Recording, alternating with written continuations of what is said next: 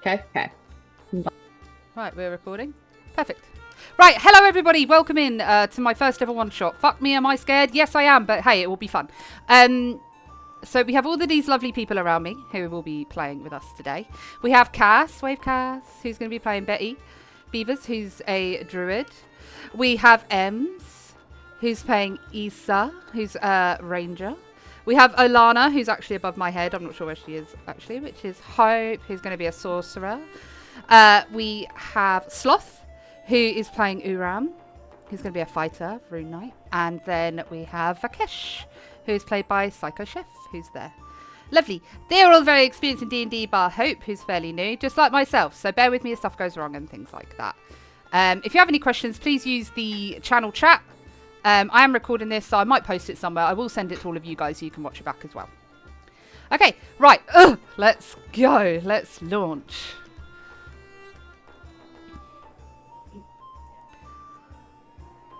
Please tell me if you can all see the image. Hope. I hope. Yeah. I cannot. Is there something I need to do on my end? You should, wait, I need to hit start? That might be an idea.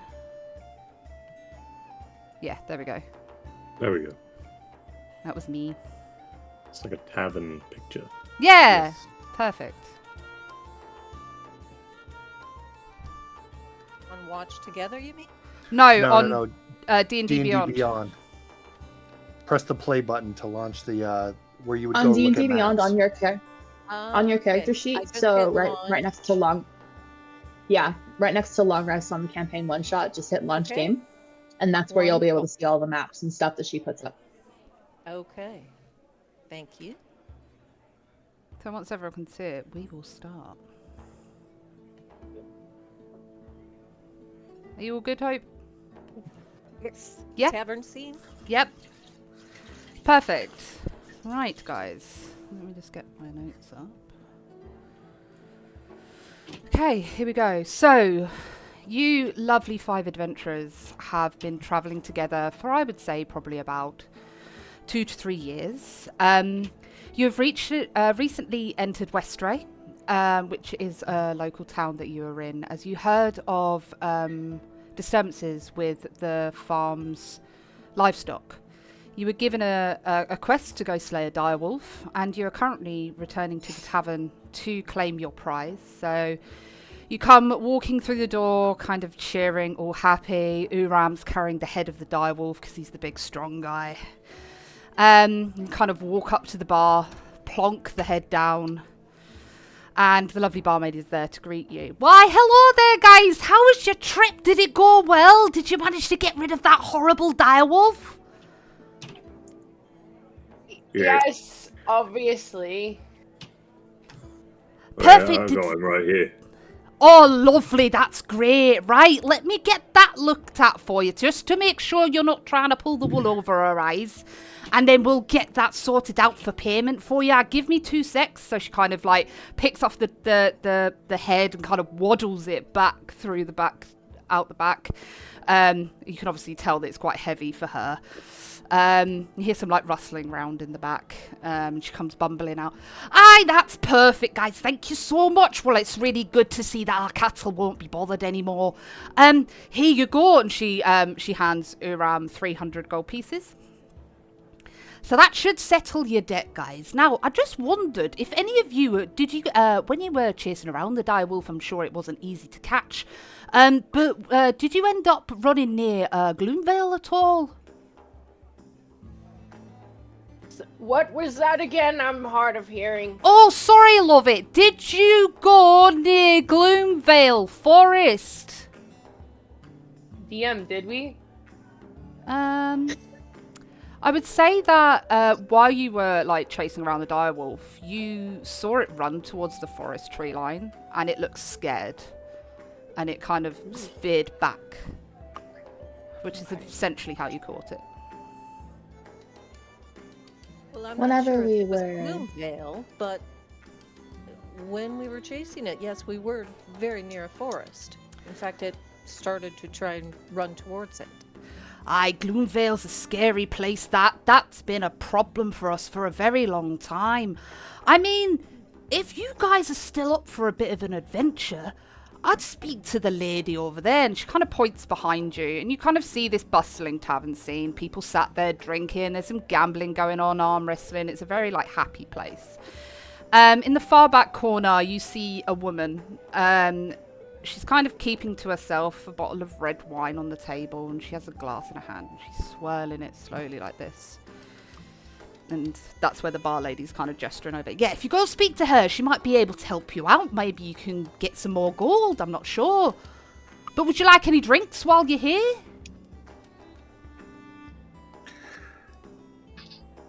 Yes, Okay. I'll have a glass of your finest sherry, please. Okay, no problem. Anybody else? I'll have a big thing of mead. Big thing of mead, lovely. I've got one of them behind there. I'll go grab that in just a sec.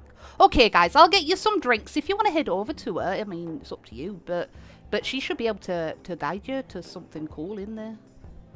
Then she kind of bustles off, like pouring your drinks and stuff like that. Before she goes off, I'm gonna place my hand on the bar to kind of get her attention, and just kind of look generally in her direction because I don't know exactly where she's at, but I have a very, very good idea. Could I trouble you for some water? Oh, of course, while darling. you're back there. Of course, no worries. Thank love. you. I will grab that for you now. And she kind of rushes off. You guys slowly move over to this lady. You don't really see her face. She has like a hood that kind of covers her eyes. You just see this like bright red lipstick. She sounds hot. Over her shoulder is a plait, her just like long black hair. And she's kind of sat back in her seat, holding her wine. And she hears you come over. She's like, well, hello, how can I help you? We heard you needed some assistance. I imagine Something with the the barkeep forest. has been chattering again about Gloomveil Forest, I assume. Exactly. Are you, any of you, aware of the history of Gloomveil? Are we? And are we? No, you've only arrived in this town probably about 2-3 weeks ago, just from travelling, finding a merchant that said that Westray needed help with a animal problem. So you don't really know I'm any history. gonna go ahead and like find a chair and gently pull it out and like just kind of settle myself into a seat. I wouldn't say familiar with the history, but I do have a lot of experience in forests, so. I can sense that about you, my dear. And she hasn't looked up at this moment. So, if you don't mind me asking, what happened to your eyesight? And you're kind of a bit shocked because she's not looking directly at you. So, she wouldn't know that you're blind. An accident in a forest. Creature attack. Long ago. Oh, I'm very sorry to hear that, my darling. That's not something that anyone of your age should have to deal with. Well, in terms of I've made my way around. I can tell you're very strong of heart. I get that sense about you. Well, in terms of Gloomveil, it is a very, very dark place. Many years ago, I lost my sister there also. She went in to find some children that had been taken by the darkness, and she never returned. And she kind of clutches, like, an amulet on her chest. Hold. Did she say sister also? Does that also mean that she knows that I have lost my sister? Okay. Fine. Sorry. Continue. It's okay. So, Gloomveil was once a wonderful forest, brimming with life, creatures, all manner of things. Until a dreadful day where... And she kind of, you can tell she's kind of getting a bit nervous talking about this. They only ever called her the Dread Empress. And she took over the forest, using her ungodly powers and her twisted evil will to resurrect anything dead that was there to use as her army. She was so strong, so powerful, that she was close to just being able to destroy Westray and even further across the continent.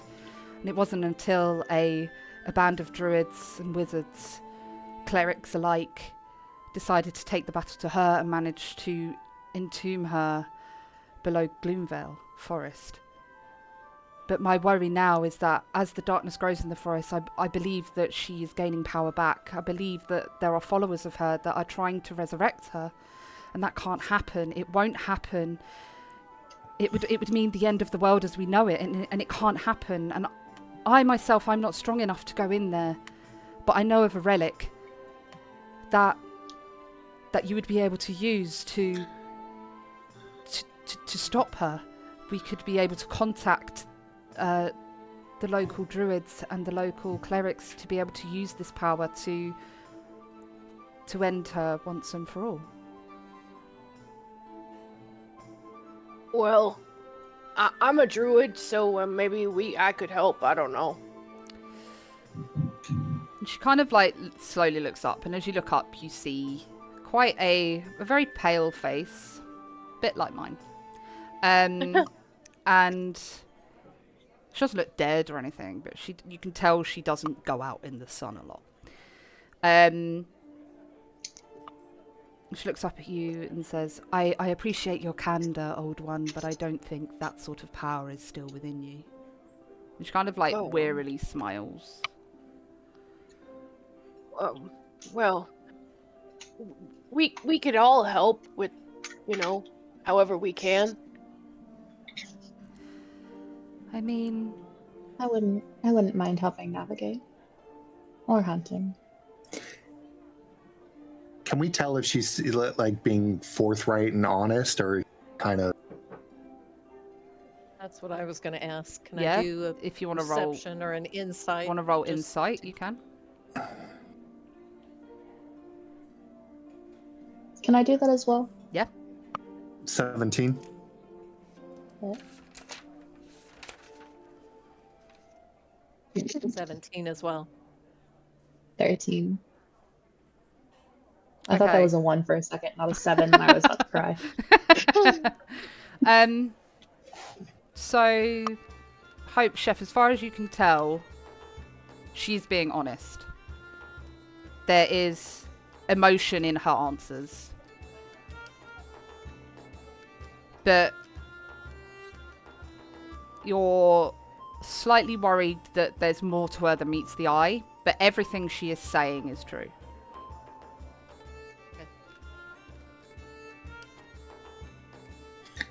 Can we tell what species she is? She's quite pale of skin. You can't see her ears. So, for example, hoodie prop. Hoodie prop. Love hoodie it. prop. We love a good hoodie prop. You would see about this. So imagine my headphones aren't here. You would see literally this much. Okay. And her hands. Just dark. Mm-hmm. I'm just picking up on vibes. Vibes. I'm on the vibes. Everything that you describe is like, you're seeing this, and I'm like, yes, these are the vibes. So that's what you gather from kind of looking at her, taking in the moment, taking in what she's saying. She is being truthful, but just coming across quite frail. You just have a slight suspicion that maybe she's not as frail as you're thinking she is. I think I just ask what's your name? My name is Betty Beavers. Lovely to meet you, Betty. Thank you. My name is Venna. Venna. That's beautiful. Why, thank you, as is yours. She kind of smiles and chuckles and, like, sips her wine. And the barmaid rushes over. Hiya, guys! Sorry about the wait. And she kind of pops all your drinks down. Does anybody else need anything? Venna, darling, do you want something else? And she kind of looks at the bottle and she goes, no, I'm fine, dear. Off you go. And she's like, oh, okay, guys, all right. I'll excuse myself. And she kind of bustles back and she puts all your drinks down in front of you. Uram just drinks it all in one go. He's got like all the froth just going down. Yeah. That's a good drinking there. Lovely. I'll find my That's water good. and I'll just take a sip of it. Did you drink it all at once again? I might have. I think Betty would like pull out a little handkerchief and like old lady style, like just clean up his face. Yeah, I don't. Let me As I'm help sitting you. here, everybody would kind of be just like tilting and like listening around the tavern and like getting my surroundings and kind of getting that perception. Vikesh kind of sits down and he has his glass of sherry and he's trying to sit proper, but you can almost tell like he's uncomfortable at it. And when he goes to sip on the sherry, he puts his two bottom fingers up like he's trying to be fancy as he drinks, but he's doing it wrong. And he's trying to look all prim and proper, trying to fit in like he's high class, but you can tell like there's just something off about the way he's doing it, and he doesn't really know what he's doing. Observing this, Benna kind of like giggles and goes, well, you are a merry bunch. Maybe you do have the strength to be able to do this mission. So, in the heart of the forest, near where the Dread Empress was buried, is the Heartstone of Gloomveil. It is simple in shape, shaped more like a ruby, very red in colour, but it holds great power in being able to defeat the Dread Empress. So, if you are willing, I will give you a map that will lead you to the tomb, and you can go and retrieve this item, and we can stop the Dread Empress once and for all. So, this Heartstone of Gloomveil, is that the artifact you mentioned earlier? Yes, it is. Okay. Should we expect any resistance in claiming this artifact? The forest is so dark now I can barely see beyond its borders, so I would expect there to be some form of resistance. Of what kind, I would not know. Well, I'm sure we could take on anything in there.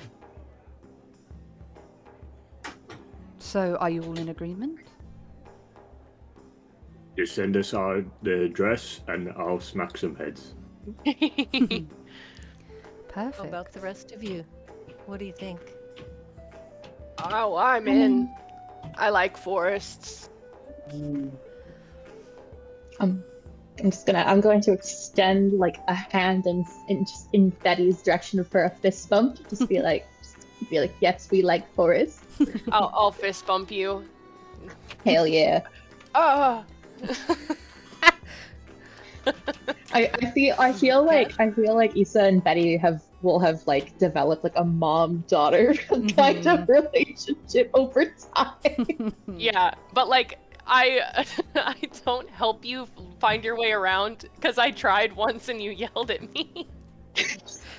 100%. I'd be like, no, I got it, but thank you. And I'm like, okay, dear. Just there for moral support. So, if we are all in agreement, she kind of sits up in a chair a bit more. There is the matter of payment and one other thing. And she goes into like the pocket of her robes and pulls out like an ornate wooden box, and it is heavily decorated in metal. And she opens it slowly. Inside is lined with red velvet. So it's not something that looks like it's been worn away over time. This is very, very well preserved. You would not make it far without protection into the forest, as the darkness is so heavy. And lucky for you, I have the means to offer you that protection. But I will need something in return. What is it you ask in return? Well, I will ask something very, very simple. I need a trinket of sorts of someone that you once lost. Be it a necklace, a charm, a ring, a page out of a book, a lock of hair. Now, I know you are all probably looking at me like, why would we give you something so valuable to ourselves? And I completely understand that. But with these items, I will be able to ward you as you go through the forest, and ask anyone around here that they will tell you I have done this for many of them as well, when they have wanted to go search for their children, for their livestock, their pets, their husbands, wives, whoever. And they've always received these items back. It just allows me to draw power of your essence and be able to give you protection that you need. And also, once they are in this box, and she shows you, it closes and there is a lock. This is the only key to the box, and this will be carried with you at all times. So when you come back, you are able to open the box, retrieve your items. The box is purely for safekeeping with myself, so I can use them to ward you through the forest. Two things. Mm-hmm. One, would I be able to, I'll just tell Venna, one moment. Would I be able to make my way back over to the barkeep? Mm-hmm. Because barkeeps know everything. Mm-hmm. And True. ask her about the validity of this. Mm-hmm. Yeah. Right, we'll do that bit first. So, Yeah. Ems, you walk back, slowly finding your way to the bar. Hiya, love. Was your water okay for you, darling? I tried to make it as cold as possible, but we don't really have The water was lovely, thank to you. cool it down. You look Venna, troubled. Venna has asked for something very special from me Mm-hmm. that I don't usually part with. Mm-hmm. For warding in the forest. Aye, yes. Is there truth to that statement? Aye, yes. So I get it back? Oh, aye, yes. So my husband, he's upstairs at the moment sleeping because he drank too much last night, the cheeky bugger. My husband recently went into the forest. Our wee pup, Jim. And you kind of get this sense that you can see this small ratty dog curled up beneath the bar. Yeah, this little bugger, he decided to run off chasing a rabbit, and he ran all the way into the bloody forest, and we're like, well, that's another dog gone, and we're never going to see him again. What are we going to bloody do? So my husband went down road, and he went and visited Venna. He gave, unfortunately, not long ago, I'll probably say about 6 months ago now, we lost our wee bairn. She ran off into the forest, and we never saw her again. But he ran down the road to Venna and gave her one of the locks of hair of our daughter. And he went into the forest, managed to find him and bring him back out. And he went back to Venna. Venna, she used this little box thing and she gave us the key. And then I kept that with me on a necklace. And he went back over, he got the lock of hair out, and that was it. And saved our wee pupper. But yeah, she's very, very genuine. She's a lovely lass. She looks after all of us here.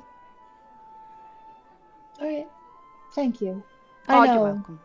You tend to know most things that happen in your bar. So Oh, I do, darling. figured I you'd be keep the best eyes on person to everything I ask. do. Thank you very much. You're welcome. I'll leave you lovely. to your customers. You're welcome. She kind of goes down the bar, shouting at a customer who's trying to help himself to, the beer on the tap.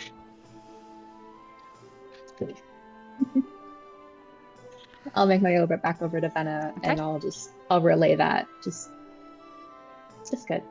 Okay. She's helped people. And then I will take one of my many earrings that I have, Mm-hmm. that I have from my sister, and I will I will kind of reluctantly take it off and slowly slide it over to Vanna. And she'll pick it up very carefully. It's not like she's snatching these items. She's taking really good care with these items. And she kind of pulls it up to herself.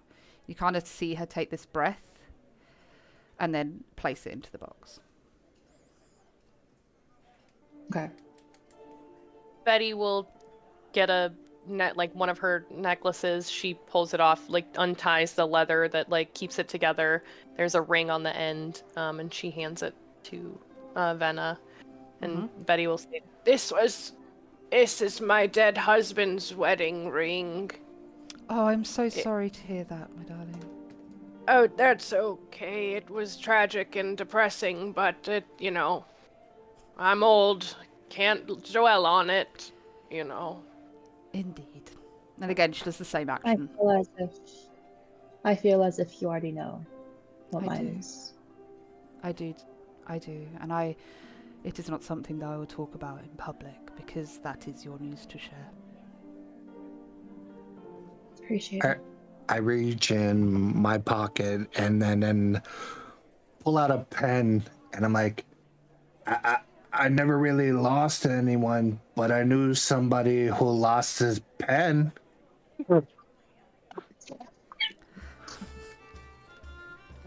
And I hand the pen over. She kind of looks at this. I don't think the power from this pen will be strong enough for a warding spell. Is there nobody you know, mother, father, sister, brother, anyone that you've ever lost in your life? And she kind of feels a bit miffed that you're not taking this seriously, as in like you've just seen these other two give up something valuable, and she's kind of like, why are you giving me a pen? Do you think I'm joking? You kind of tell she's a bit like, And then she kind of looks over to Uram, kind of ignoring what you said, and just kind of pushes the pen away. Uram gets like a tiny sheath dagger out. It's like, this was my mum's, and then like just hands it over like very like casually. Yeah. Perfect. She picks up. What a beautiful blade. You can tell your mother cared for this dearly. And she places it again in the box. She looks to Hope.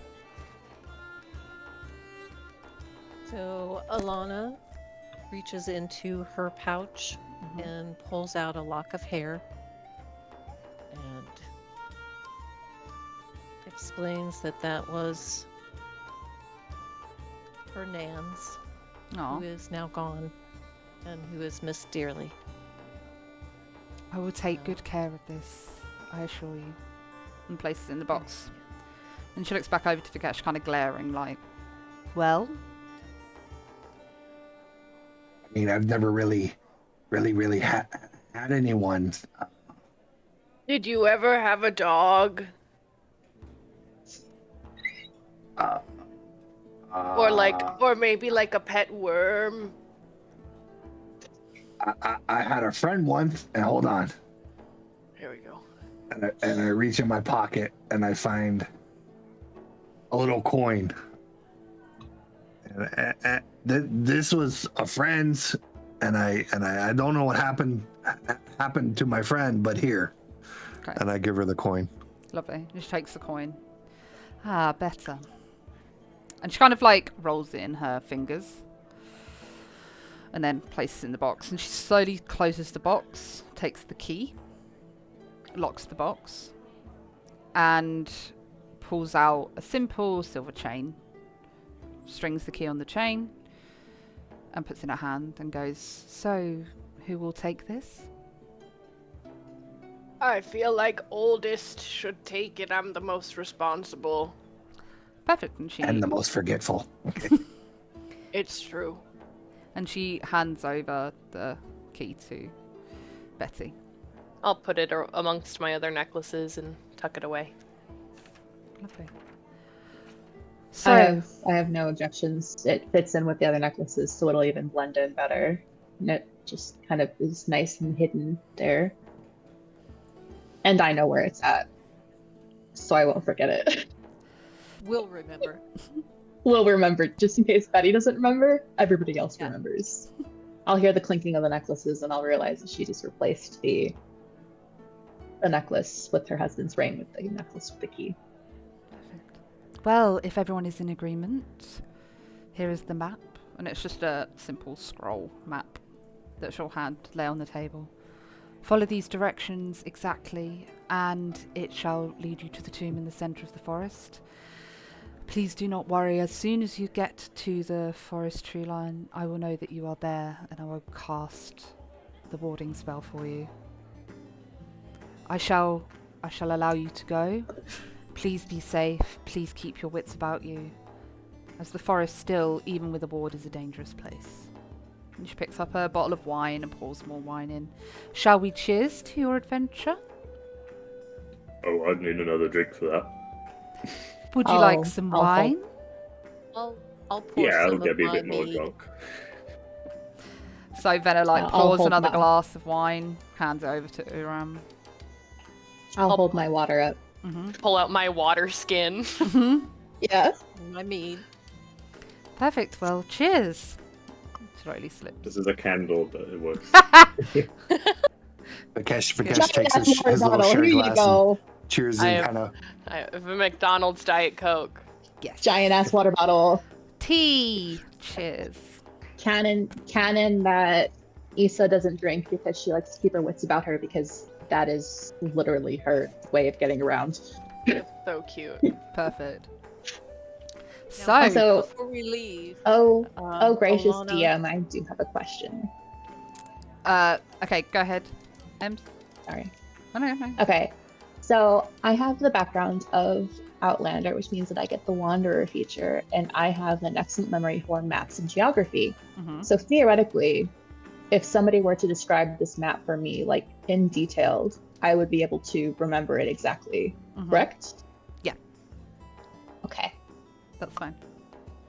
Okay. Olana? Just asking. before we all leave, I get Venna's attention again, and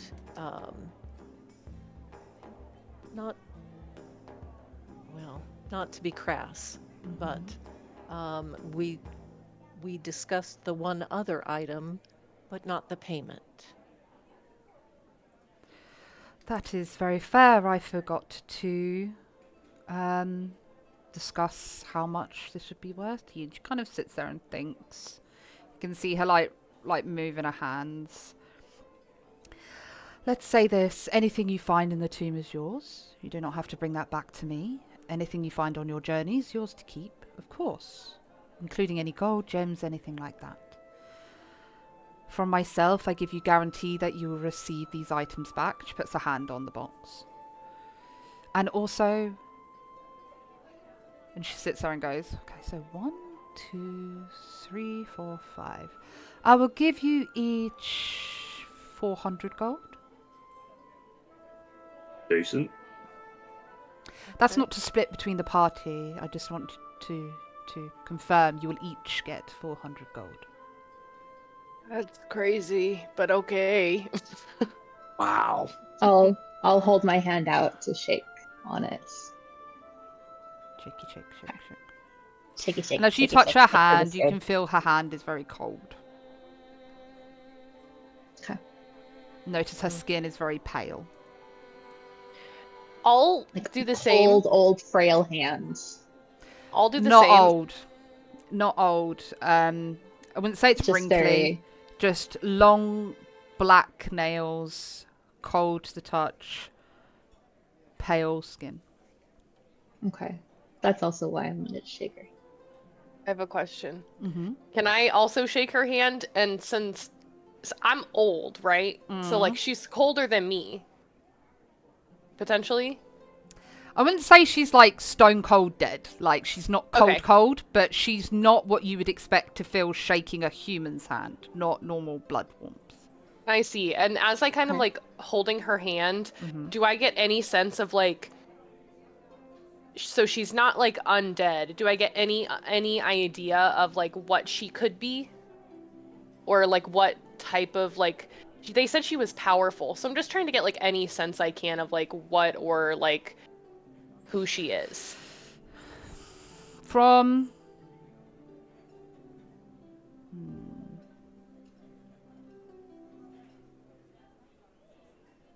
make a nature check. Okay.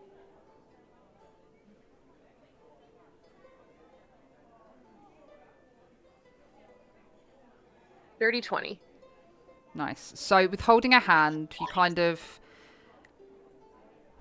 draw your druid powers into getting, like, not necessarily pulling her essence, but pulling anything that's deep within her, of being able to identify who she is. All you feel is pain. Oh. That kind of shocks you slightly, and you kind of pull your hand back. And as you do, she kind of pulls up, and you see her face. And only Betty sees this, just to confirm. You see her face, and you can see slightly into her hood, and you notice pointy ears. Interesting. Okay. Cool.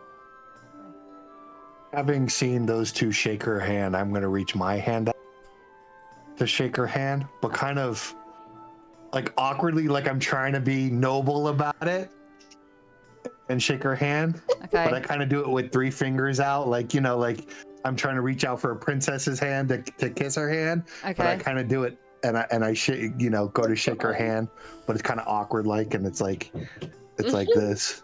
As she grabs your hand, she places her other hand over the top and looks you dead in the eyes, and you see her eyes for the first time. And they are like deep, deep, deep blue eyes. And she looks directly at you and goes, "You do not need to pretend here. All of these people are your friends, I can tell. Allow yourself to be your true self." And she lets you go. And that made me very uncomfortable, so I kind of like pick my shoulders up and stutter away. The awkwardness of Vakish brings me life. Me too. Lovely. So where would you guys like to go now? Sorry, Alana, did you have a question? Well, I just wanted to confirm we're going into the heart of the forest, to this tomb where the artifact is, the Heartstone of Gloomveil. We're to bring that back? Yes, bring it directly back to myself. And from there, as a group, we will discuss what to do next. Okay. Okay. Wonderful. Well, thank you. Maybe I'm going to ask DM, can I, while I was shaking her hand and I see her blue eyes, and I'm getting this sense, and she says this to me, do I sense anything magical about her? Make an Arcana check. For me. Oh, 12. You shake her hand. She's very powerful. You get that sense, but you already know that from what, like, the barkeepers said, and what Issa came back and said that the barkeeper said. I mean, you know that she's powerful, that she's helped people, but you don't get any sort of understanding of the nature of her power. Okay.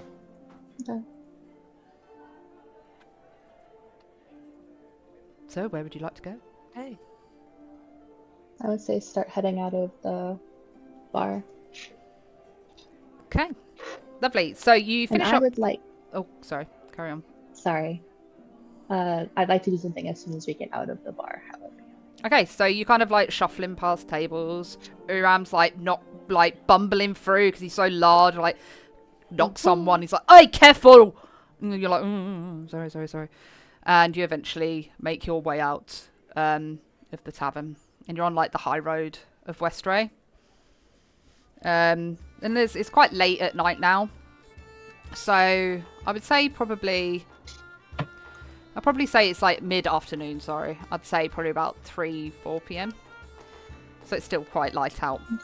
There's people just kind of plotting about, doing their business, going for walks and stuff like that. And Issa, what would you like to do? I would like to expend 1 ranger spell slot and use primeval awareness. And with that, I can sense whether there are any aberrations, celestials, dragons, elementals, fae, fiends, or undead within 1 mile of me. So I would be able to sense it inside the bar. And I'm specifically trying to figure out if Venna is any one of those categories. You feel nothing. So can I feel nothing? Okay, cool. That's all I wanted to do. Thank you. Absolutely fine. Cool. So it's mid-afternoon, mid to late afternoon, and I assume we've already had an eventful morning, having just brought the Direwolf back. So guys, when do you think it might be wise to head out and start on this new adventure? We could always wait till the morning. Yeah. We could always go to the edge of the forest and make camp there. DM, I'd do we say have that a would sense be- how far that the forest is from where we are? Looking like at the the map tavern? that Venna gave you, you would probably gather from where you are now to get to the tree line. It would probably take you about 15-20 minutes. It's not that far. So just to give you an idea of what Westray looks like, there's the path into Westray, and then you have this kind of like circle town, and that is encompassed in the forest. The forest is all around Westray. It's kind of like if someone took a bulldozer circle bit out of a forest and plonked a town, that's Westray. There's no coast or anything like that. It's just kind of plonked in the middle, and the forest is all around it. Well, no wonder they're concerned about it getting darker and darker. You do also notice before you entered the tavern that there's a sign kind of swinging that says rooms available. Okay. So it's up to you if you'd like to make your way to the forest and camp out, or if you'd like to go back into the tavern and speak to the barkeep, see if she can grab you a room. Who has the map currently right now? That wasn't established, so I'm gathering one of you would have picked it up. I probably grabbed it. Okay. I'm gonna... Betty, can you describe the map for me, please? Yeah, and then I describe it, but I also say like multiple parts of it like multiple times because I forget I've already talked about it. Yeah. So that way I have an idea and I can remember exactly what the map looks like, so I can help direct if need be. Perfect. Just because I can't see it. Yep. Okay. Cool. So what would you like to do as a party? I'm fine with either. We all know I'm comfortable near the forest, in the forest, but if y'all want an inn, doesn't matter. We could always go scout it out really quickly. Yeah. I'm up for that. Let me see my spells. Give me 1 second. No worries. I can cast. I can create a familiar, and my familiar can just go like fly and scout it out if we want that. Well, it's not far away though. Absolutely. mean, I just meant it's only mid-afternoon and it's 15 minutes walk. I'm more just like, yeah, we could just all go. I just don't want one person to go because I don't want them to get hurt and die. Oh, I was meaning let's all go and scout it out. And if we're not all going and scouting out, then we're all just gonna. I know better than go off to the forest alone. That's how I fucking lost my sight. Okay. Well, So- let's go scout it out. Let's go see what it is we're going to be heading into Perfect. and get the lay of the land. Perfect. So you kind of gather yourselves. Uram's kind of slightly stumbling. Had a bit too much to drink too quick. So you slowly make your way through the streets of Westray, noticing people kind of whispering because they don't recognise you, and it's quite a close-knit town, so it's like, oh, it's a stranger. As you eventually come out to some farmland, and you walk a little bit further, the farmland kind of dissipates, and you are hit with the forest.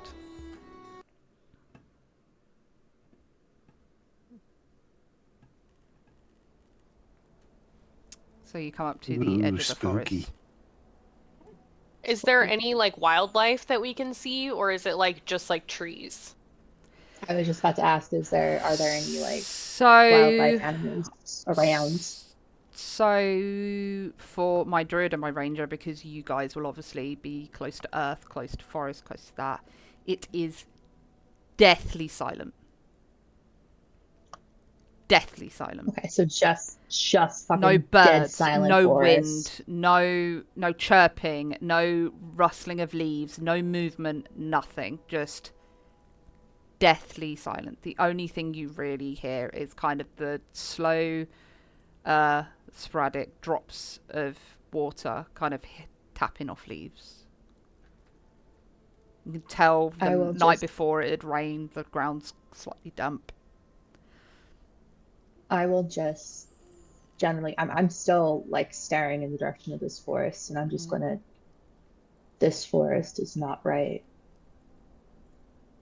I'll walk up to the edge of the tree line, and I stand there and I cut my hands. I go, hello. And you hear nothing. Hello. There's nothing there. Exactly. It's not right. Is there any kind of echo or anything coming from my voice as I'm shouting, or is it just? No. It's just kind of silence. Dissipates. Okay. Can I detect magic? Mm-hmm. To see. Mm-hmm. Okay. I'm gonna do that. It's only 30 feet, but we're at the edge of the forest, so I can just kind of get a general. Yeah. I want to know if there's weird shit going on. Okay. If it's like a curse or something, or along. Yeah, the forest. I just want to know, because I can't like tell exactly like what's going on, but I just want to get a sense of like, is this weird magical shit, or is this weird other shit? Mm-hmm. So as a part, you see Issa walk up to the tree line of the forest and kind of puts her hands out. And you see this like sparkly blue pulse kind of emanate from her hands as she kind of pulses forward. And as the instant that it leaves your hands, you kind of go and fall backwards.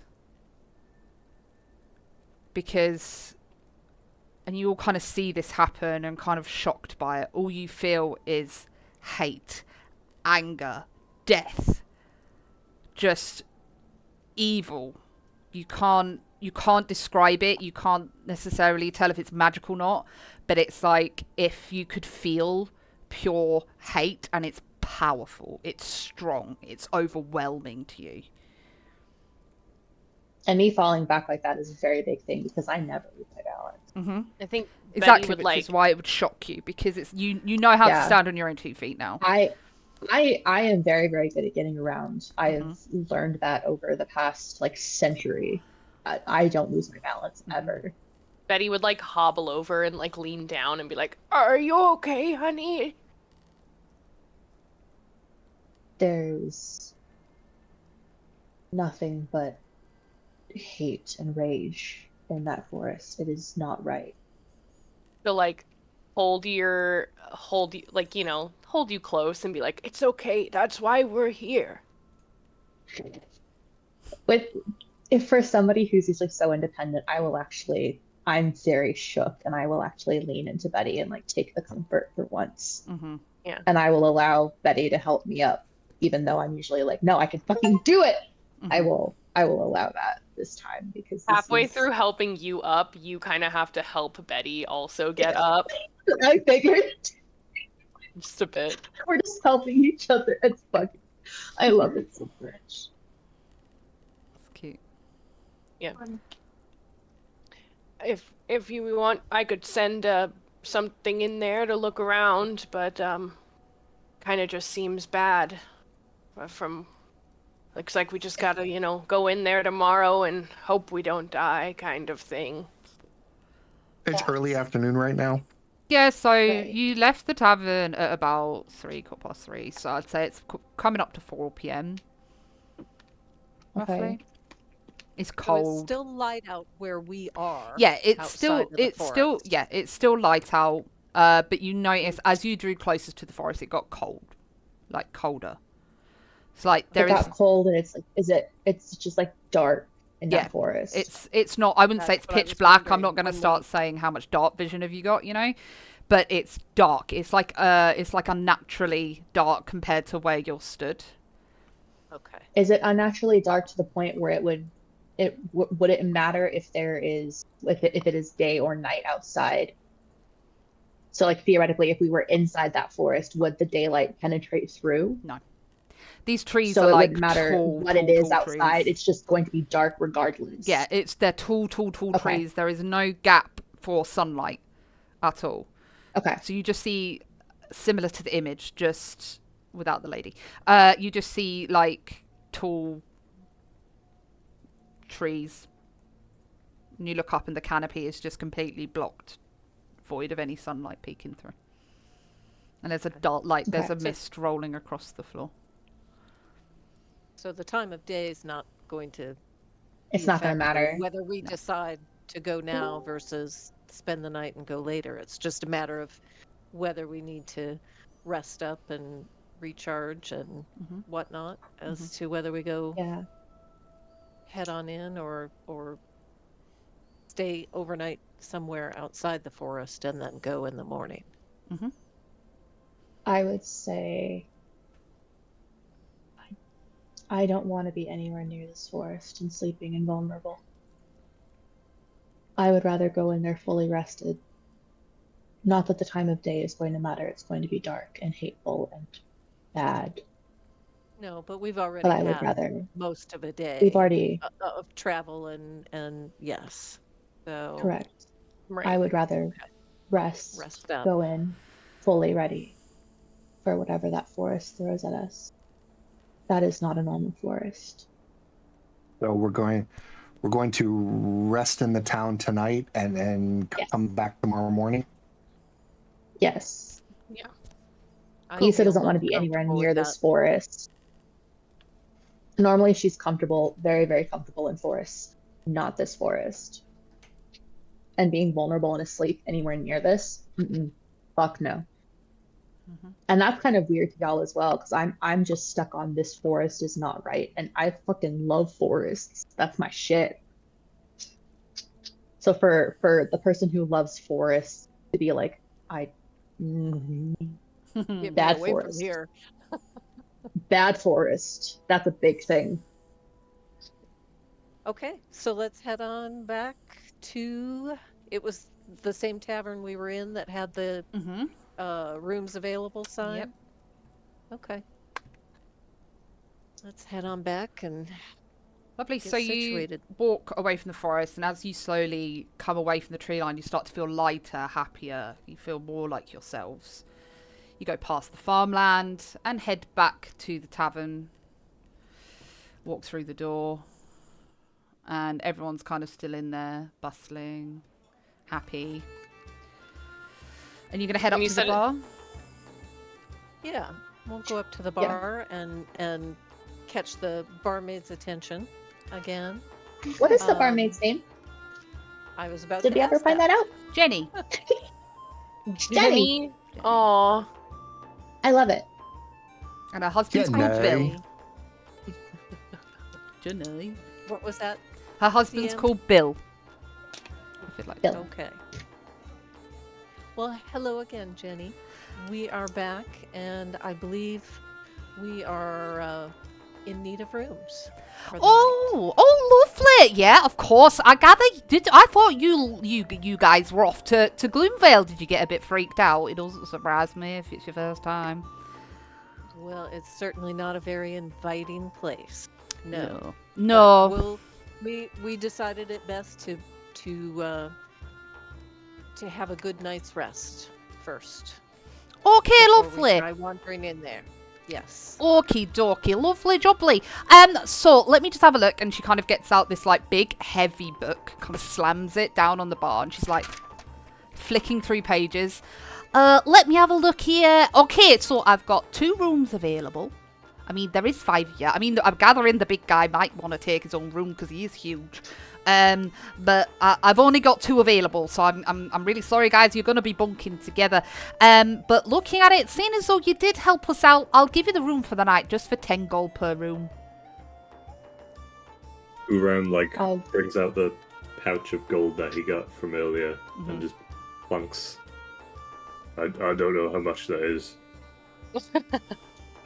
I'll reach my hand into the pouch and like pull out 10 gold, just counting it with my fingers because I've over time I've learned what the coins feel like. Just put it over. Lovely.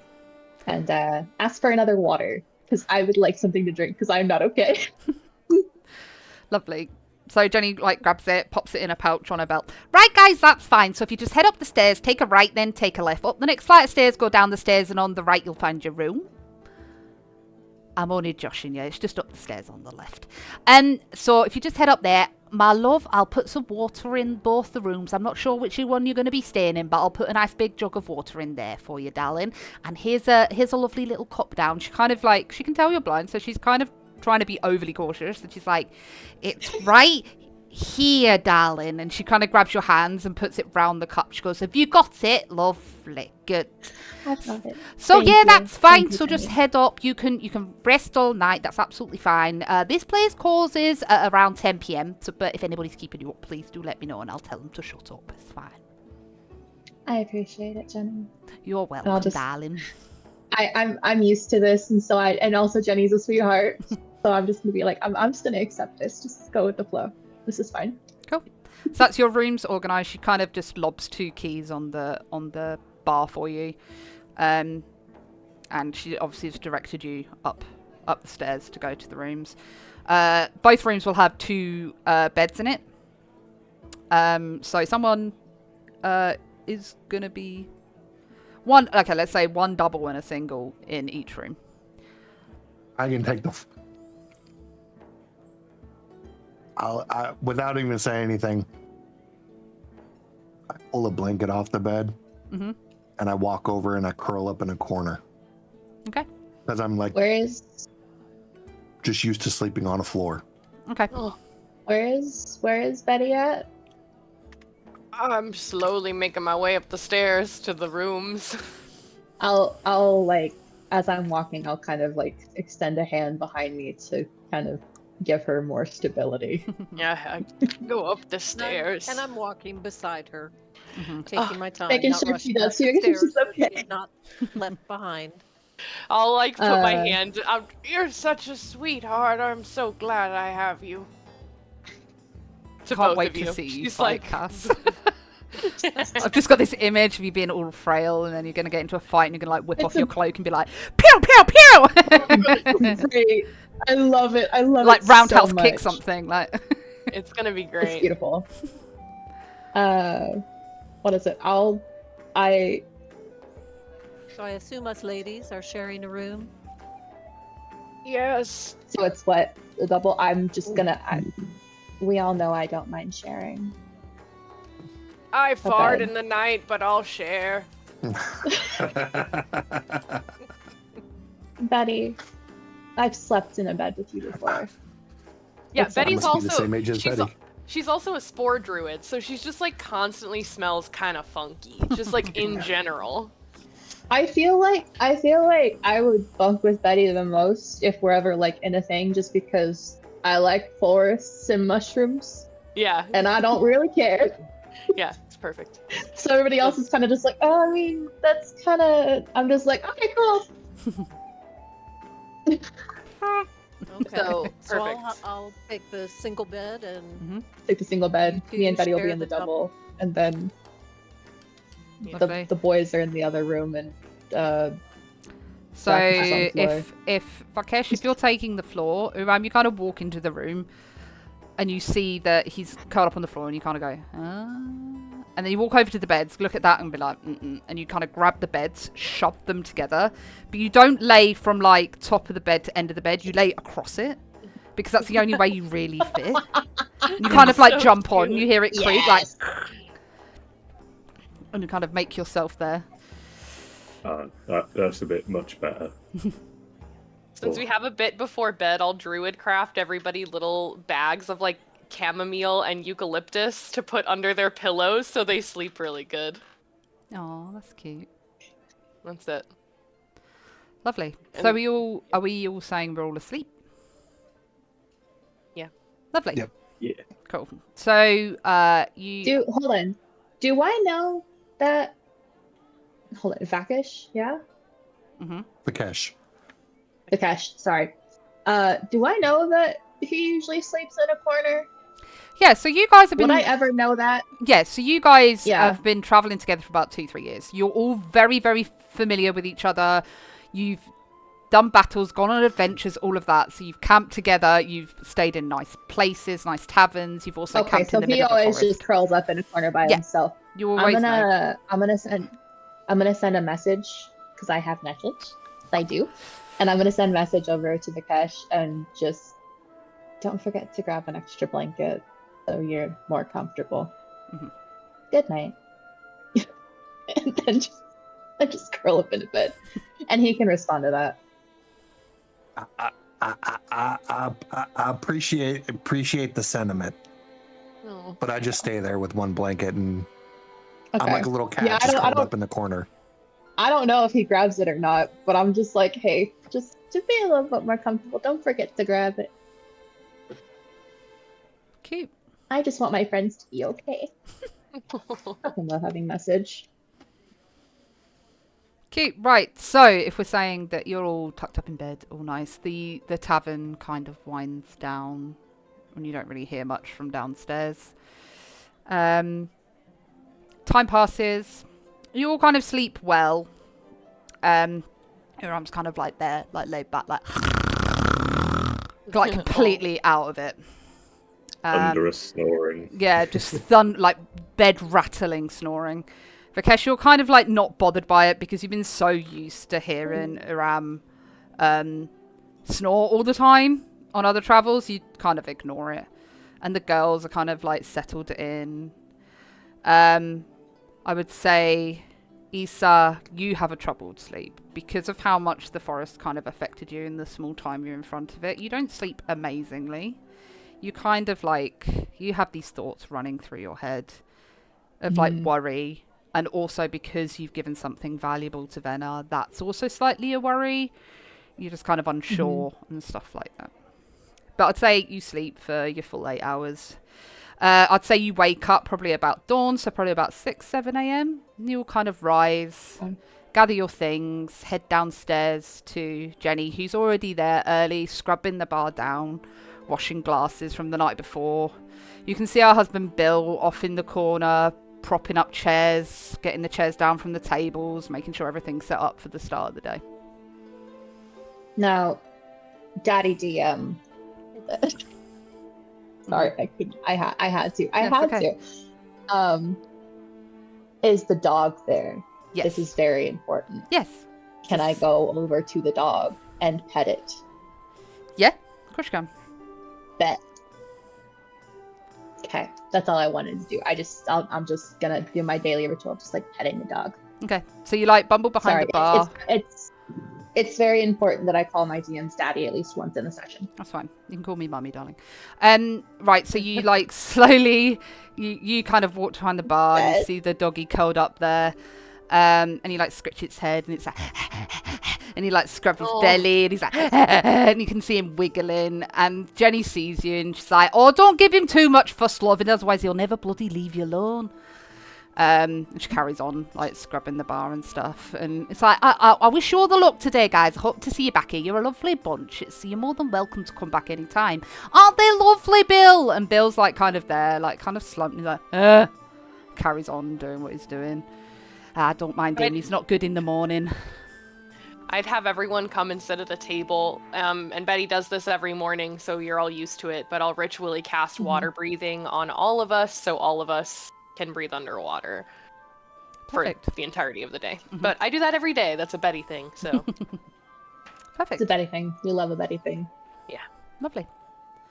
So, once Betty has finished casting her spell, as she does every morning, you kind of gather up, you say, wave goodbye to Jenny. She kind of gives you a big, like, friendly, like, bye, guys, bye, see you later. She exit the tavern, and you head back the way before that you were going, and eventually you come up back to the same spot that you were before, just outside Gloomveil Forest. Now you know, as Venna said, that she would be giving you a ward, that she would know when you were there, know when you were ready. But of course there is still apprehension of, you know how dark this place is, and there is apprehension of who's going to be the first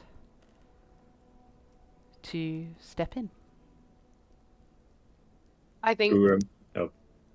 No, it's okay. If you want to go right ahead. I was going to say, Uram's just very like, I'm not scared. And then walks in like... So you take... Go on, carry on. I was going to say I would follow very closely behind Uram, because I'm like, no, nobody's going into this forest by them fucking selves. We stay together. So as you both step in, one foot,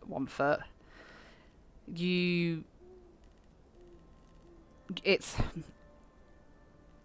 like stepping into a bubble. So if you were outside the forest, you can hear like birds tweeting and like the wind, and you step in, that's gone. It's just pure silence. But as you step through, you feel this kind of warm feeling rush over your body, from your head moving down to your fingers, and you kind of feel like you're able to breathe. You don't feel so heavy anymore. You can still feel that there is weight to this place, but not that kind of crushing weight you felt when you cast your detect magic earlier. So you believe that Venna's true to her word, and that she is warding you. So if we talk to each other, we can hear that sound? Yes. But there is no like ambient sound. You know, if you like imagine you were stood in a forest in real life, you kind of hear stuff. There is nothing. So essentially, you feel like you're talking too loud when you talk to each other. Because you're talking and you realise that you're the only sound you can hear, and you're kind of like, ah. It just, yeah. It's kind of like, I feel like I'm shouting, but I'm not. So do we whisper or do we not? Do we talk normally? Like, what else can hear? Like, it's kind of a very, very confusing feeling for you guys. Disorienting. Yeah. Well, I would as we go in. behind. Oh, sorry. I'm just saying I would follow in behind. Alana, you get the same feeling. Feel your body. You kind of like take a deep breath, because as you enter in, it doesn't, the feeling doesn't happen straight away. So you kind of feel like you're being like suffocated in a sense, and then suddenly this like warm feeling flows over, and you kind of go, oh, I can breathe. Like I'm able to feel a bit normal. Okay. As Vikesh is gonna be the last one to go in. He's following and everyone behind. But as he steps into the forest, I'm gonna raise my hands and I'm gonna conjure my pact weapon, which is a greatsword, and I'm gonna be holding my greatsword in my hands as I walk into the forest. Okay. Perfect. Yeah. Betty just goes in. I think I'd like summon, I have Find Familiar, so I think I'd just summon my little familiar that's an owl just on my shoulder as we go in, just so we have a little extra set of eyes. Okay. Betty, as you walk into the forest, you hear this, and your owl just goes, no, my baby. and you feel the warm feeling rush over you. You're kind of like a bit shocked, like, whoa, hang on a second. Hey, it'd be like that sometimes. You have protection, but not like that sometimes. You have protection from whatever darkness this may be, but summoning like a familiar wouldn't, because it doesn't have any protection from Venna. My owl's name before you just killed it was Professor Who, but that's on you, so. Okay. Professor who's no more, I'm afraid. Yeah.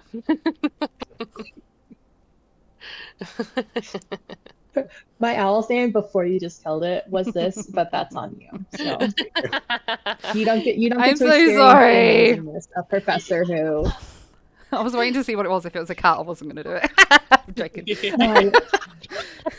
was a cat, Baby cake. no. I'm joking. Don't get your fucking hopes up. Right, so Yeah, but you also kind of look like Sabrina Carpenter, so I wouldn't go that far now. Shawnee, can you mute? Oh, sorry. right, so as you've entered into the forest, who's going to lead the way? Unfortunately, as much as she hates to, I would say that I would be doing that. Mm-hmm. Because I do know forest. Unfortunately, even though this forest is a bad forest, this is my favorite terrain. Mm-hmm. So, and I do have the map memorized. So I would just be kind of leading the way, definitely on guard, mm-hmm. and ready to reach for my bow at any minute. Mm-hmm. But just kind of navigating my way through. And you'll see me like touching trees on the side and maybe like bending down every once in a while to like touch the floor and kind of making sure that I'm on the right path. Mm-hmm. Lovely. I meant ground, but floor came out. I know what you meant. Same thing. Same difference. Same thing. Okay. Same thing. So kind of like a conga train. You're following behind Issa, kind of hands on shoulders. Because you don't really want to stray too far away from each other, because it doesn't feel right. You feel like you'd go off into the forest on your own and that would be it. You'd be lost. And you can see, it's kind of fascinating watch Issa traverse her way through. You can tell that she's touching markers that she's memorized from the map. And I'd say you're traveling for a good 30 minutes through this. You're going deep into this forest. It's not just a quick walk from the tree line. And eventually you start to feel stone beneath your feet, and you come to a clearing.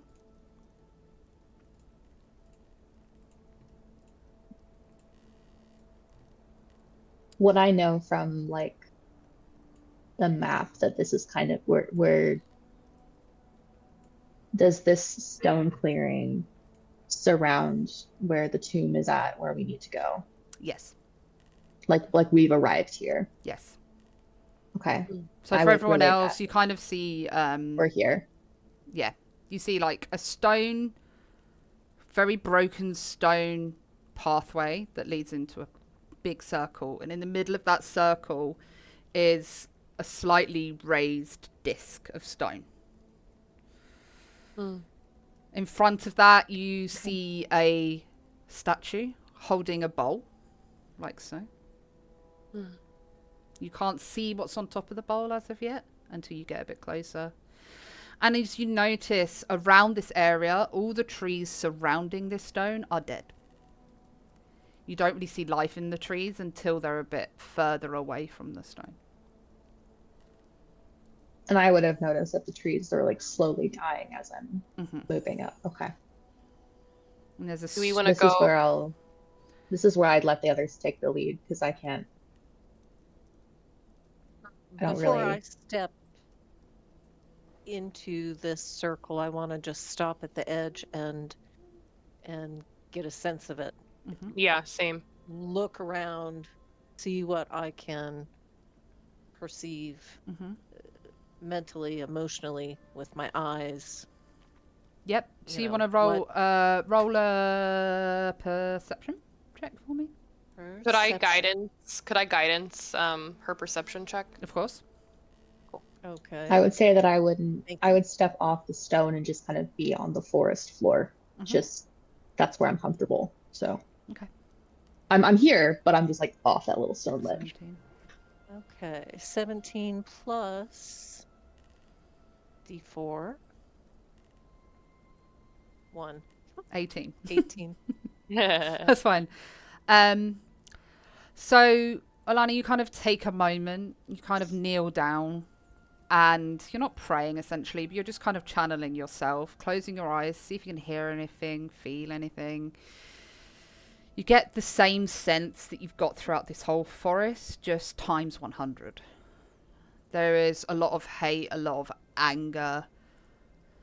You can't feel any stir. You feel a pull beneath the kind of stone circle that's in the middle. You feel like there is something underneath there, something powerful, which you kind of gather is the heartstone that Venna described, because you're in the right place. So you're believing that the pull is from that. She said it was a powerful artifact.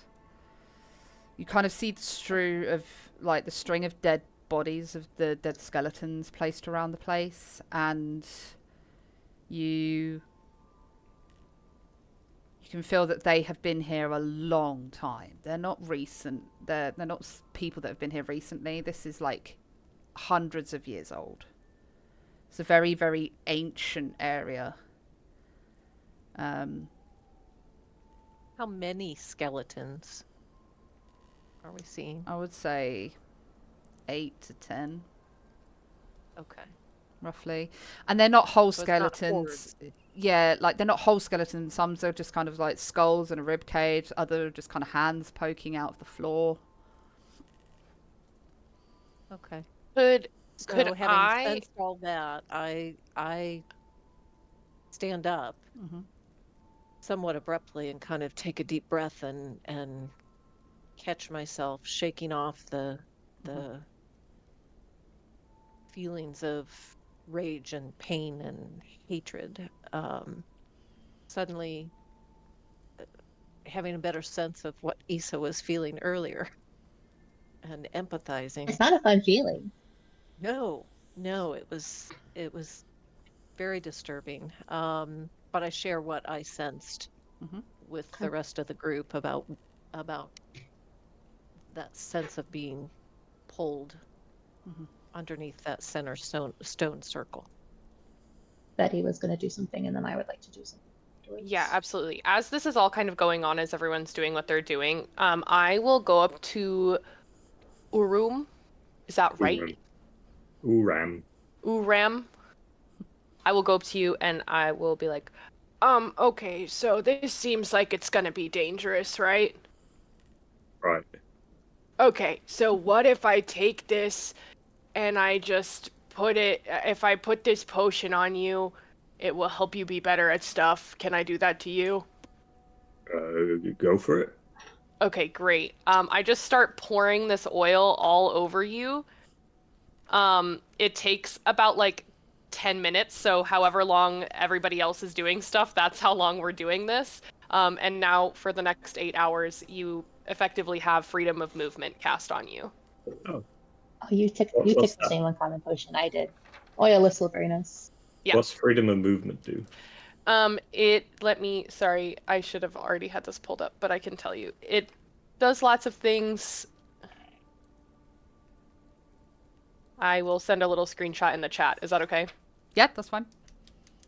Okay, It's like you can't be. What is it? You can't be restrained. You can't be entangled. Something like that, isn't it? I'm not. You are unaffected by difficult terrain, and spells or other magical effects can neither reduce the target's speed nor cause you to be paralyzed or restrained. You can spend 5 feet of movement to automatically escape non-magical restraints, such as manacles, or a creature that has it grappled. And being underwater imposes no penalties on your movement or attacks. You are slippery. You are slippery. As everyone's doing their thing, I'm going to cast Armor of Agathis on myself. Perfect. Can I go up very, very gently and just start running my hands over things to get an idea of like what everybody else is looking at? Mm-hmm. And are there any like carvings or inscriptions anywhere? So right here on the map, you get a sense that there's something written around this bowl. But you guys being here aren't currently close enough to read it.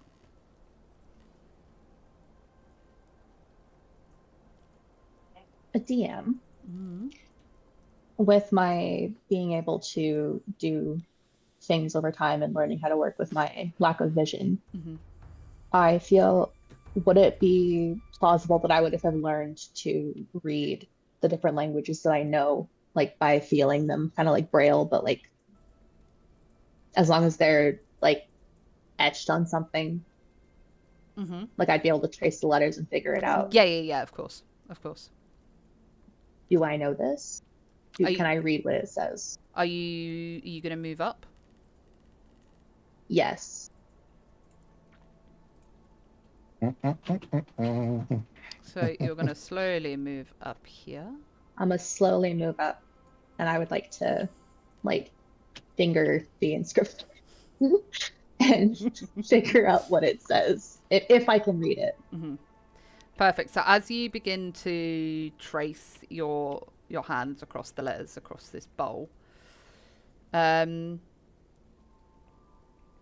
letters are slightly broken. You can tell this has been here for a long time. You're kind of having to like move like cobwebs and like dust off of them to really get a good feel of them. It is written in Elvish. I do know Elvish. Perfect. So after you've spent some time tracing the inscription, it says, "Spill your blood into the bowl to open the way." Okay. I would, I'm going to step back from said bowl, and I'm going to do what Betty did to Uram, and I'm going to also cover myself in this oil-like substance. And as I'm doing that, I'm going to relay that this bowl wants our blood, and if we want the relic, it needs to go in that bowl.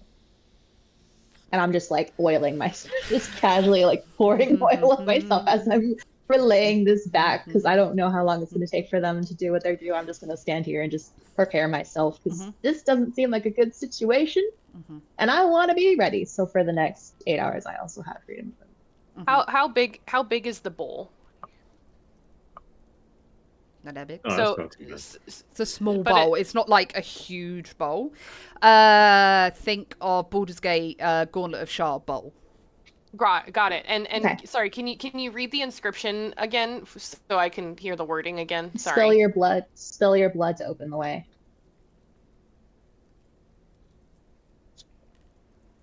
Is what it said. I think it's not ominous at all. Uram's gonna stride over, and he's gonna reach for his knife and be like, "Ah, shit! I give my knife away." I'll take out my sickle and I'll be like, "Do you want to use this?" If you don't mind me getting blood on it, yeah. It's fine. It gets lots of blood on it. All right. And then he's like, I don't have this. I don't even shot. It's you're like, whoosh. Yep. Just blood. So as you kind of slit your hand and you like let it drip into the bowl, nothing happens. But as you do so, you do notice a small ornate dagger resting on top of the bowl. And with slashing your hand, you take 1 point of damage. Ouch. Would I have like felt that there's the dagger there As I'm, you like, kind of running my like, so hands over imagine this everything. bowl has like a lip and the dagger's like at the back. So you're only focusing on like the front part. So you wouldn't have moved your Okay, hand so I wouldn't have further felt enough it. round enough to Well. notice that there's a dagger set at the back. I'm not just like, oh my god. Yeah. Okay. I'd be like, guys, what about this dagger? It looks spooky. Do we all need to spill blood? I think we have to use. Do you want to try it? Did you find? Hell no. Did you find the dagger that was under the lip of the bowl? Is that what you're holding out to us? Yes, Yeah. yes. Betty? Okay. Yeah. The special ornate dagger. Well, I Did don't think Orim we have spilling a his blood choice. do anything? No, Well, it's a, No, because it wasn't with the dagger. Just with Betty's. I'll just hold out my hand. I'll nick a little bit, trickle it in. Yeah. Okay. So as you kind of hold your hand over to the bowl and squeeze, you see like a single drop of blood hit the bottom of the bowl. And as it touches the bottom of the bowl, you see from the center stone Central. plate a flash of green. Ooh. Just go. And I'd like to roll initiative. Yeah, let's go. Yay! I hate it. Where is it? Oh, classic I actually love me. Under 10 for initiative. Woo! I have a 5. I got Also a under 6. 10 for initiative. Yay! Oh, we're fucked. Wait, did we all roll under 10? That's crazy. We're fucked. 7. Oh, Vikesh didn't. 18. Perfect. There you go. So, as this flash of green Oh, we got battle music going on. Let's go. comes out of the dais, you hear this kind of and these gurgles suddenly rise up as you see these skeletons that were on the floor rise up. And in the distance, you can kind of see these bigger creatures kind of bumbling out of the forest. So, first... Out of the forest? Yeah, out of the kind of like out of the edges, like around this area here. Okay. So, first up is Ghoul D. Where is he? Yeah. So he's going to use his movement to go to here. And kind of like, you see him start to like bumble towards you. They're not like moving like normal things. It's kind of just like slumbering towards you guys. Skelly A is next. Where is who? Him here. And he's gonna move 10, 15, 25, 30 here. And he's gonna take out his short bow and roll to hit Uram, because he's the biggest target on the field right now. What? Which is a 23 to hit versus AC. Yeah, that hits. And you take 5 points of damage as you're kind of like in shock of what's going on, and you're like, as you suddenly feel this arrow go straight into your shoulder, and you're like, like what the hell? And you see the skeleton there, like kind of like growling, like with its bow and arrow. Next up on initiative will be Vikesh. I am going to cast Darkness on my cloak. Okay.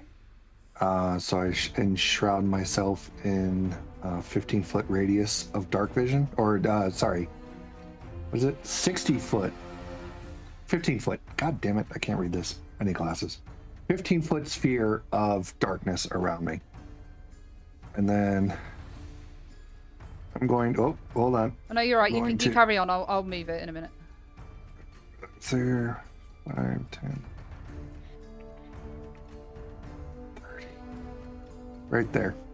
Okay. Lovely. That's yours to move now, as and when you want it. Yep. Is that everything from yourself?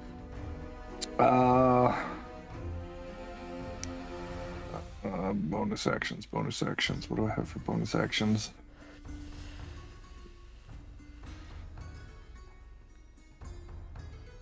I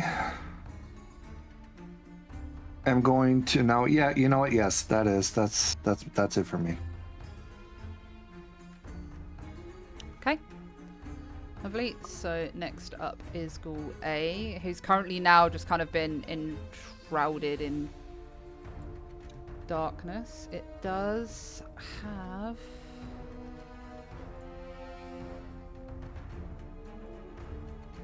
It does have dark vision. So it's going to kind of move to the figure that it sees. And it's going to roll to claw you. So it still has disadvantage because dark vision can't see through it. Yes, correct. So okay, all right. So that will be a 7 to hit versus AC. Misses. You're also going to take 5 points of cold damage. Lovely jubbly. Let's go armor bag this. Yep. 2 seconds.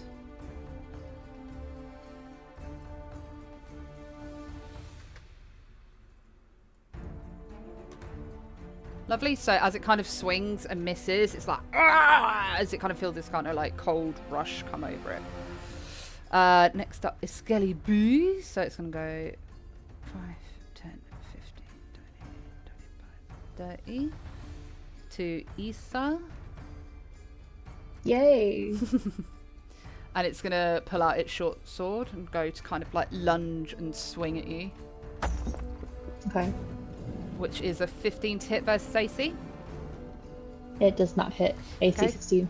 Perfect. So as it kind of swings, you, with your overly awareness of sense, know that it's coming, kind of like duck out the way as it kind of like I kind of hear down. the swing of the sword and I'm just like, whoop. You feel the air move behind you and you know it's there, so you kind of duck as it kind of like, you see this rusty sword kind of swing down past you.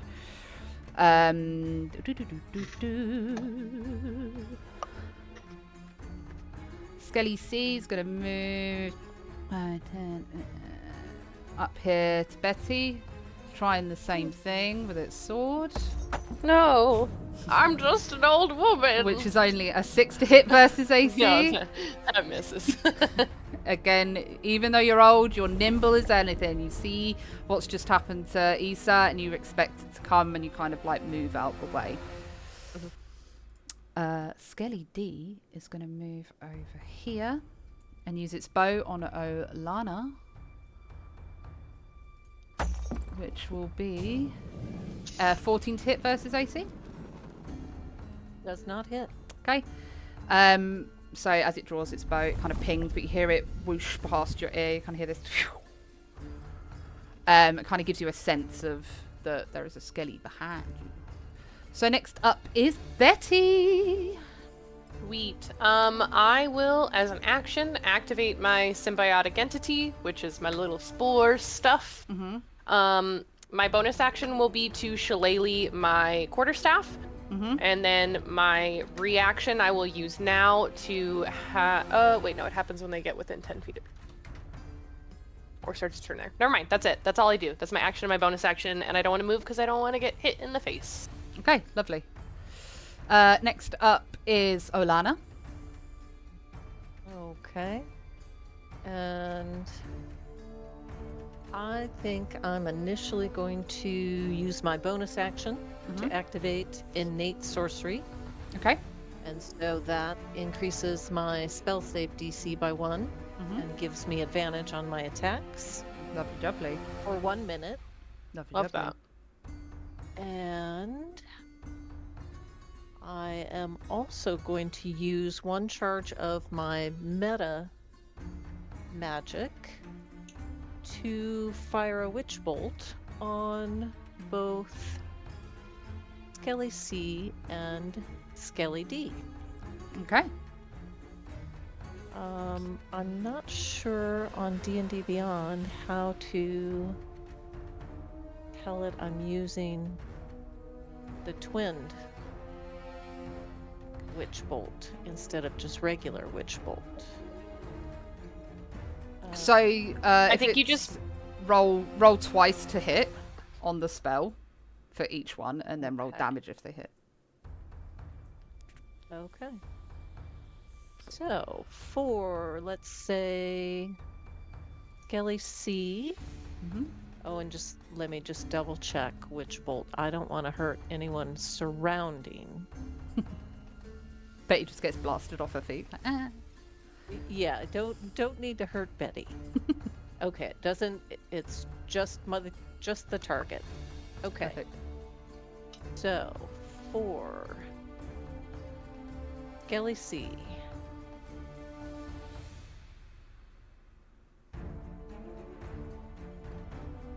Oh, shoot. I'm sorry. I rolled damage. That's okay. Let me roll to hit first. And that's only an 8. That does not hit, unfortunately. Oh, wait. I have advantage. You on can roll all again, attack rolls, correct. So let me roll that again.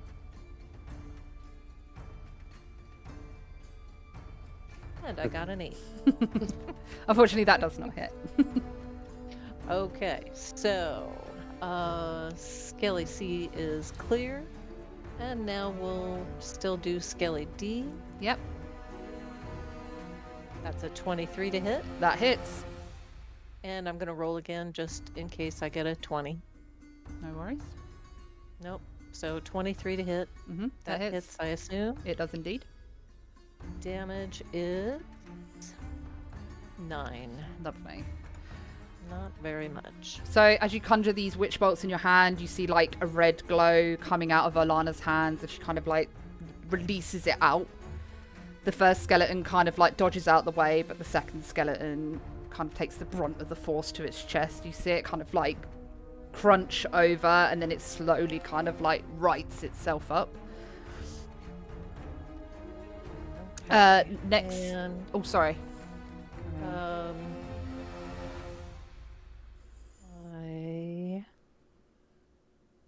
let's see. I'm just trying to decide whether I should move at all. I may just move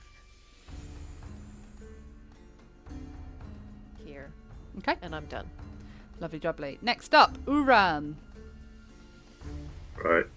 So I'm gonna go for skeleton B. Okay. I'm going to roll to hit. And that's a dirty 20. That hits. And that's 13 bludgeoning damage. Nice. Nice. And I'm gonna hit it again. Yep. That's a 13 to hit. That hits. Just. All right. And that's 13 damage. Perfect. So you getting hit by this like massive, well, not massive, but this arrow's kind of like pissed you off essentially, and you turn to the nearest thing that you can see that's not your friends, and what are you wielding? A greatsword? Great axe? A maul. Like a big maul, hammer. perfect. So you bring maul. up your maul above your head and slam down on this skeleton. See it still standing, kind of swing it round back above your head and then go poof, as you just completely turn this skeleton to dust. I look at the skeleton archer and I like point at him like he's next. And I'm gonna move over. It's skeleton A that shot me, right? Correct. So I'm gonna move over to skeleton A, and with my bonus action, I'm gonna use, because I killed one character, I get a bonus action to attack again. So I'm gonna hit it. That 12 to hit. That just misses. So this skeleton kind of seeing one of its mates get like completely turned into dust, it kind of like dodges out the way, but you can kind of tell, even though there's no facial expressions, that you can hear like the bones in its body go click click click click click click, click, and like it's kind of shaking because it's kind of like looking at the 7-foot orc like, oh shit. Oh, he's oily too. Yeah, and he's oily, so he's looking at an oiled up huge orc like, oh shit. Is that everything from yourself?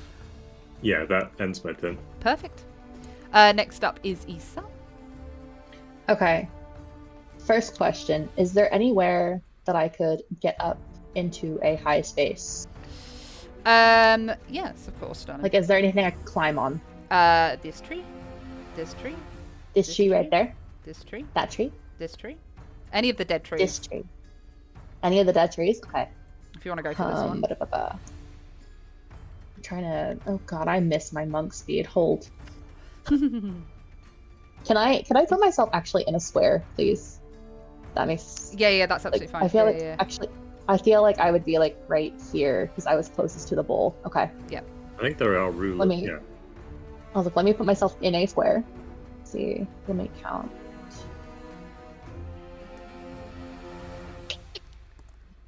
Sorry, don't mind me. Okay, I want to go up into a tree somewhere. Mm-hmm. So oh god. If you want to, what I will say, if you want to dash to get to the tree, I will make you roll acrobatics to climb up the tree, and I'll cast that as your turn for your movement and your action. I kind of just want to get away, so I'm gonna head over here.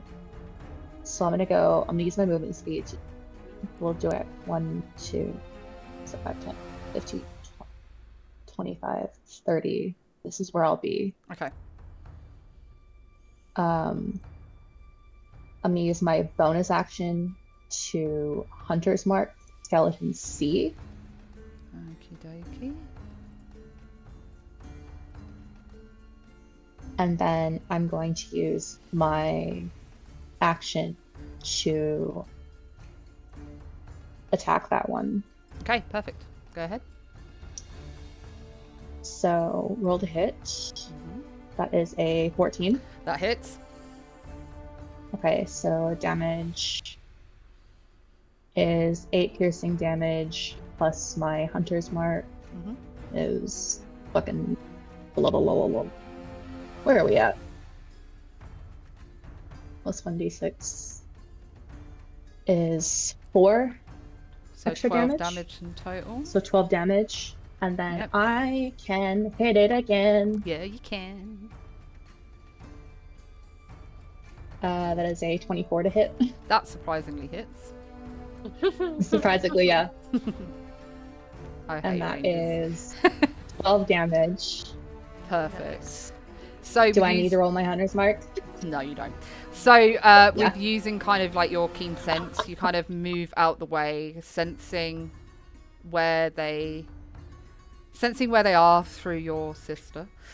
You aim straight for the skeleton that's bearing down on Betty and go pew, pew, landing like that's my mom. Leave her alone.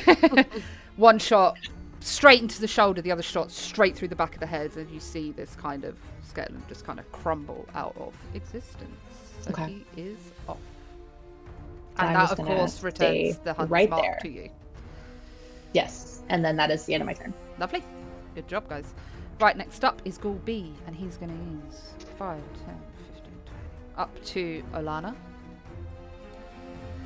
He's going to roll his claw attack to you, which is a 6. My poor ghoul. That misses.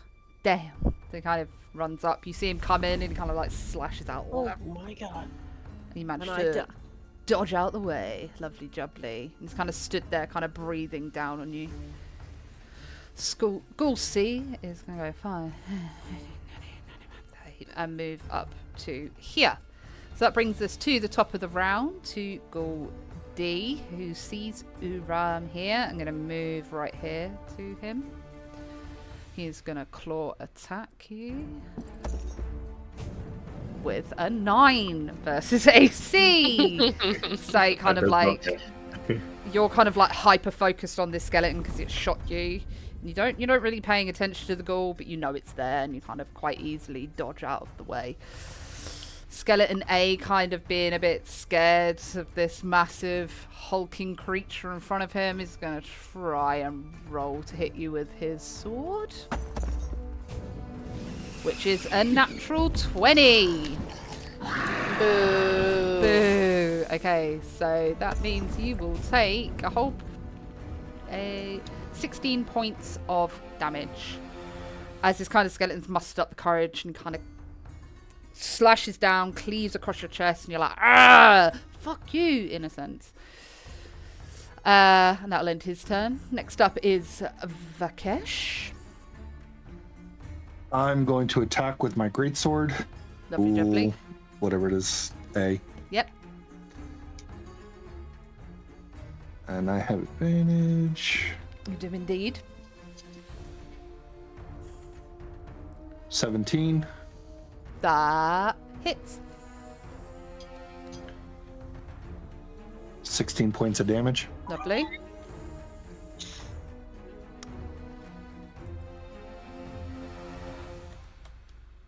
And then...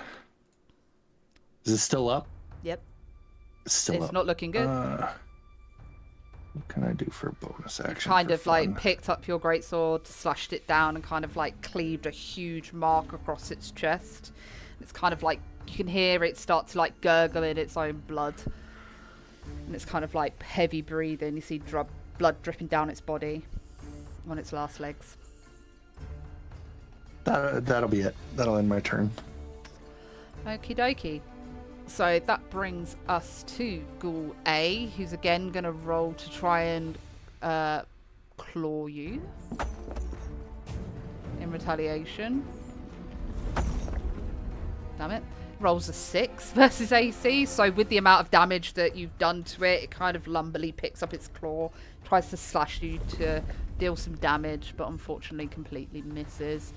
Skelly B is dead. Skelly C is dead. Skelly... Ghoul A takes 5 points of cold damage. Of course. Ghoul... He's very nearly dead. Lovely. So as it does, it's forgotten about the first time, slashes you, and then the cold rushes over it again, and you start to see these ice crystals form around its body. So... Ghoul did not learn its lesson. It did not. They're not smart. Skelly D is going to say where he is, and he's going to use his short bow to try and hit Olana, which is a 6 versus AC. God damn. So you see a bow. You know it's coming. It happened last time. You hear this kind of like swing past your ear. Next up is Betty. Cool. I will move. 5, 10, 15, 20 to get flanking on Ghoul B. Lovely. And then I will cast Booming Blade and then make a spell attack roll against him with my... What's it called? Club. My quarterstaff. Okay. Sorry, I am not a D&D Beyond user, so I'm figuring it out. You good. There. Okay. Shillelagh. That's 19 plus 7 is 26. That hits. Okay, cool. So I do a D10 plus 3. So that's 9, but then I also do a D8. So 9 plus 8 is 17, and then I also do a D6 with my symbiotic entity. How do I just roll a D6? How does this work? There it is. Bottom left corner, there you go. 6. How much? I don't know what that equals, but that's an amount. So what was the first one? It was total of 17, then plus 6. Yeah, 17 plus 6, so. 23. Yeah, thank you. I'm bad at math. No, so am I. So as you kind of come round to flank Ghoul B, take your quarterstaff, glowing from the energy from yourself. And in one, you don't really expect this from Betty because obviously she's quite a frail woman, but with this pure power, she smacks it across the back of the head. Sort of like she's telling it off. Like you would imagine she'd be like, stop that. And as she does, this creature just completely crumbles and crashes to the ground. I did it. Is that I can imagine Issa's just like hearing this booming blade, be like, "Ah, yeah, Betty's fucking it up." Exactly. Is that everything from you, Betty? That is everything from me. Thank you. Perfect. So next up I is just look at Betty Alana. and say, "Well done." Thank And then you. it's my turn. correct. Okay. So,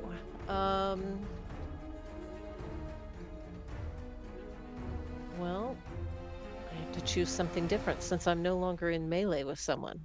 Mhm.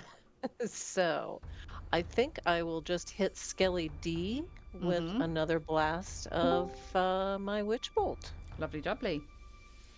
And that does not take another spell slot to do that. So let me roll over here on the left. 2d12s. Oh, no, spell sorry. slots? Hit first. Yeah, I'm trusting you all to count your spell slots and not be like, yeah, I've got like 600 left.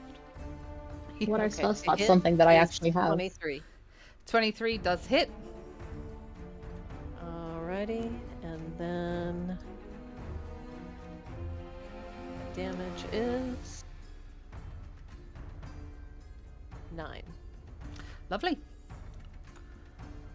Perfect. So as you again conjure this kind of, what colour would you like it to be? Your witch bolt. So I know. Teal, a dark teal color. Ooh, lovely. So as you, Betty, as you see this because you're with her, you see this kind of teal energy form in her hands as she releases it out, pounding the same skeleton again straight in the chest. It does kind of the same action of like writing itself, but it's looking sort of hunched. You kind of see ribs have been blown out, and it's like slowly kind of like bobbing from the pain. Okay, and I'm going to move 5, 15, 20, 25. Yeah, we'll just go 30. Perfect. I'm a squishy sorcerer. So- Okay, and that's me. Lovely. So next up is Uram. Right. He's gonna finally enact his revenge on this stupid ass skeleton. He's gonna smack the shit out of him. Yes. Smack him. 14 to hit, That just hits. and that's 12 bludgeoning damage. Lovely. And goes in again for another hit. Yep. Nat 20. That definitely hits. Let's go. So that's 27 to hit. And that does... Jesus, a lot of damage. 16 damage. Lovely. Bludgeoning damage. So you again bring up your huge maul, smack this skeleton, and you can kind of see it like shaking, go no, as you kind of bring it down. You hit it so hard in its head falls through its body, shattering all of its bones, smashes on the ground, and just disintegrates into millions of pieces as it is dead. Would you like to go ahead and use your extraction for D? I am going to do something different. I'm going to use my bonus action to regain some health instead. Okay. So 1d10 plus 5. Lovely jubbly. Uram was not very happy with that skeleton. No, he was not. So that's 8 plus 5, 13 health back. Lovely jubbly. Nice. No worries. And that ends my turn. Lovely. That's Next a up, good second one roll. yeah. Next up is Issa. Okay. Question. Yes. Actually, no, never mind. I'm gonna not do that. So what I'm gonna do is I'm gonna move my Hunter's Mark to Ghoul D by Uram. Yep. There we go. And I'm going to hit it with my longbow. Lovely. Go ahead. Because I can do that. That is a 23 to That hit. hits. That is 6 plus... Oh, God. 6 plus 6. Lovely. Has the ghoul already been hit? No. No? Okay, then never mind. So then I'm just going to hit it again. Mm-hmm. That is 12 damage. Plus Hunter's Mark is 2 damage. And since it has already been hit, I can, once per turn, whenever I hit a creature with weapon attack, the creature takes the extra 1d8 if it's below its HP maximum for Colossus Slayer. Mm-hmm. And I'm going to roll that d8, and that is 7. Lovely. Nice. Perfect. So, Uram, you're kind of stood there ready to bear down on this ghoul as from your right you hear as you see these arrows embed into the body of the ghoul, and it just completely collapses on the floor, and you kind of like, oh, I wanted to hit it. And you look over your shoulder and you see Issa stood there with her bow drawn, fully concentrating on you, and you're kind of like, damn it. I wanted that one. Yeah. And that is that out I wanted that of one. the running. Issa's just like, protect! Is dead. Ghoul C is kind of going to move. How far? 5, 10, 15, 20, 25, 30. I'm just an old lady. What? That's crazy. What? That's crazy. Decimates a skeleton in 1 hit. It kind of looks at you and kind of like growls as it rolls to kind of claw at you. And that is a dirty 20 versus AC. That hits. Okay. And I need you to make a Constitution saving throw, please. Oh, 18 total? those goals. 18, that's fine. So as it slashes down, you take 9 points of damage. Okay. And you start to feel your body kind of like tense up, but you manage to kind of shake off the feeling. And that's going to be Ghoul C's turn. Perfect. Next up is Ghoul D. Not I looking think very Goldie's good. dead. Oh yeah, Goldie's dead. Goldie Never mind. just Ignore got me. Goldie decimated. is not here. So next up is Vikesh. We'll swing my greatsword once again. Mm-hmm.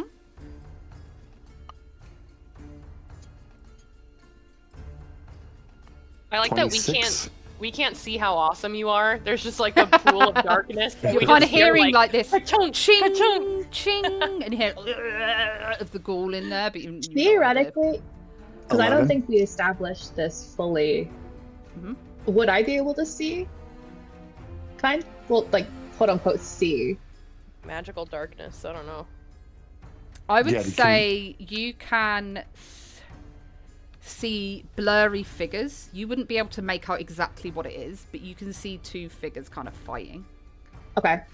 Because it is magical darkness. If it was like normal darkness, I would say yeah, absolutely. You'd be able Then to yeah, tell but what because it's buttons magical it's darkness. wearing. But because it's magical, Yeah. you haven't quite attuned yourself to that yet. But you're learning Everything else- slowly. Good. Magical darkness? Not yet. Yeah. Okay, cool. So Vikesh, you kind of swing down, swing round, and slash its head completely off as it falls to the ground, and you see the head tumble away. Alright, I will then move. Let's put me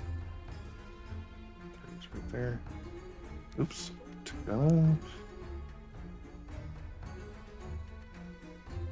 How long was Oh, your stop darkness up? Darkness is 1 minute, so 10 rounds. Cool. I think we're on round 4 or 5. We're on round 3. Oh, Jesus. Yeah, you guys are fucking shit up. Yeah. And bonus action. Yeah, that's it. Lovely. Okay.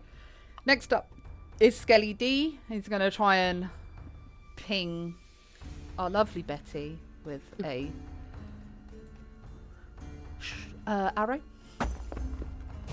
Okay. Which is a 22 to hit. Yeah, that would hit. Finally. These poor guys.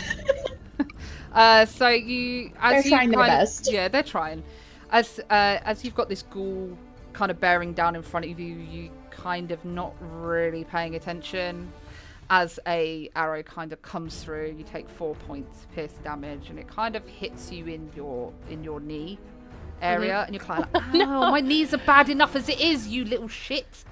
And you're kind of like, damn it. An arrow to the knee, that could take me out forever. I know. Okay, and next up is Betty. Perfect. I will kind of rinse and repeat. I will booming blade the ghoul. Lovely. Go ahead and roll to attack. So there's that. Ooh, only a 10. That unfortunately misses. That is okie dokie. I don't think I have any bonus actions, but let me double check. Dokie.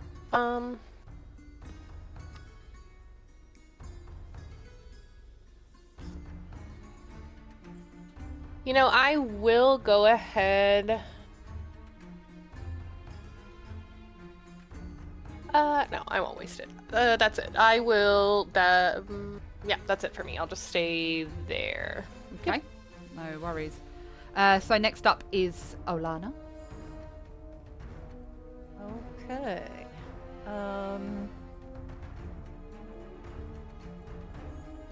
I think I am going to move.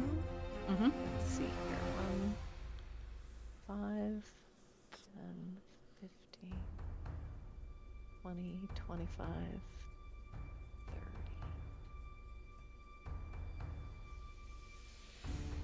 Lovely jubbly. There. And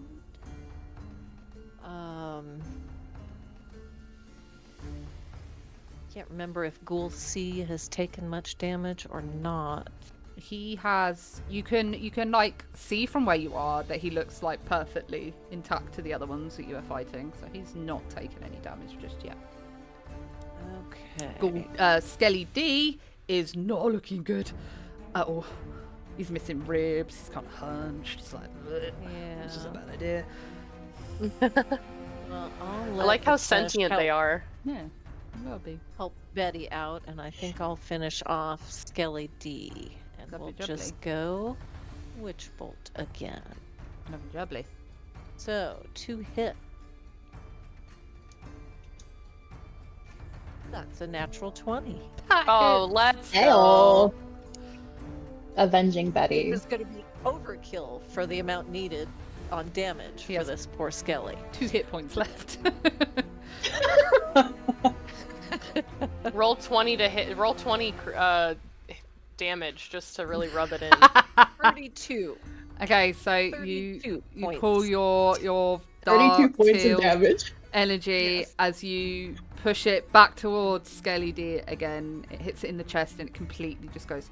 It just disintegrates, and you see this like dust matter kind of fall down of where It's just ash. Skelly D once was. So he is My now- frustration level from the first 2 times I tried to exactly destroy him with Yeah. weak damage finally boiled over. exactly. Got him now. Okay, next up is Udram. Right. I just need to. So that's 30 feet, so I'd have to dash to get the other one. Yes. So I have to go through. Okay. So I'm going to use my bonus action to dash. Mhm. And I'm going to go around like that. Yep. And while because I'm an orc, I get 3 temp HP whilst I dash. Mhm. Oh, And that's I'm cool. going to smack Oh, nice. the ghoul. Lovely. Go ahead. Is 19 to hit. That hits. 13 to hit. That hits. And another hit. 26 to hit. That hits. And 11 damage. Is that off one attack? Do you not just do 3 attacks? That was 13 damage and 11 damage. Oh, 13 damage and 11 damage. I think I said to hit instead of damage. Yeah, you did. I got really confused. I was like, huh? Lovely. So, how do you want to do this? I want to like take a really big like reel back and just like his head just sort of caves in and his arms just like. Eh. Perfect. So you see Uran run round this like huge bumbling orc as he brings his maul up, using that speed from his dash, and just smacks this ghoul straight in the head. Its head buckles into its body, its arms fling out, and it just goes limp on the floor. And that is you guys out of initiative, as all of them's be dead. It's very important that you know that I have something really cool planned for my turn. If it didn't die, I had something really awesome planned. Cool. Also, So It's just going to blind everybody. I still have my headphones on, but I have to pee so bad. yeah, I was about to say I need to quickly run to the loo. So are we cool to Yeah, I'm quickly like, I have to pee hold so for a bad. minute, and then we will come back in 2 minutos, guys. I did it mid-fight. Matt, I was about to use your darkness to my advantage, just as a fun fact. Damn.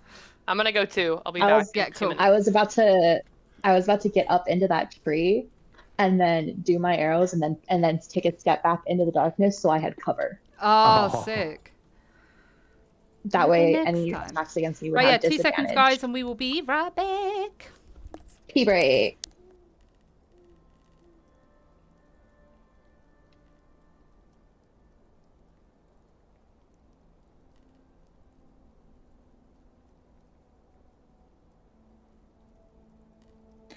I'm going to turn down the brightness on this screen. This is too loud, too bright.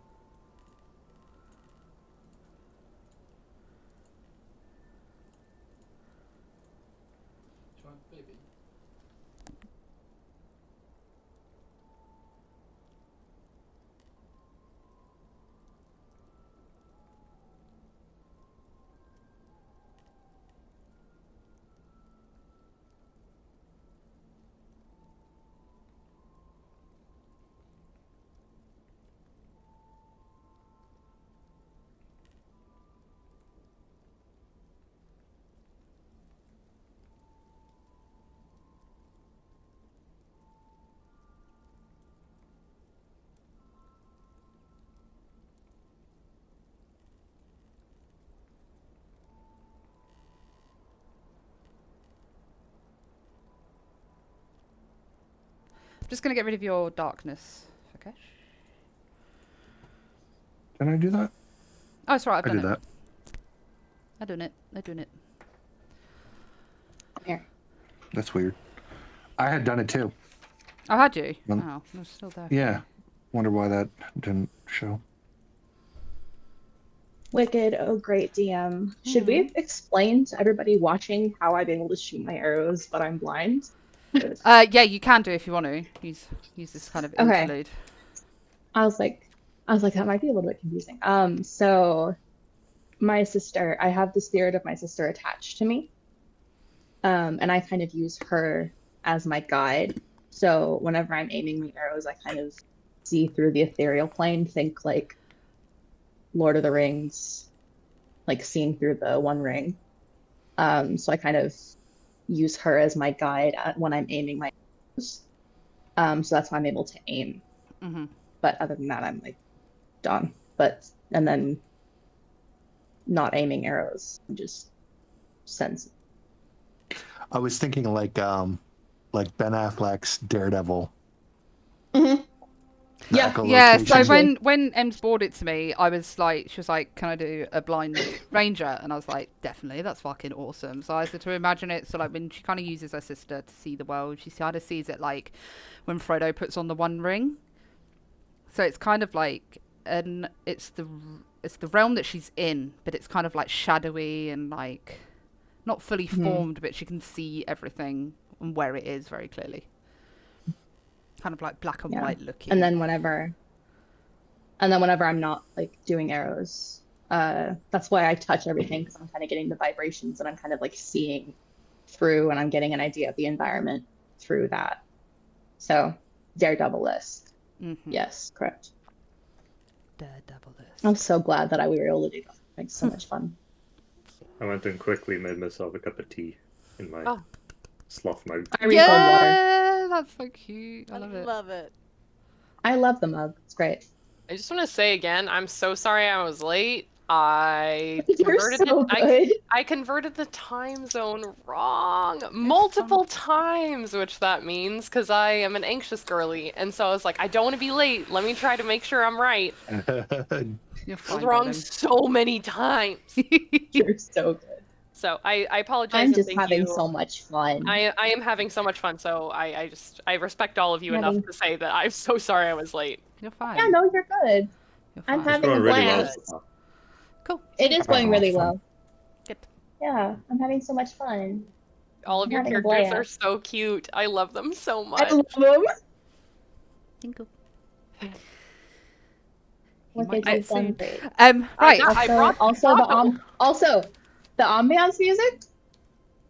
Thank you. Yeah, I like this program a lot. I'll probably message you about it later. Honestly, it's really easy to use. You literally go to the site, you create a temporary room, and then you send out a link invite. I've added all of these in from YouTube. I found them on YouTube, and then I've just copied the link, and it pulls them in. You put them in order, and then that's it. That's so cool. And you can just change it, and everybody hears it. I brought the oil to put on myself, but really it just worked so good on Orem, so I was just like, it's too perfect. We gotta use it. I've now just got this image of like Uram in like I'm not sure like what you're wearing, but like a tarp that just slightly across his chest, and this like bulging pec oiled up, and his like arms are all oiled up. He's kind of like stood there like appreciating his like muscles, like I'm really and the best part, it was just like old ass woman just slathering you in oil. You're like, oh, bend over, dearie. I'm so sorry. I love how he's just like muscle guy, all slathered up in oil, and Issa's is probably more just like a gentle sheen over all of her. Yeah. She's like used to applying very, very demure, very mindful. And then Orem's just like, I have muscles. Orem's dripping. Why does this potion smell like olives? I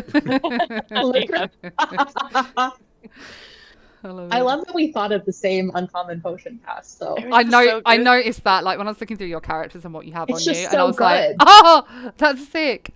That's so cool. That was not intentional. It's like I was just gonna grab another greater feeling. Right, lovely. Do that one day. Yeah. So, are we ready? Maybe. Are you ready? Perfect. So, you have dispatched the ungodly creatures that were surrounding this entrance.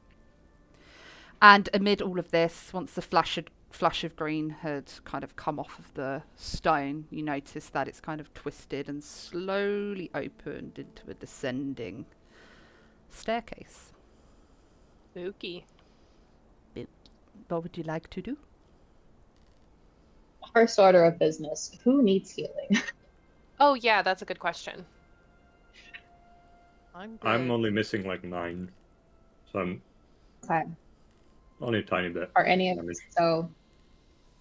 Okay, so none of us are like in dire need of like cure wounds. I have played my character before, and I know for a fact I will never use all of my spell slots. So even if you're like down a few, like I know you're down 9. How much damage have other people taken? None, I don't think. None. Oh, sweet. All of mine was temp HP. All the damage I took. Oh. So. Yeah, because you had the symbiotic. Yeah, and it. Yep. Thingy. So I'll do a cure wounds on Oram. Lovely. Oram. And we do this. And then we roll that. If you weren't gonna do it, I was gonna do it. He's very like, Oh, no, I'm fine. No, I'm fine. Betty's like, no, let's let me help. Like, I'm Wow, gonna did do that it add whether 13? you want it or not. Yep, 13. He's like looking at his hand, just heals up as well. Yeah. Like, oh, that's sorted. Wow. Me just like shooting arrows. That's my grandma. Don't touch her. I'm all of your grandmas, whether you like it or not. Literally. So before we go down the stairs, Mm-hmm. I would like to do 2 things. One, I'm going to cast False Life on myself. Perfect. Ooh. So I get 2d4 plus 4. So that'll be another 8. 8 plus 5 is 13. Traits. And then I'm going to do my, well, what do they call it? Sorry. It's okay. It's the Warlock Rite. I've never been a warlock. I gotta find it. It's alright, no stress, don't worry. I know what you're talking about. Yeah, it lets me get my pack magic spells back. Yeah. So I'm just regaining my 2 That's fine. 2 level 2 spell It's the slots. warlock spells that you. Yeah. Lovely. That's absolutely fine. And that was it. Okay. So, we all venturing towards the staircase here? Yeah. Unfortunately. If we're going Though I down, would like to look down at if we can see anywhere, and also again just try and is there anything we can tell before we actually start descending? I'm back by the bowl. Okay. Yes, so you can walk up to the staircase and kind of, again, try and feel anything. And the same feeling kind of rushes over you that you felt before of kind of hate and anger, resentment. But it's stronger now. Right. And it So I almost know kind of this is where it overwhelms was you. coming from. So you know that this is the area. And looking down to the staircase, you kind of see the first, like, so if you guys are here, you see the first turn of steps to here, and then it's just darkness. You don't know how far down this goes. There's no light or anything like that. I am going to cast Dancing Lights Okay. and shoot them, send them, Mm-hmm. at least initially, down the stairs. Mm-hmm. Does it help at all? Is this So as magical you kind light of that they conjure don't up help with? these like floating lights, you direct them down the stairs, and you can see as they kind of flicker down the stairwell, they're slowly lighting the path. And are you wanting to send them as far down as they can go? Yeah, as long as we can still see the light that they're Yeah, of emanating. course. So you see slowly as these kind of flickering lights follow down all the way down the staircase as they land at the bottom, and they kind of stay at the bottom, just flickering, where you can kind of very, very, very slightly make out a door. And do we have a sense of how far down that is?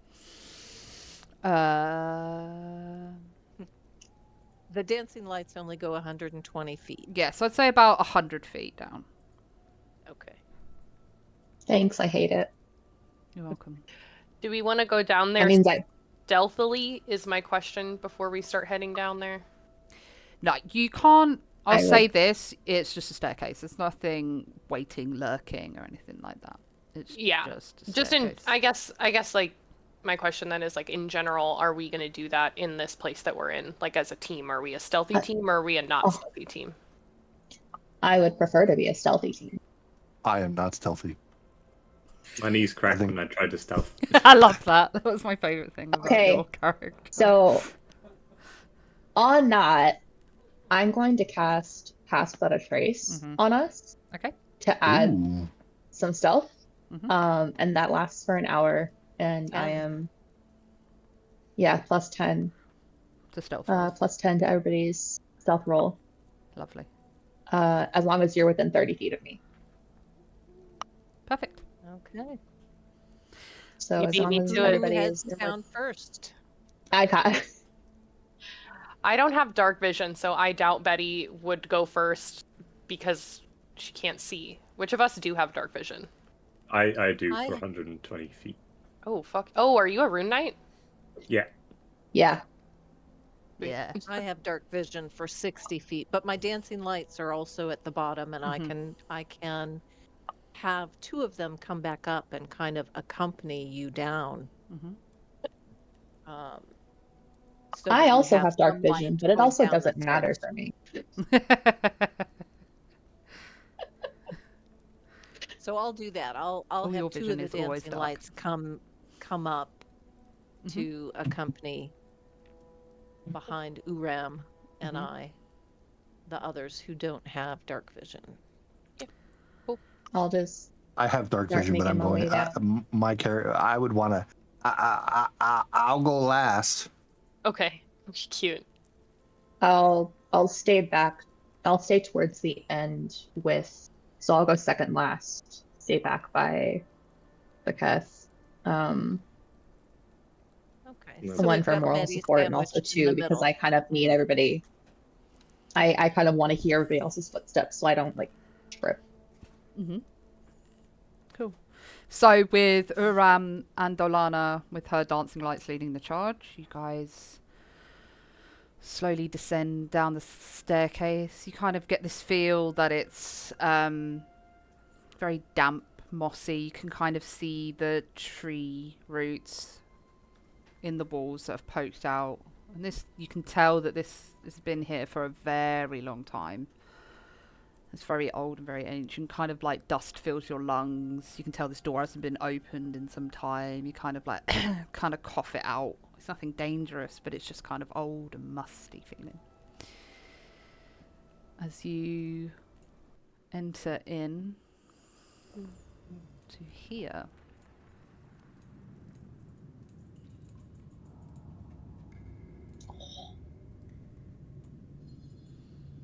So it would have been here. Let me help you. Thank you. You're welcome. Okay, so guys, it's probably a little late to mention I don't really care for dark enclosed spaces, huh? Oh, that's okay. I'll hold your hand if you want. Thank you, Betty. You're welcome. I'll hold her hand. So as you come through the door that was at the bottom of the stairs, you enter into this room. You can see 4 pillars. Are you going to, with your dancing lights, Alana, did you want to kind of push them into the center of the room to kind of light this room up? Yes. And in fact, I may, rather than all of them being in the center, I may kind of space them out in a rectangle, kind of mimicking the pillars, not as far as each pillar, but so that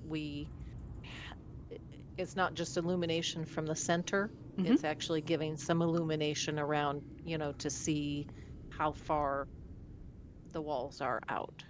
Perfect. So you see Olana kind of push these dancing lights out to kind of cover the room.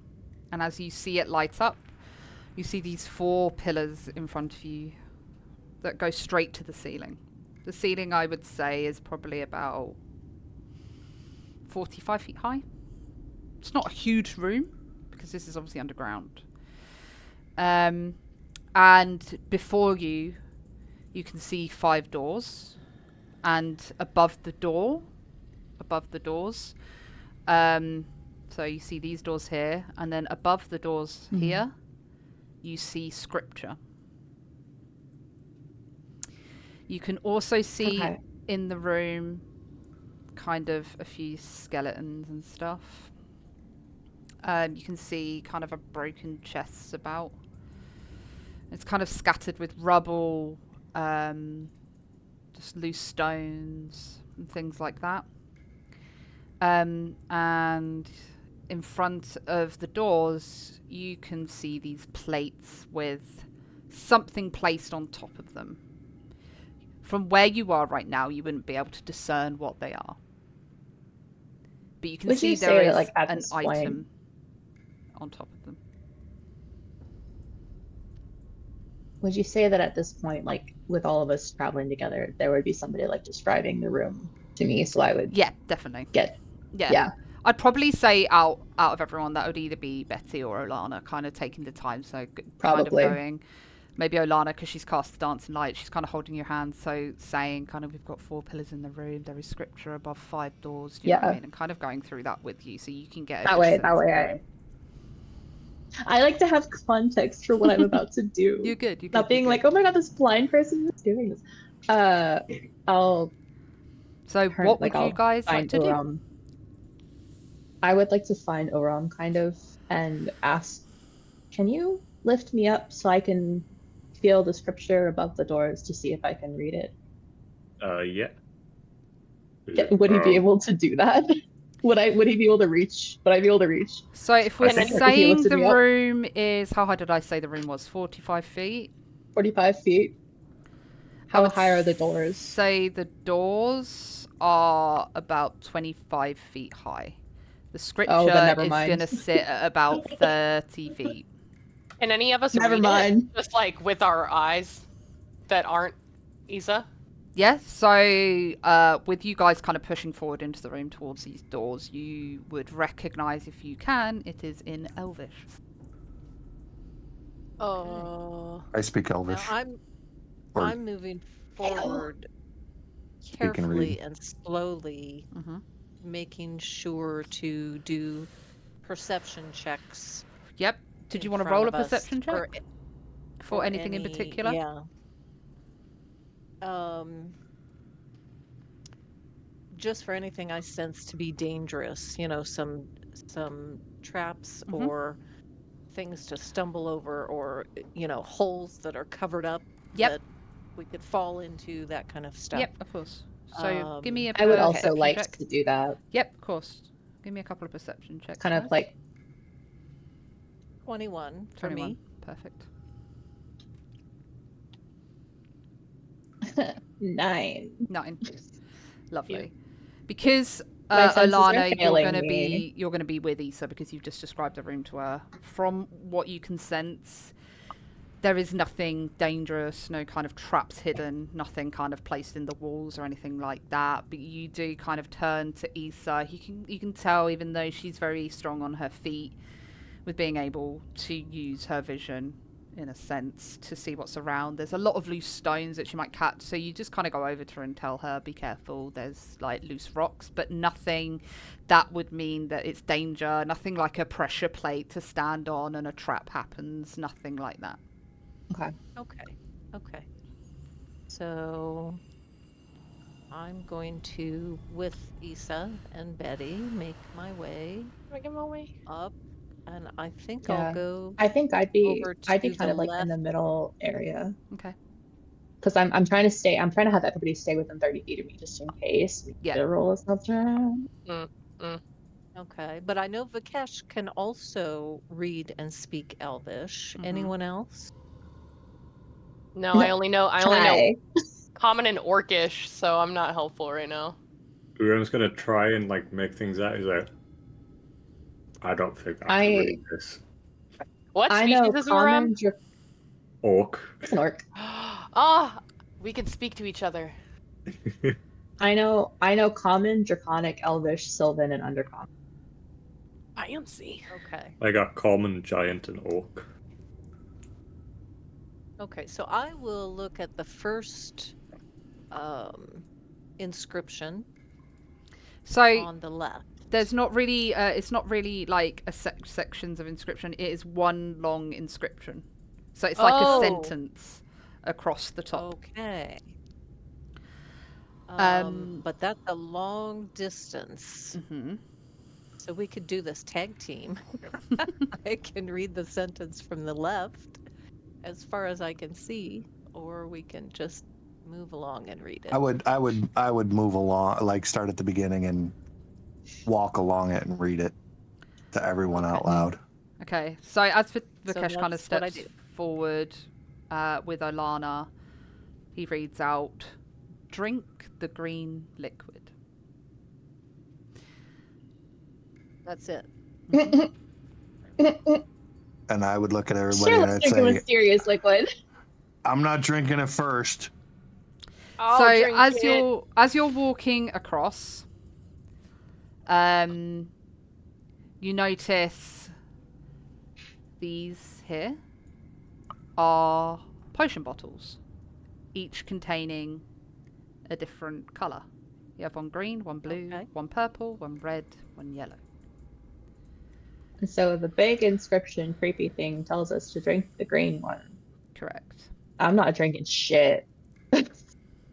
And with my perception, do I have a sense of this at all?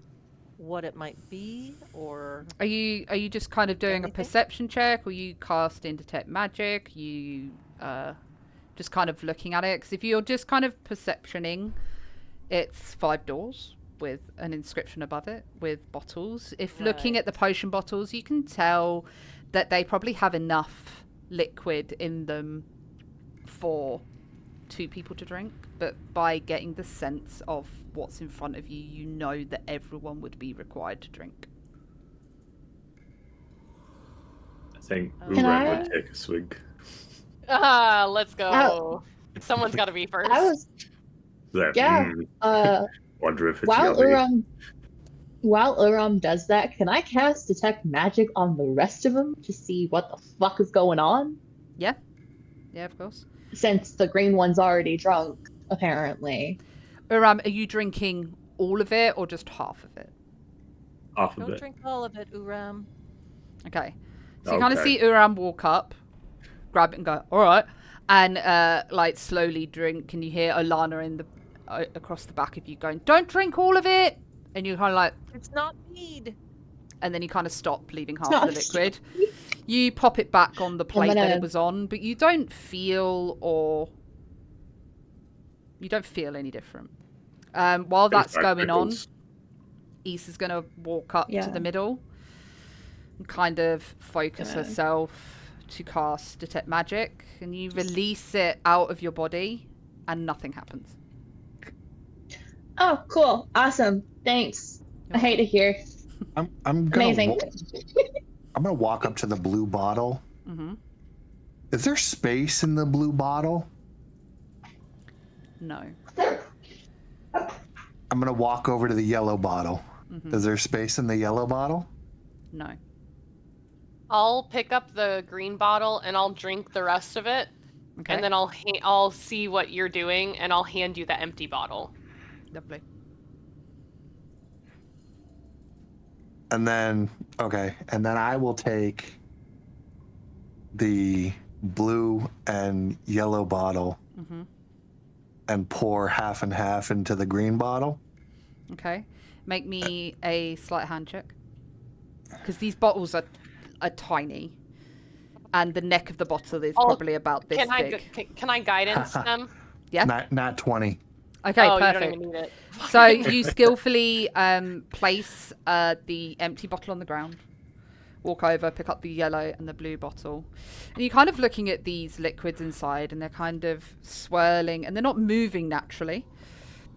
They kind of have a glisten to them as they're kind of swirling around in the bottle. And you slowly pour the contents into this one bottle.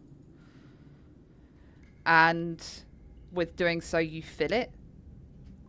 There is a small bit of liquid left in each bottle. And you take the yellow and pour it into the blue to make the third amount of liquid needed to be drunk. And I will take a swig out of the yellow bottle and drink however much, a portion for one person. Lovely. Who else hasn't drunk? I have not. Yeah. I guess I take the green bottle and drink. How does my it taste? portion. Yeah, what does it taste like? As you guys are drinking, I gather everyone's drinking now. Do I feel the same as like Orem and was it Betty? Yeah, so as you all kind of figure this out and kind of you all drink this liquid, you don't feel anything. It's very smooth and very cold. And it kind of leaves like a tingling feeling in your mouth. And as you all drink this, and all of you have consumed this liquid, you all kind of suddenly have to blink a couple of times. And now you start to kind of have a bit more of a heightened sense of what's going on in the room. And as you do, you see a doorway appear as if out of nowhere. Issa's senses just skyrocketed to the moon. But it's not a hallucination. No. Essentially, essentially you've just drunk seeing awesome visibility. To just. Oh. Betty's done lots of psychedelic drugs. She knows the difference between a hallucination and this. She grows mushrooms. That's her mushrooms are her She thing. does? So it's canon. I can't change it. Sorry. Is there anything else? Would you guys like to look around the room a bit more, or Do the other things of like the purple and the red? Did they seem changed or different, or nope? What do they smell like? Do they smell different than what we just drank? So you walk up to the red one and you kind of uncork it, and as you sniff it, your nose hairs burn. You're like, whoa. Okay. And you kind of quickly pop it back. And as you move over to the purple one, you kind of uncork that. And as you smell it, it makes you feel like instantly sick. Oh, like the worst smell you could ever think of. Right. You're like, and you kind of like bottle that and then pop it back. Don't drink those. Don't drink those. I would do a quick walk around the rest of the room. Okay. Yeah. And the chest and everything. I would. And loot goblin. Loot goblins. Yeah, I'm gonna investigate the room because You want to Benna head over did here? tell us I'm that going. there's like anything that we find we can keep. Correct. So I'm just gonna go and start like moving my hands around things and investigating that way, being like, okay, what's this? This. Lovely. So kind of as you, I'll Issa, walk with as you you. and be Sorry, carry on. describing those to you, Issa. Yeah. And I'm also directing my dancing lights to where folks are so that they have light to see. Yeah, lovely. So first of all, Issa, as you kind of move around the room, you're kind of feeling these structures. And Alana, I'm gonna as put you're myself with her, right in the middle, but I'm in the middle. Yeah, I know what you mean. So Alana, with her, you're kind of describing her these kind of these pillars are old, but they're finely carved stone. They weren't it's not kind of like if this was a cave and they just used the stone of the cave to make a pillar to hold it up. It's been specifically designed to be here. You find a couple of broken chests, nothing in it but like old dirty cloth. You find some kind of skeletons about the place. Again, these have been here for hundreds and hundreds and hundreds of years. They're basically dust now. If you were to pick a bone up, it would probably just crumble in your hands. If you Alright, so I'm fondling bones, got it. yeah, kind of bones, dust, like mud, but mud that's very dry, that's not seen water in a very long time. Okay. Cobwebby sort of deal. They're just general tomb stuff, not Yeah. anything super interesting that I'm finding. Yeah. Okay, cool. No Vikesh, coins around any of the anything skeletons? that of value that might have been on these bodies is long gone. You kind of see the remnants of a pouch, but there's nothing there. This is years old. Okay. With Vikesh coming over to this chest, you notice this chest isn't as badly damaged. It's still quite rusty. You can see a big padlock on the front of the chest. So would you like to try and lock pick it? Yeah. Cool. Can I guidance them? You can. So just make me sleight of hand. 15 guidance is what, a 4, right? Yep, a D4. Yeah. 16 total. Lovely. So this is a lock that you're very familiar with. You kind of pull out your thieves' tools, pop them in, and slowly fiddle, probably for like a minute or so, and you hear clink as the padlock kind of shifts open, falls to the ground. As you open it up, you will find, reaching in, 1 greater healing potion. Ooh. You will find 50 gold. Ooh. And you will find 2 rubies. Oh, shit. Ooh. But they said that the heart looked like a ruby. Mm-hmm. These are just normal run-of-the-mill rubies. Rubies, okay. Fancy. They're kind of dusty and stuff, but they do look fairly intact. They're not shattered or anything like that. So, Chef, are you adding that to your inventory? I am, Or do and we have as someone in the I'm party doing this, I'm kind of trying to not draw attention from the Are others. you hiding the loot? Mm-hmm. Okay. As I'm What a putting this. butt. So if you want to roll stealth for me as well, to try and not No be spotted loot by anybody sharing? else. Damn. Nat 20. Oh, wait, no, what is that? Why did that? Oh, and that's a nat 1. Oh, nat 1 for 1. But you do have pass without a trace, so technically You have it a would plus be 10. a 16. Oh, so I 16. wouldn't say anyone would really notice what you're doing. Oh, my passive perception is 16, though. Same. Yeah. Okay, so you notice Vikesh at this chest, kind of. You wearing a cloak, Vikesh? Say that again? Are you wearing a cloak? Yes. Yeah, I'm wearing like a leather hooded cloak. Yeah, so you kind of see him kind of hunched over. You can make out a chest, and he's kind of. You can see him shuffling stuff if you want to kind of go over and talk to him.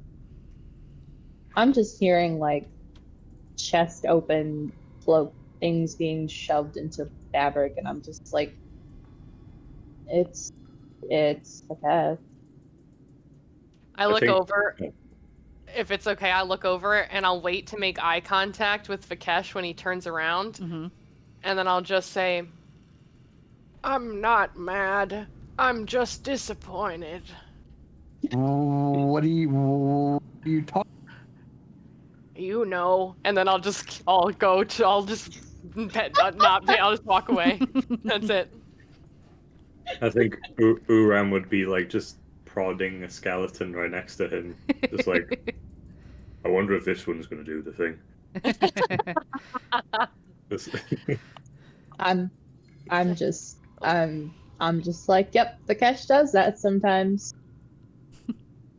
Not too worried about it. Perfect. Right. Are we venturing towards the invisible door? Invisible door. Oh, we gotta. So yeah, I guess. Okay. Cool. So, let me just add you all back in. We got fog of war. So, as you walk through this door, you are hit Oh, it is hella with complete dark. darkness. Darkness that your dark vision won't see through. This is just a sheet of black. Can't see anything. Ooh. And my dancing lights don't illuminate anything? Mm-mm. Your dancing lights... Oh, cool. It's magical. Your dancing lights, essentially, as you come into the room, they kind of fizzle and disappear. I love it.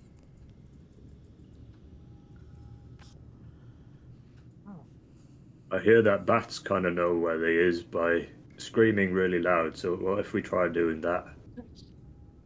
And try. Can I put my hand on the wall beside me and try to see if I can like do my shit and like sense anything in the room? Yeah. You don't. Oh, I hate it. Thanks. You feel the wall and it's kind of like damp, mossy, cold stone. But you're kind of, as you kind of like, you're trying to sense where this leads. And you can feel as you get to like where the darkness is, it just stops. I'm going to take a gold coin out of my pocket that I just got from the chest and throw it out into the darkness. Okay. You hear clink, clink, clink, clink, clink, clink, clink. I don't know about you guys, but I'm not going first. I think Uram should scream. I liked that idea. Yeah, fuck it. Why not? Uram's just ah. So as you kind of see Uram step up, really proud of scream. himself, that kind of like, you guys have decided his idea is a good idea. He's like, yeah. And he's like, let's out an almighty guidance, but I don't actually cast it because I know it won't do anything, but I just do it just because I want Uram to feel good, you know? I want him to feel like I'm helping. Yeah. You kind of feel like this from Betty. You see her gesturing and you're like, oh, oh. You kind of let out this big almighty roar and it echoes off into the darkness. Well, I just realised I'm not a bat. So I didn't do anything. Could I tell anything from when Vikesh threw the coin? Did the coin hit against something and stop? Did it? It just kind of like how far it went. Not really. It just kind of bounced further ahead. So you know it goes somewhere. You know that it's not a wall in front of you. You know that there is an area in front of you, and it just kind of goes pling, pling, pling, pling, pling. It's just essentially who's going to be brave enough to walk forward. I will. Okay. I'm going to take a very, very small step into it just to see if anything changes as I'm in there. Okay. So like I'm gonna go past it just a teeny tiny bit. So where am I? Oh my god. I'm like over here. I'm just gonna go like right in. Okay. Teeny tiny into it. Walk into here. Yeah. I'm just gonna like chill right here. Yep. So I'll give you. Does it just? Yep. So you're slowly walking, like feeling your hand along the wall, and you're just slowly walking up the wall. Yeah. No, it's just pitch black. Yep. Fucking shit balls. I mean, I think if one of us goes, I think we should all go, you know? Let's feel our way through the darkness together. Follow, like, I would say, like, have a hand on, like, one person and one person just feel along. I would say I would lead because I'm very, very good at feeling my way around things and kind of using my touch and everything to sense my way around. So I would just continue to lead on. Kind of tell everybody, like, hold on to me. so we don't get lost, because y'all can't see shit. Okay. Yeah. I think we all just like huddle together and like kind of like conga line in. Yeah. Conga But, line like, in. I think more connected than a conga line too, just because then we're all like, at least touching two people. Yeah. Yeah. Like holding so these. just like And is there room to stand? Yeah, so as far as you can see now, you because where Vikesh is, you can tell there's another wall to your left. What if you just like spread out and make a little like line, and just press forward? You could do that. Love it. I'd say that would be the best course of action. Okay. So you guys gonna move up the tunnel? Gosh, so many of us are so oily. I know, just slowly moving. Oh, cool. I'll be Betty behind Beavers. Lisa. Oh, sorry. Onto Let her me- shoulder. Ram just sort of trips a bit over the skeleton. No. Yeah, I fucking hate skeletons. Now, even though we can see this, it's still all dark. We're just feeling our way. Okay. Stop. Stop. Yes. Oh. So as you get here, Betty's kind of bumbling along. I'm against the wall. In the middle. And Betty, as you step forward, you feel a stone sink. Oh, shit. No. I'll just be like, everybody stop. And from either side of the wall, you kind of hear... Oh, shit. And this dark green cloud covers the area. So I need all of you to roll a Constitution saving throw. Okay, what if we just all go through this tunnel really fast? Fuck, it was almost a 16 and then it was a 6. I got a dirty 20. Okay. I got a 4. I got a rock. 4. I got a rock.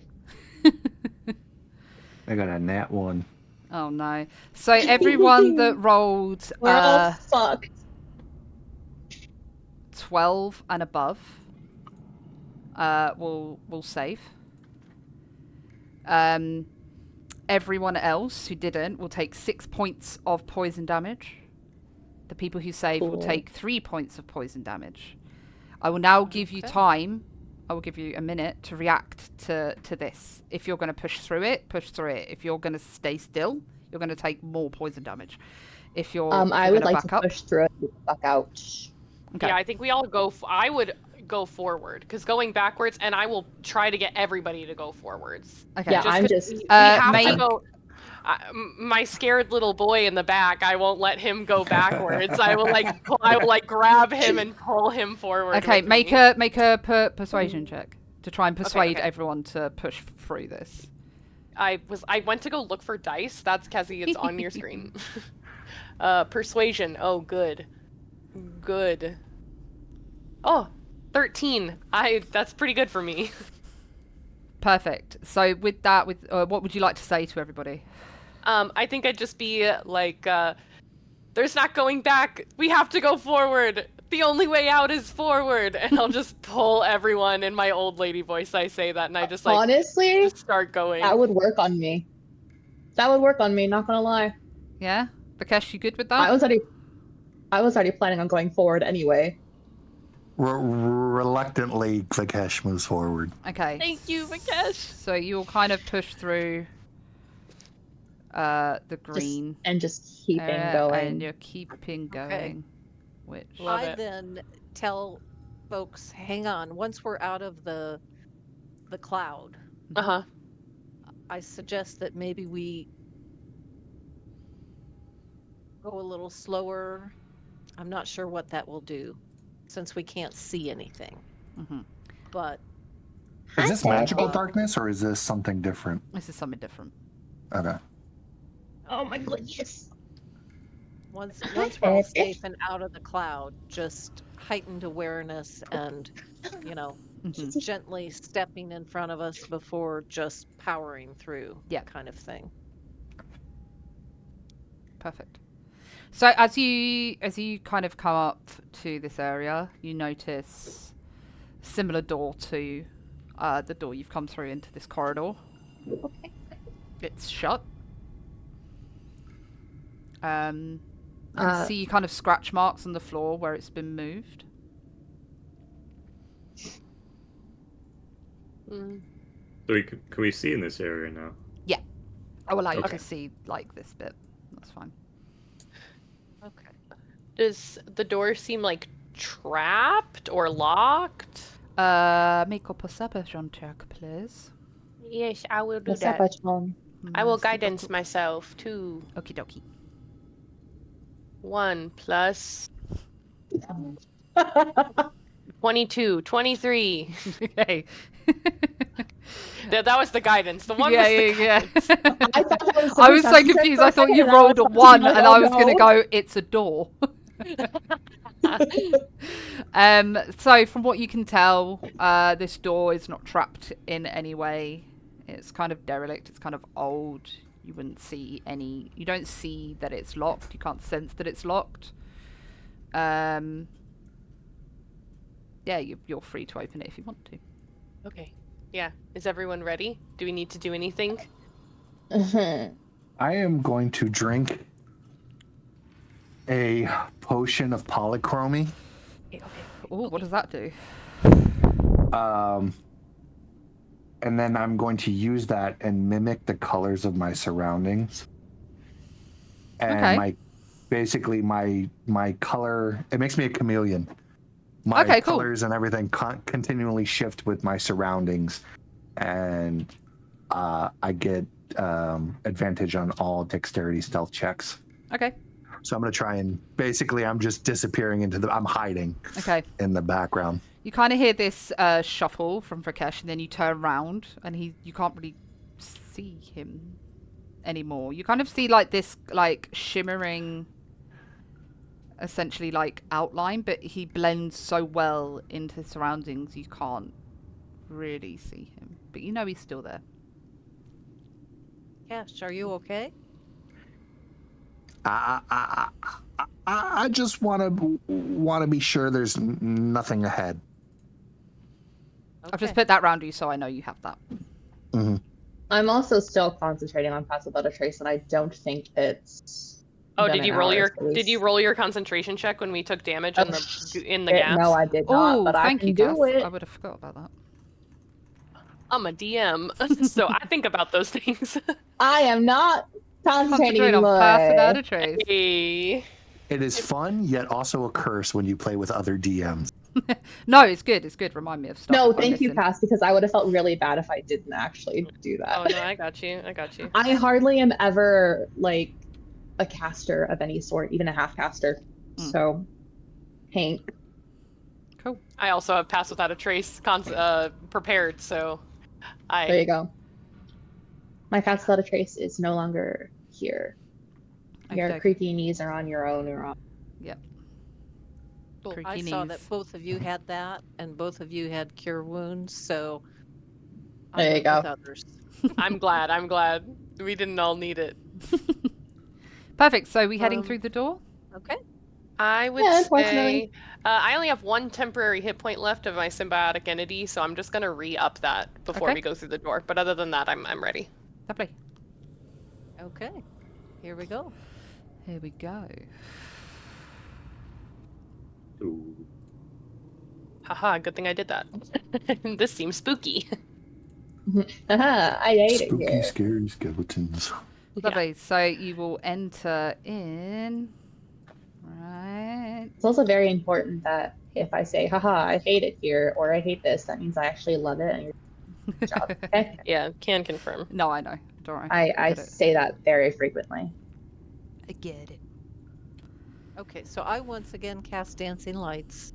Lovely. And let them float their way out to kind of let us know the size and scope and structures in this room. Give us a little more light to proceed I don't like with these here. So I don't like these statue things. So with casting your dancing light out into the room, what everybody sees, you see again 4 pillars, same design and structure to the ones in the previous room. You notice kind of off to the right, you see a couple of dead bodies and you can see what seems to be fresh blood on the ground. Oh, cool. Further up, you can see a great door with a statue above the door and 2 braziers by each side of the door that have burning embers in them. Also, with that, you can see 4 statues. Now, from where you are right now, as far as you can see, these are statues, but they're kind of crumbling and they're not the full version of what they once were. It's kind of cobwebs strewn about the room. Down the walls you can still see the roots of the trees above breaking through the stone and the rubble and the rock.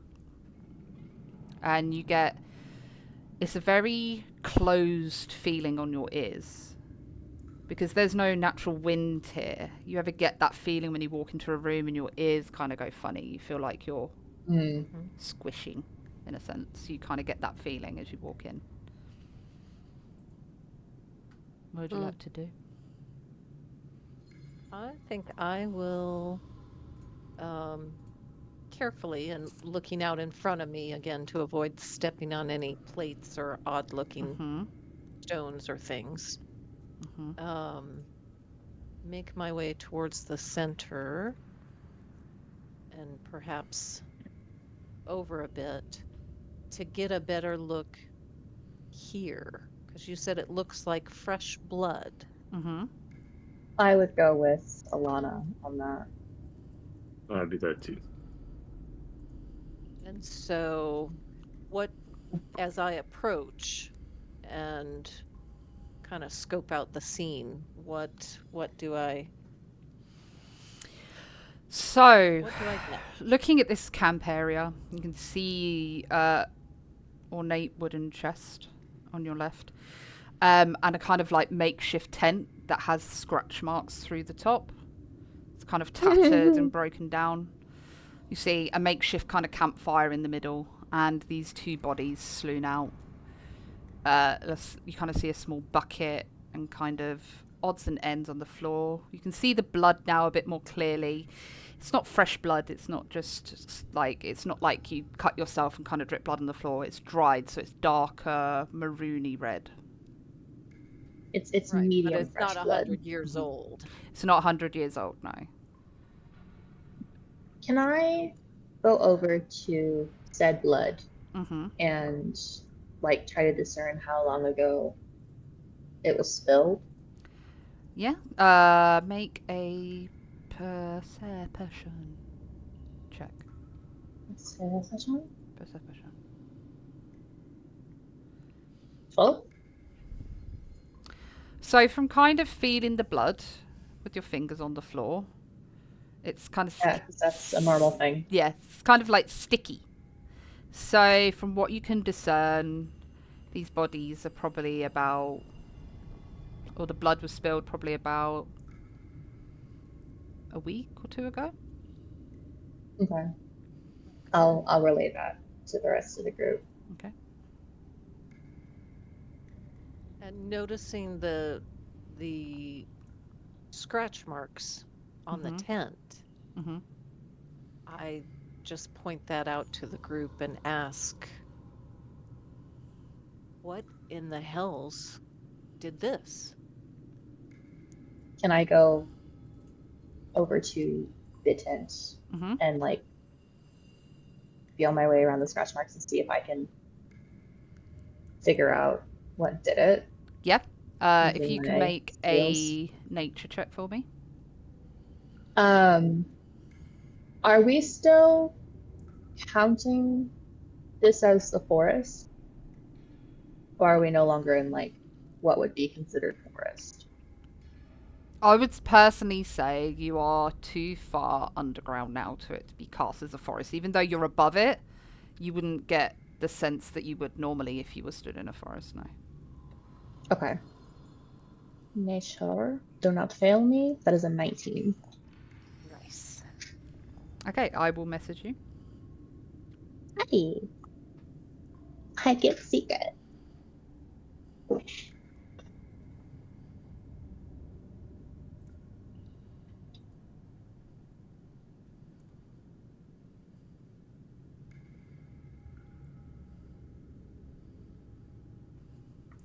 There you go. Oh, fuck it.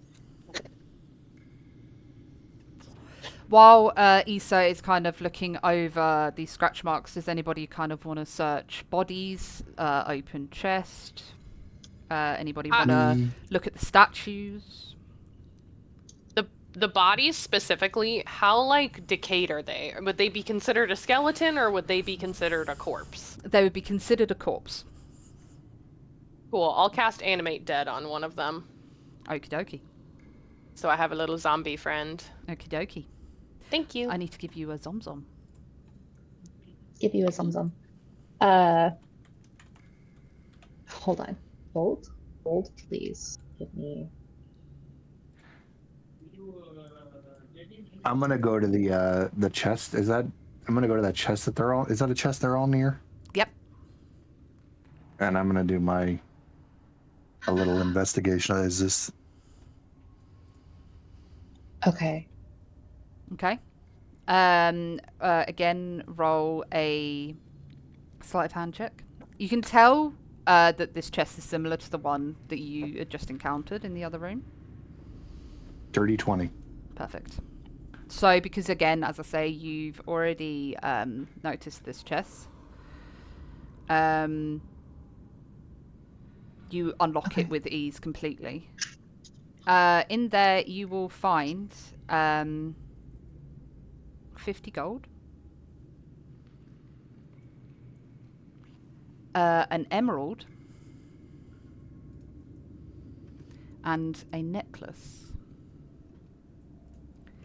Which... Lana sees all of this. The cash. And Go ahead. I just sent you a picture of what is on the necklace. I'm not worried about what the fuck Vikesh is doing right now. Can I... Hold 2 seconds. Okay. I just happen to be standing beside the chest, so when he opens it, I see. And well, I try to oh look, gold and an emerald, and as I'm doing this with one hand, the other hand is trying to pocket the necklace. Okie dokie. So you're a little shit. Got it. Vikesh be doing what Vikesh be doing. Does anybody else want to examine the other corpse? And also, Cass, if you want to... Sorry, Betty, if you want to name your zombie, you're more than welcome to. Okay, cool. His name is Lil Timmy. I'll name him. Hey. I do definitely have something that I want to do. It's not examining the other corpse, though. Okay. I'll examine both the corpses. The one I turned into a zombie and the other one. Okay, cool. Perfect. So, looking at the other corpse and looking at the corpses... essential because they are not overly old corpses. They're not skeletons. Their armor is still fairly intact, but you can see that there are kind of bite marks and scratches across this armor, so it's not really usable anymore. Off both of them, you will get one mace and one pike. You'll get a length of rope. You will also get a one thieves' tools. Okay. And you will also find in the pocket of one of the corpses a letter. Can I read it? Is it in a language I know? Yes, so it's in common. Oh, okay, cool. So it reads, "To whoever finds this note, I feel her eyes upon me, hidden in every shadow, woven in every whisper of the wind. I saw the marks, webs laced in silver blood, carved upon the stones of this forsaken place. The drow says her gifts bring power, but I've only found madness. I no longer trust my own footsteps nor the flickering torchlight. If you value your soul, turn back now. Her webs reach far deeper than you can see, and once caught, no one can escape. And it's just signed. Oh, if you did T. spiders. It's just signed with a T at the bottom. Oh. Okay. Mike was me. Can I test something? I share that with everyone. Just, you know, I'm not a crazy person who finds something and doesn't share it with the group. Mm-hmm. So there was a mace, a pike, thieves' tools, that note, And rope. and rope. Like a standard amount of rope you would get. Yeah. I showed everybody the gold and emerald. Didn't show them the necklace. Yep. It might Can be I important. inspect I'm going to say that. Can I inspect one of the statues that were nearby? Yeah, which statue would you like to inspect? Oh, that's the wrong thing. This one here. Okay, You see lovely. So, looking at the statue, you were kind of expecting to find like a carved statue. Hmm. Essentially, you look at this and see what you can gather. It once was a person. Oh. You can see petrified. bite marks taken out of it and scratches across it. These statues ain't statues, they're people. I'll pipe up and tell everyone, be very careful where you look. These are basilisk marks. Oh my god. Okay.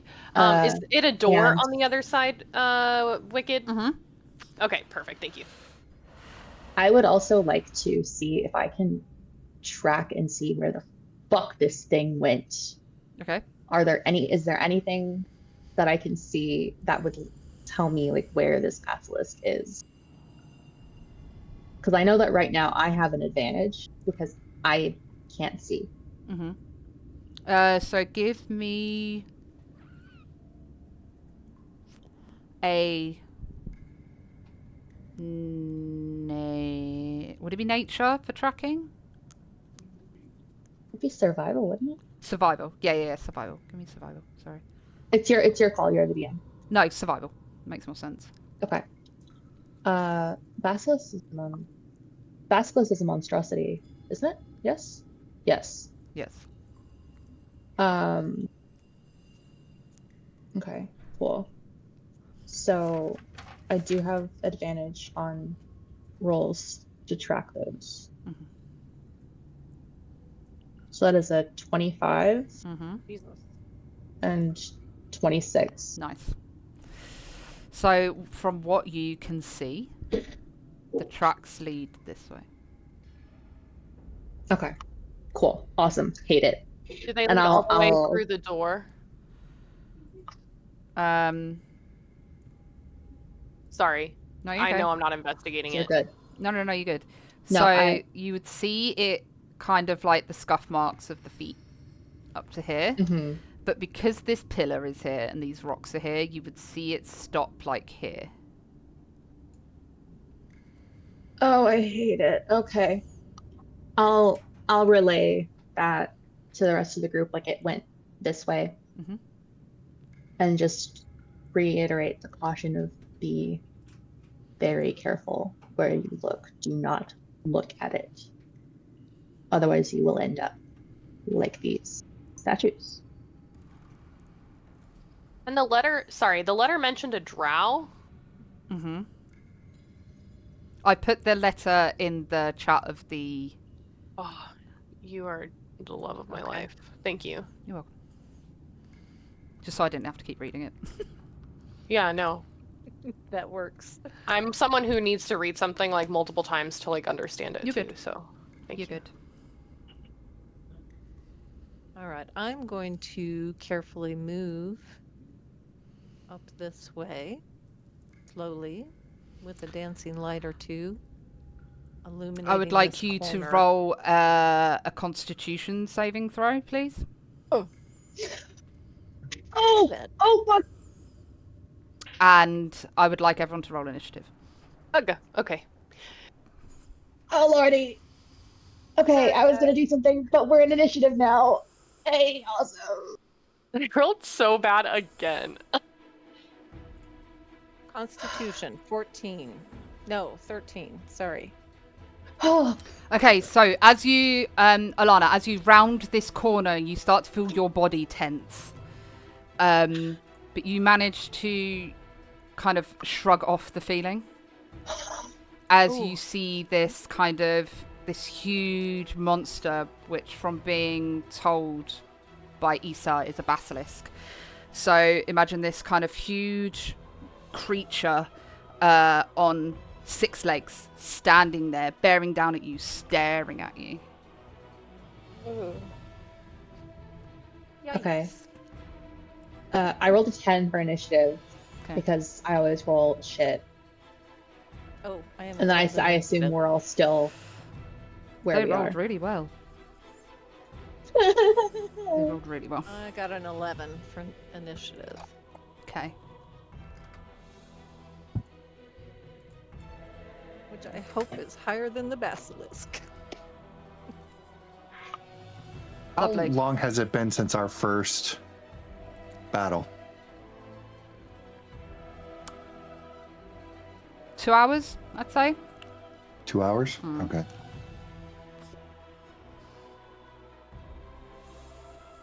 Okay. So with what I will give you, Olana, from what Issa has said, as you kind of round the corner and see this creature, and you start to feel your body tense, what would you like to do as a reaction?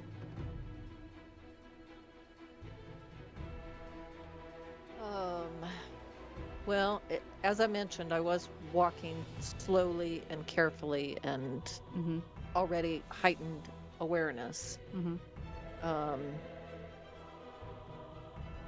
So reaction when I notice the basilisk appear. This wouldn't necessarily be an attack or anything like that. It would be something you would do yourself. I would probably turn back quickly, not wanting to be that close to it. How far would you move? I'll give you up to 10 feet. I will move those 10 feet. Okay. Are you backing away? Or are you turning and running? Are you trying to keep a gauge on where it is so you don't kind of get jumped? Right. I get that horrible sense and stop in my tracks. And I don't know how I become aware that it's there. Was it there before and just suddenly appeared? Or It was there, sat, waiting. You walked round the corner into its view. Okay. So I saw some portion of it or a shadow of it and I was feeling You saw its eyes. that. You directly looked at it as you rounded the corner. It was directly in front of you. You wouldn't have been able to see it before because it's behind the pillar.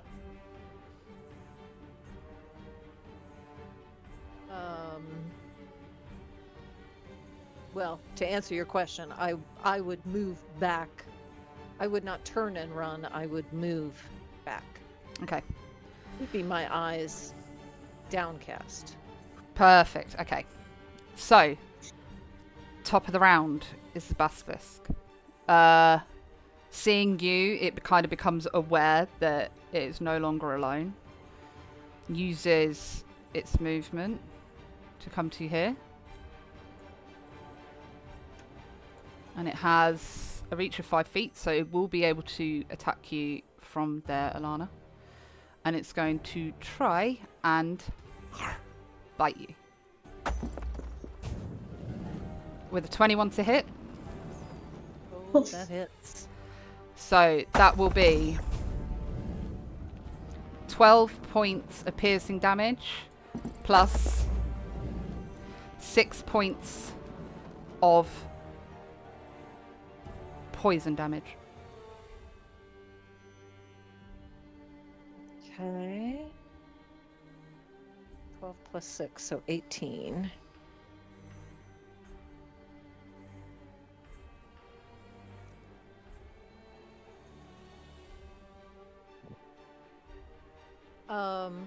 What did you say again was to hit?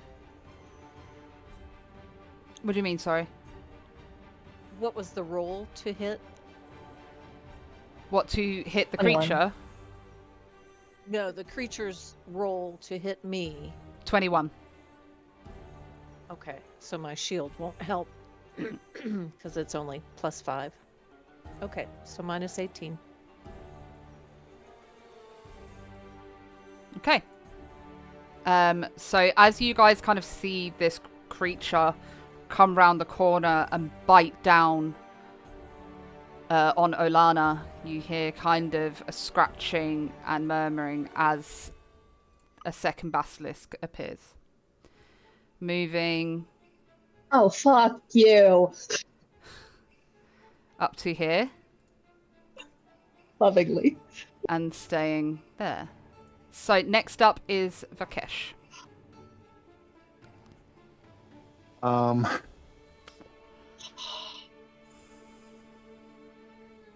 gonna do my usual. I'm going to cast darkness on my. I'm gonna move first, Mm-hmm. which gives me 1, 2, 3, 4, 5, 6, right there, and I'm gonna cast darkness on me and Alana. Can you... Or darkness on me, but enveloping all of us. Can you please make a Constitution saving throw?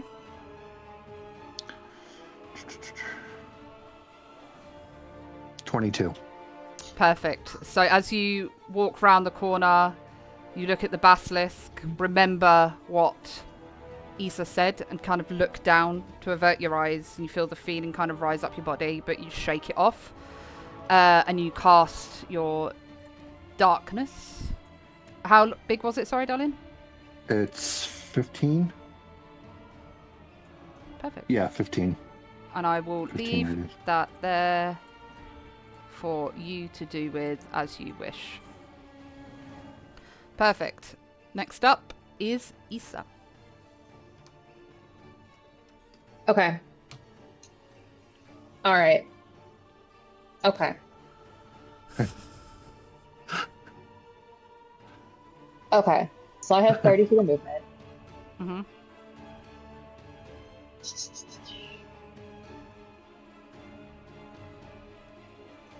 So if I just go, God, I can't. Oh God, where was I? Was here. So, shoot. 5. So it's 6 times 5 is 30. I can math. I'm going to Hunter's Mark, Basilisk A. Okay.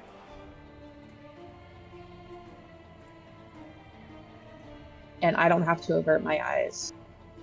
No, you Because I pain in can't see the it. fucking arse. I don't have to be not looking at it. You said that one of the combats is going to be interesting. I know what it is now. Mm-hmm. Okay. Bastard. I love you. What was that? Chef, did you say something? No. Which one did she target? A. Basilisk A. Okay. Not in your darkness. Not on your darkness. So that one's Hunter's marked, and I'm going to try to shoot it with my fucking longbow because fuck this. That is a 25 to hit. That hits. Sorry. And that is 11 piercing damage Mm-hmm. plus my Hunter's mark is another 3. Mm-hmm. And I'm going to shoot it again. Okay. That I rolled damage, not the roll. Ignore that. That is a 26 to hit. That hits. And that is another 9 damage. Lovely. And I add the hunter's mark on there, yeah? Yeah, you do. You add hunter's mark every time. Okay, cool. Yeah, I know. Okay, cool. Another 4 damage. Lovely. So you come round. Is that it? That'll be my turn. Perfect. So you come round the corner. I use my movement, action, bonus action. Cool. So you come round the corner, sensing what's going on. You know these creatures well, and you have advised your party to keep their eyes down. Using your sister, you can sense where they are. You know that one is in darkness, where Olana and Vakesh are, and you see the other one coming out round the corner. As you turn instinctively and release 2 arrows straight into it, and you see it like embed in its skin, and it kind of like shakes and like prepares itself. Fuck you. Next up is Uram. Shit. Right. He's very like, whoop, and just tries to run around the back. Oh, I need to work out what 30 feet is. He's gonna run there. So like just right next to the tent. Yep. Try and get behind them. Okay, perfect. But he is going to drink his potion of hill giant strength. Perfect. Ayo. Let's go. So for an hour, my strength is 21. Yeah, it is. And I have a bonus action. What can I do?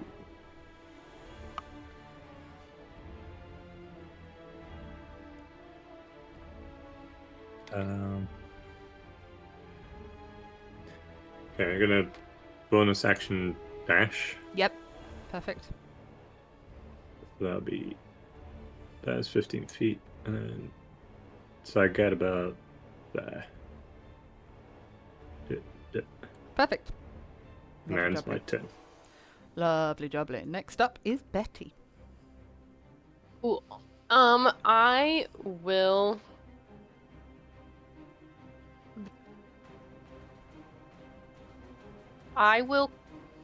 Cast Moonbeam on Basilisk A. Perfect. Fucking Moonbeam. Moonbeam! Let's go! Moonbeam! Love a good moonbeam. Me too. Exactly. It's a con save 15. Okay.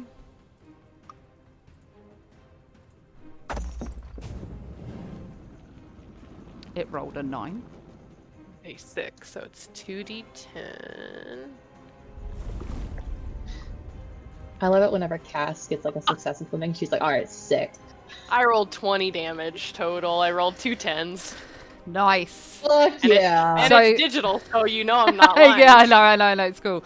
So as you kind of take stock of what's going on, you see this creature coming towards your party, and you kind of swirl your arms together, and this kind of bright glow, and you lift it up into the air and slam it down this creature.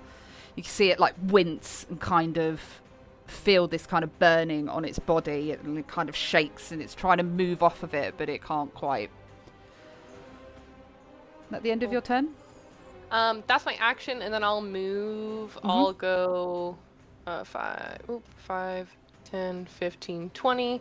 And then as my bonus action, I'll tell my zombie to go attack Basilisk A. Okay. So he'll go 5, 10, 15, 20. And let me see. Can my zombie dash? Is that allowed? Yeah, that's fine. Okay, thank you.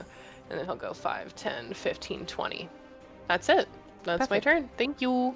No worries. Next up, Olana. So you've kind of been chowed down on this basilisk, taking this damage as you see Vakesh appear next to you and cast a shroud of darkness around you. Okay. And I am given the distance apart, if I move away, it'll be an opportunity attack. It will be an opportunity attack at disadvantage because it can't see through the magical darkness. Okay. Or you can roll to attack at disadvantage because you're in darkness. Unless you're able to see in magical darkness.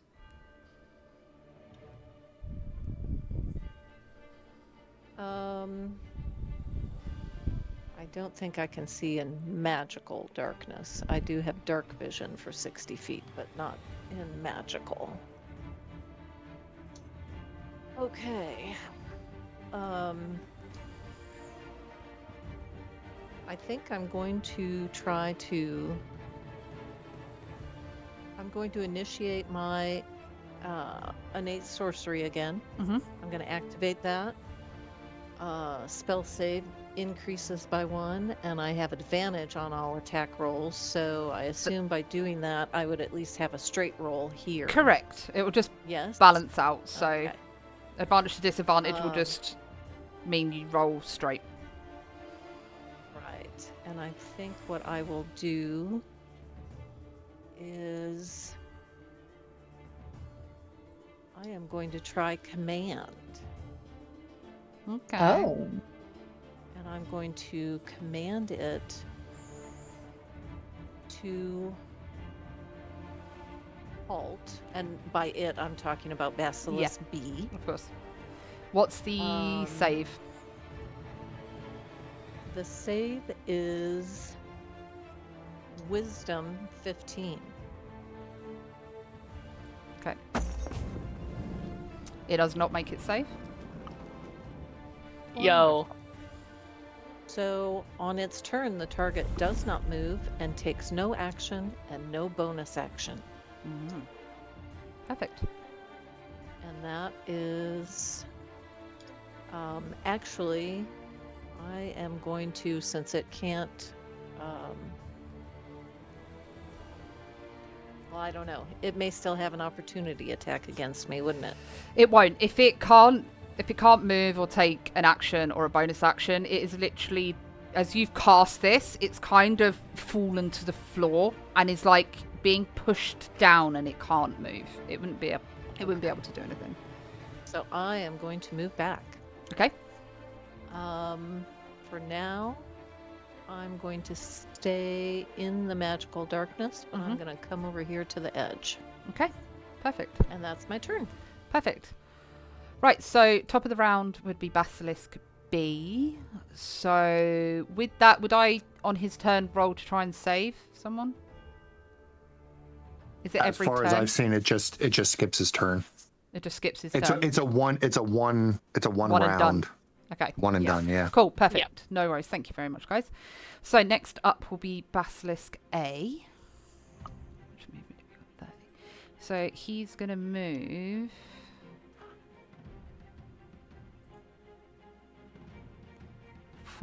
Wait, where was he there? 5, 10, 15, 20. Not little Timmy. To little Timmy. And he's going to bite little Timmy. Oh no. No, it's fine. Go for it. With a 17 to hit. Yeah, his AC is 8. So. Which will deal 13 points of piercing damage. Perfect. And an extra 8 points of poison damage. You said 8? 8. 1 hit point left, baby. Let's go, little Timmy. Yes, little Timmy. Lovely. Zombie. Perfect. So that brings us down round to Vakesh. All right, I'm gonna move up to. Oops, damn pointer. Move up to Basilisk B, which will move that. And I'm going to use my bonus action, and I'm gonna curse it. Perfect. First of all, you need to roll a Constitution saving throw, please. Ooh, 10. Okay, so as you come up to face this basilisk, it comes into view. You start to feel this... Your body slowly starts to freeze, and you are now restrained. Your speed is now 0. Your attack rolls against you have advantage, and your rolls have disadvantage. Darkness wouldn't negate that? No, because you are right in front of it. Say that again. What does it do? So your speed is 0. Okay. Your attack rolls against you have advantage, and your attack rolls have disadvantage. You have disadvantage on dexterity saving throws. Okay.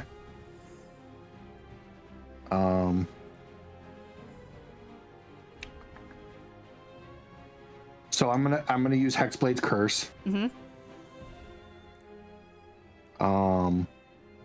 So I got a +3. Crit on a 19. Okay. And then so I was at advantage because of darkness, so I'm just gonna roll straight. Mm-hmm.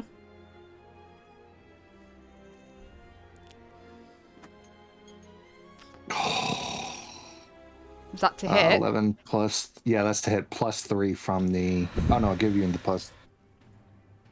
+3. What? No, that was the roll. Okay, so 11 plus 3, 14 to hit. 14 to hit. So as you've moved forward with your darkness to this monstrosity, you feel your body start to freeze. And as you try and raise your greatsword to swing down on it, the basilisk kind of just swings and moves out the way. And it just misses. Awesome. All right. Well, that's my turn. Okay. Next up is Issa. Okay. Look. I'm already on Basilisk A. Mm-hmm. So It's not looking good. let's fucking go Basilisk A. Okay.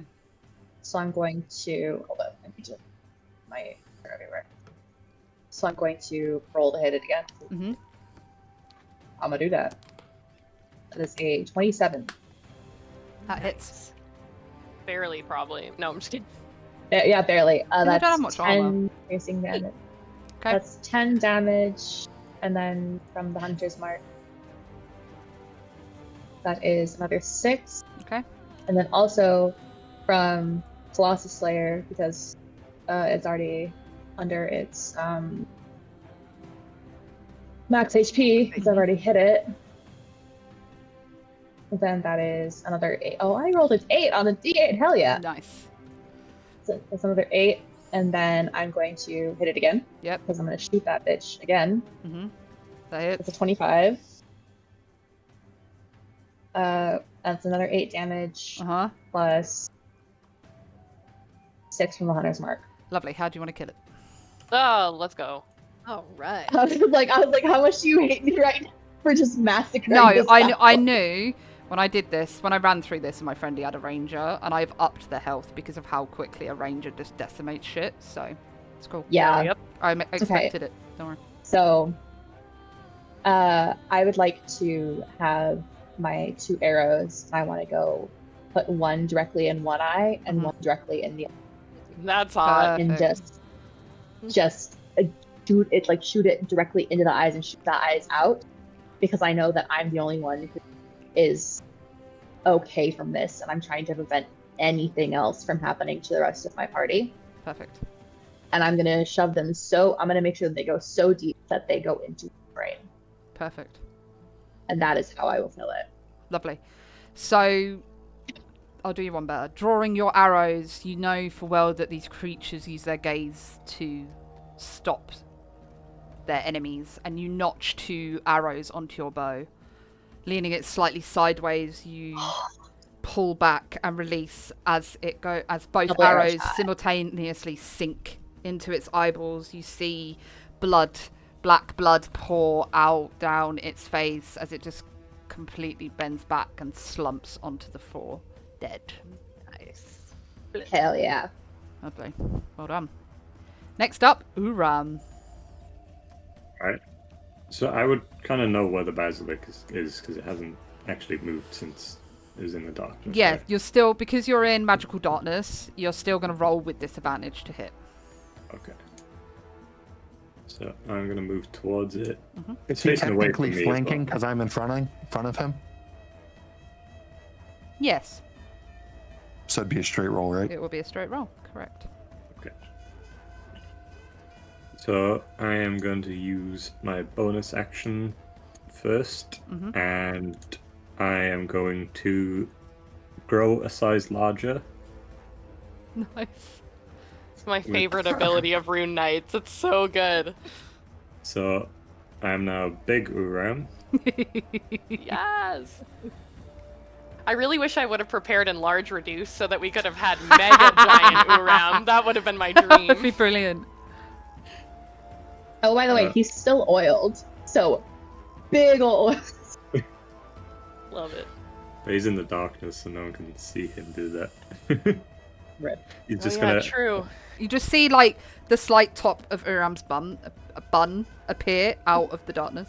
Bum. Just like this tiny little brown bun.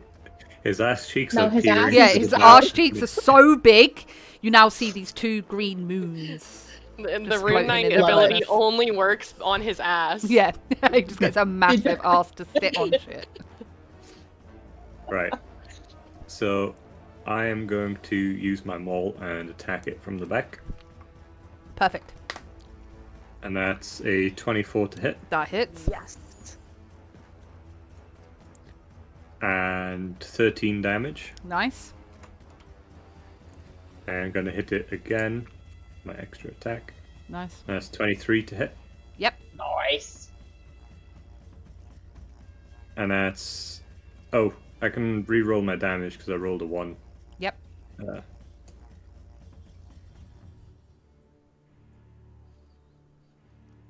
So that's, instead of a 1, it's a 5.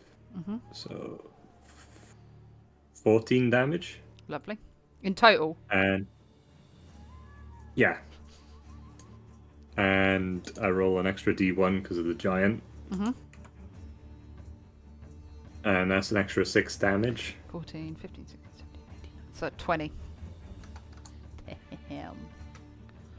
And I'm going to use my free action to use action surge. So I got 2 more attacks. Do it. Do it. Smash it. Fuck him up. Come on, Uram. And I'm going to do 21 to hit. That hits. 13 damage. Yep. 16 to hit. Just hits.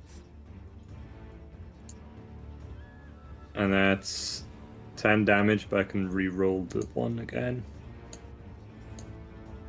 So instead it's 14 damage. Lovely. And one last thing, I'm using my fire rune on it. Lovely. So it needs to make a... Oh, it takes 2d6 damage. Wow. So 8 damage. Mm-hmm. And it needs to take a strength saving throw. Okay.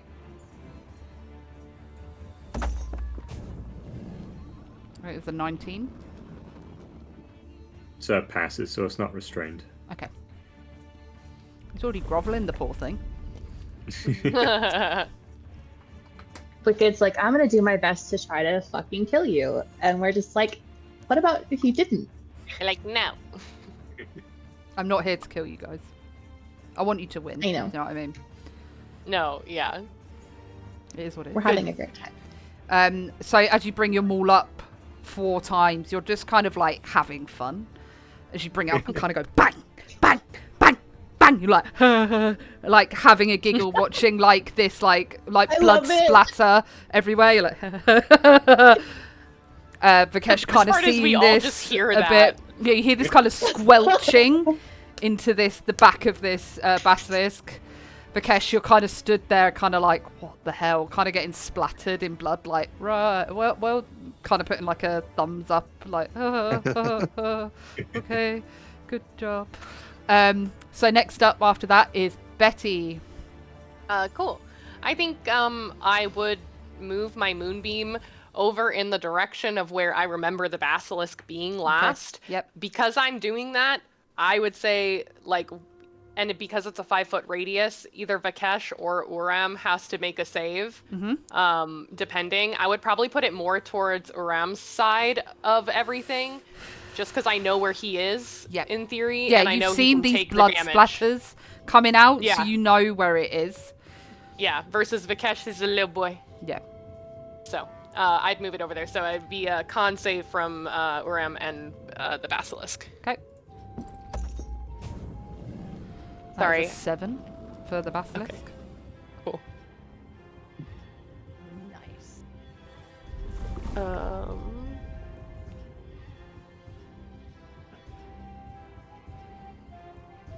So 7 points. 7. And then 7 for Uram, unless you pass, then 3 or 4. I don't know how you do halvesies as a DM for players. Just half and the higher. Okay, so 4. Wait, what did I do? Did you roll a con save? No. What did I do? Yeah, just I'm hitting you with my moonbeam. Sorry. Oh. You're like, ooh, light. 24. Yeah, you just take 4 points. Okay.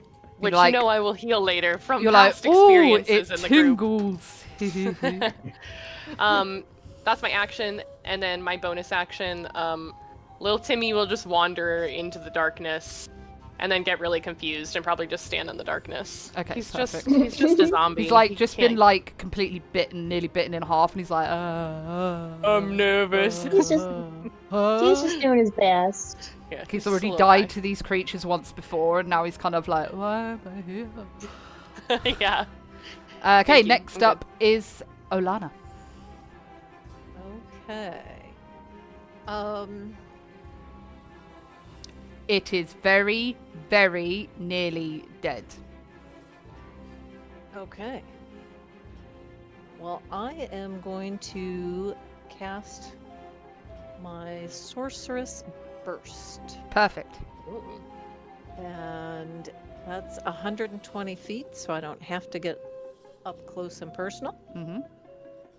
And Ideal. let's see here. To hit.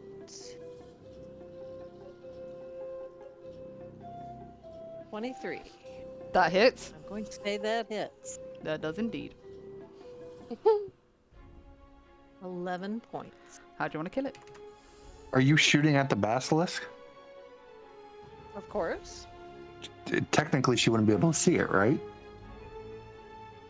She has a Except sense of where it is.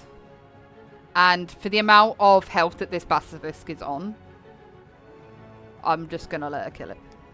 Okay. I agree. I love I'm at disadvantage, but also because I have my innate sorcery activated, that gives me advantage. So it was just a straight roll. And I know where it still is from when I made it stand still Exactly. and not move. So Cool. How do you want to kill it? Your teal so in your hands. my teal energy. I hold up both my hands, and you see these streams of teal, not so much lightning bolts, but energy that I focus directly on where I know the basilisk was when I froze him in place, and that power surges. I think we'll keep the two hands separate. I think they'll go into each of his eyes. Perfect. So all of you can kind of see this glow coming from Olana as she draws her power, and a sense angry that this creature nommed on her, and she releases these 2 bolts of teal energy sparking out of her hands as you see it implant into its eyes, out of the back of its head, and its head kind of goes and just explodes from the pure energy that hit it, as the rest of its body kind of falls limp to the ground. Let's go. And that brings you guys out of initiative. I stop concentrating on Moonbeam so no one gets hit by it, like in BG3 at And the I end of drop, combat when everyone darkness. walks into the Moonbeam. That fight with Thank you. fucking what's her Am face? I still being Haga. petrified though? How does that work? No. So petrification with basilisks. The reason that I don't want you to feel like I was trying to single you out, Chef, but you never said to me that you were averting your eyes. Yeah, which yeah, is no, why I did know it. what. Yeah. Basically, you are restrained, which will now wear off. If you were, again, to say attack the creature and you didn't say, you would have been petrified if you had failed the con save. So the first time you look at the basilisk, it restrains you. The second time you look at the basilisk, if you fail the con, you would become a statue. And that I would definitely assume that my darkness would have saved me from that. Yeah, it's because That's you what I were was so doing. close to it. You were literally like this. It was literally Yeah. in front of you, which is why I could see you.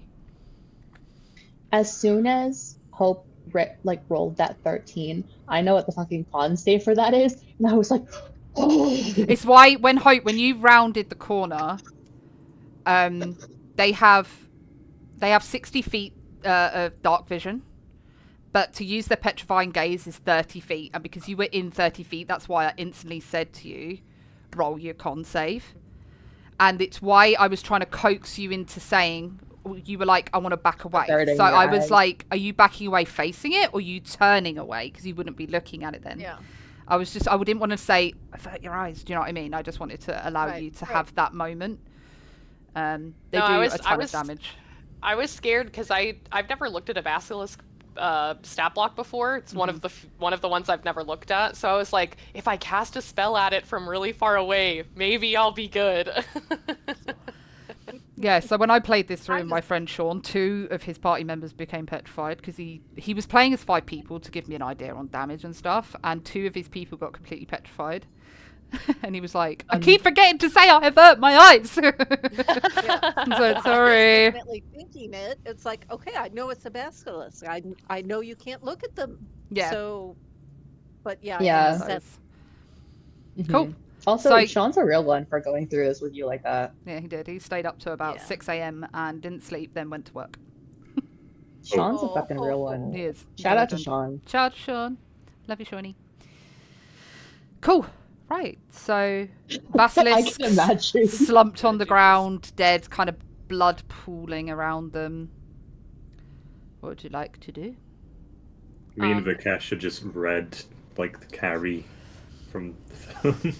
Yeah, Just so like, as Alana has it. blown the head off this thing, you guys are covered in like this black, sticky goo blood, and you're kind of like, I'm gonna go over to the tent and look. Are there any cots, sleeping bags, anything like that still in there? You can't really see anything. You kind of see some cloth strewn about the floor. From what you could gather, that's what they were sleeping on.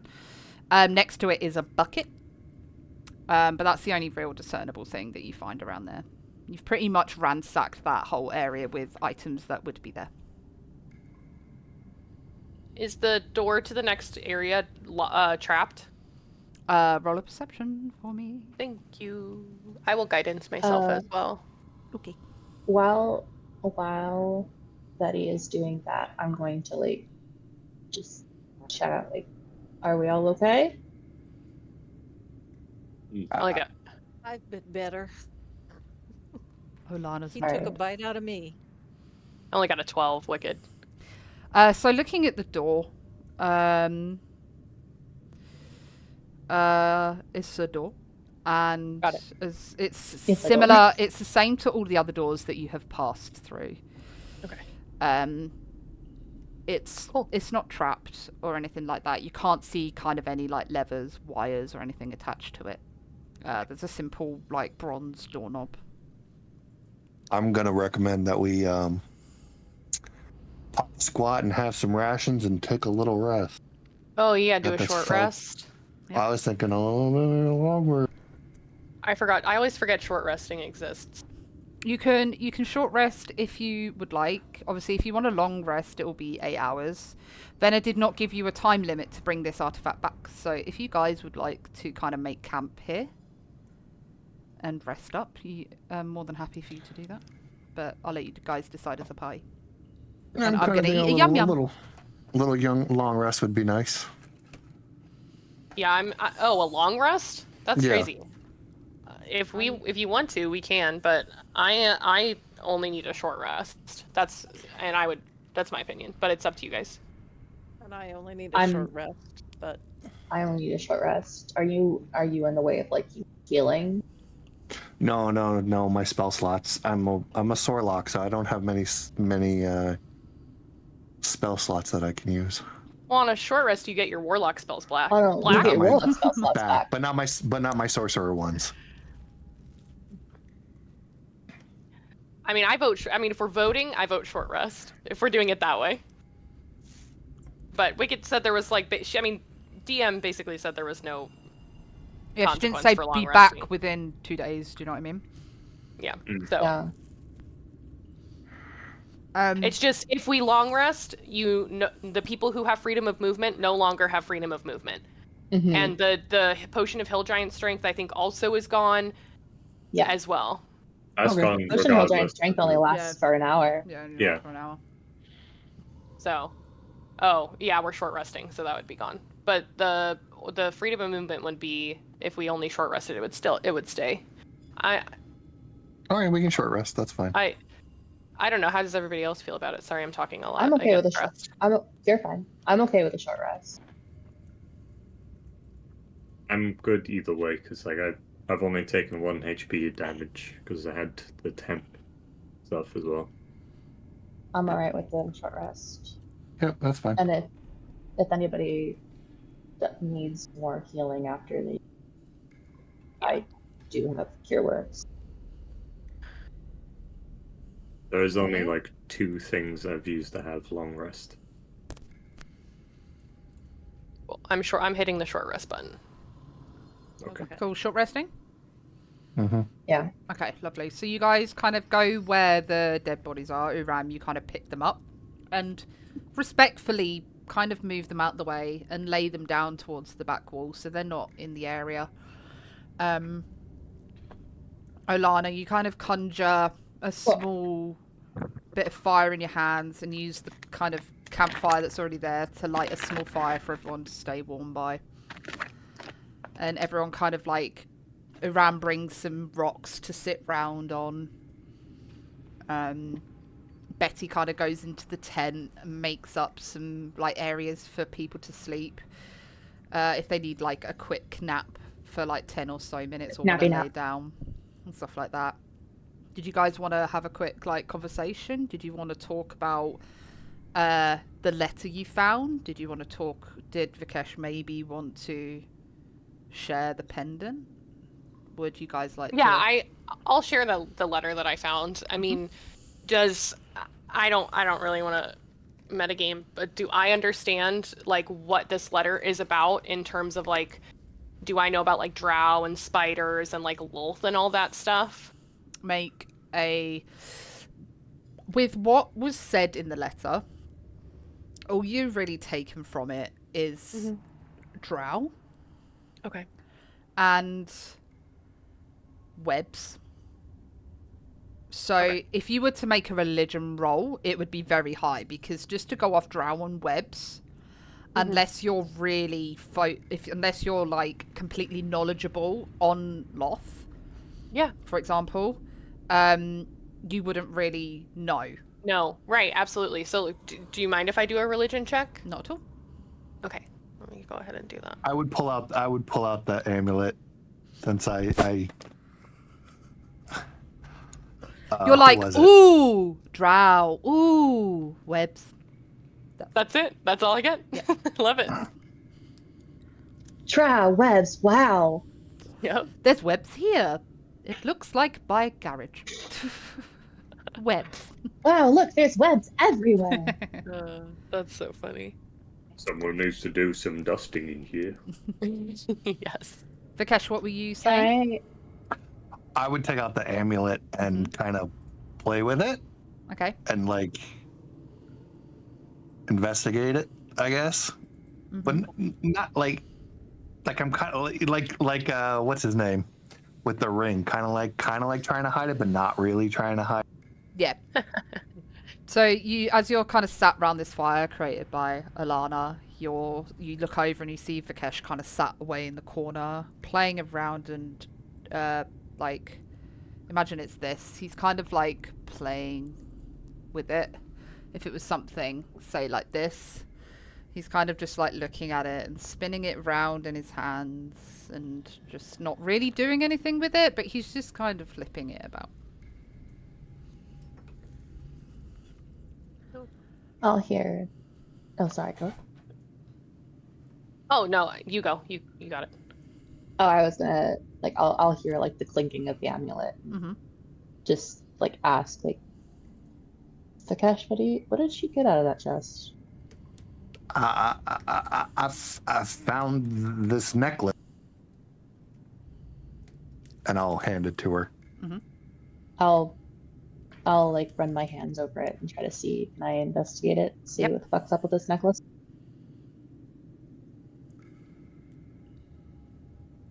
Uh, 17 for investigation. Perfect. So with using your kind of sense of your like keen sense, you kind of like feel and map out what this feels like. And I've popped it in the chat of what you see. Ooh. Does anyone in the group like recognize the symbol? Yeah, would I recognize the symbol? Religion. Check. We know how that went for me. You would be. It's a necklace. It's got No, it's pointy. pretty. It's a necklace. Vikesh. Fabulous. I rolled a 1. It's a necklace, It's and a it's necklace, pretty. and it's pointy. So, Vikesh, It's looking pointy, with the time that you spent with this necklace, kind of playing around with it, you know that this is the symbol of Loth. Okay. Loth? Mm-hmm. With a B? Loth. Loth. Loth. Loth. Okay. Loth. Not to be confused with sloth. Yes. Either. It is not a sloth, it is Loth. Loth. Have we seen that symbol anywhere else? No. Okay. But Betty, with having now known that this symbol is of loss, you kind of take a look at Timmy as you animated him. He's still wearing the armor that was on him, and you notice in the top Timmy with 1 hit point. top right on his right shoulder plate, you see this symbol engraved into the armor. And is it the same for the other dead body as well? Correct. Okay. Interesting.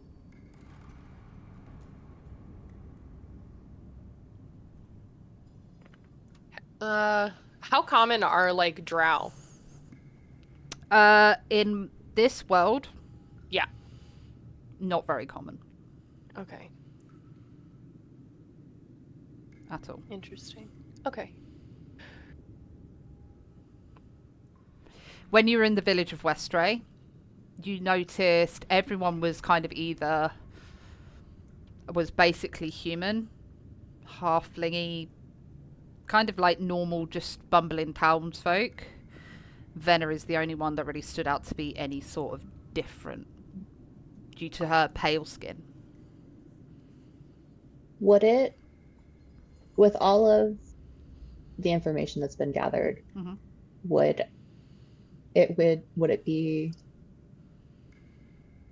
I was going to use the word okay because I don't know how to phrase it. Would it be like okay to infer that the Dread Empress had something to do with Lolth? Make a persuasion roll to the group.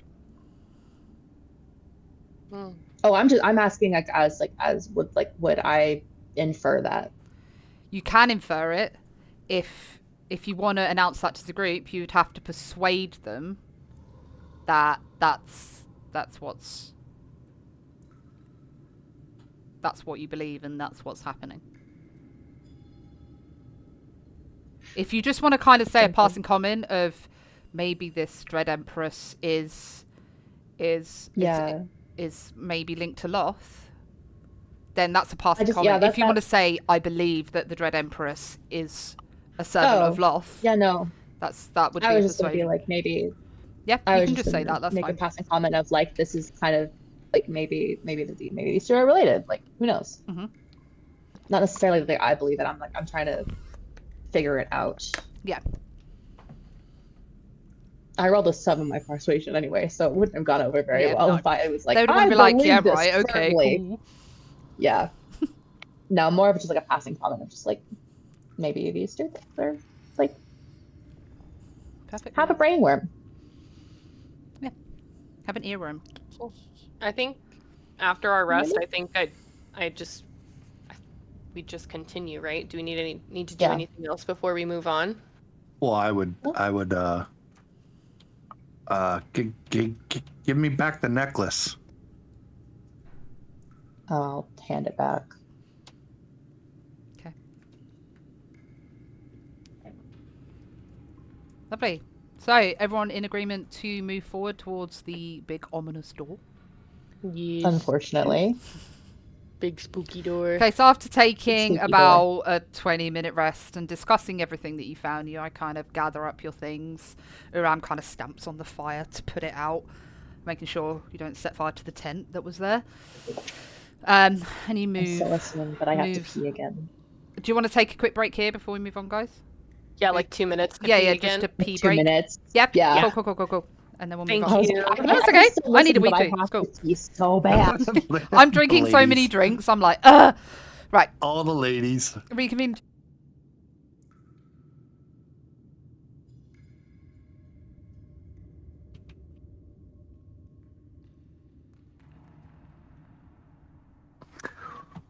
I may as well get a snack.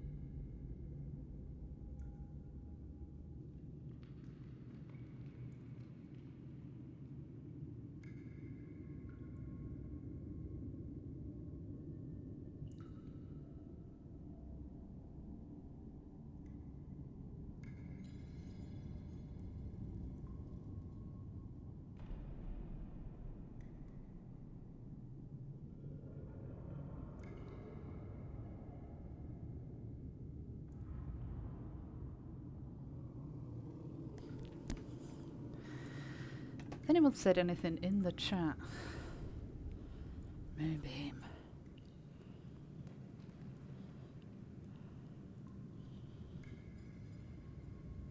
Okay, I'll be back. Yeah, I like nervous, drink water, and I also just drink a whole bunch of water in general. I love it when I text you that it was a basilisk. You went, I was like, oh, fuck this. Basilisks, I love basilisks as like an enemy. I also despise them as an enemy. Yeah. If you don't also, know, if you can't identify what they are, you're essentially screwed. You're fucked. But then it was also like, I know that I'm not a disadvantage, but everybody else, if they have to avert their eyes, they have to avert their eyes, and they're going to be rolling everything at disadvantage. Yeah, exactly. Or they have to risk the con save to look at it directly to roll regularly. Yep. And that's always a risk. Yep. So, and I remember you telling me at the beginning, like, that's like you having this blind ranger is going to make one of the combats interesting, and I'm like, I know what it is now. So I had an eventuality to everything. Like, if someone was petrified, I did a lot of research into basilisks, because stuff like basilisk oil needs to be brewed by a professional chemist, and it takes like 2 days. I was half expecting, like, if anybody failed. I looked at all of you. None of you have greater restoration, which is how you cure petrification. So I was like, ain't none of us have greater restoration. We have to carry the statue self out of here and bring it back to town and be like, hey. is with the basilisk. So when they turn something to stone, when they eat stuff, they eat the stone. And as it passes into their stomach, it becomes organic matter again. So what essentially I was going to have you do is reach your hand down the gullet of the basilisk and kind of scoop the mucus that lines its throat and smear that over your party member to unpetrify them. Oh, I like that. Thanks. That's sick. That was the plan if like any of you got petrified, and I was really panicking Let's when I go. saw how much damage I did to Hope, and I was like, oh no, please don't die. She was on 16 hit points, and I'm like, holy shit, oh god. And then as soon as you passed the command halt, I was like, thank the fucking Lord. That command came in handy. Yeah, it's really good. Hi, If buddy. I could just stop it from having a turn, then That was everyone really else helpful. That was get him. insanely helpful. Yeah. Command is such an underused spell, honestly. It's really good. I'm scared of it because I don't like save or suck spells. I don't like using a spell and like having them pass and having the spell just like be gone to the ether. Yeah. I know what you mean. Right, are we all back? We all watered? Dude. I'm ready. I have a LaCroix. Ooh. I just ate like half a block of Parmesan. Yum yum cheese. I just went to go let my dog out, and I was like, there's cheese in the fridge. Cheese. That spoke to my heart. That's all I'm saying. I'm going to order Chinese food after this. I stole some of my daughter's Halloween candy. Great to have kids. Nice. I ate a yum yum. What's a yum yum? Who said what's a yum yum? Me. This is a yum yum. Little I will show pastry you. wrapped in. The little pastry thingy. Yeah. It's like a donut covered in like sugar. Like glaze? Yeah, like a glaze. So it's basically like a long. It's like a glazed donut. donut. It's like a long, twisty donut. And they're called basically. yum yums because they're yum yum. We don't get those here.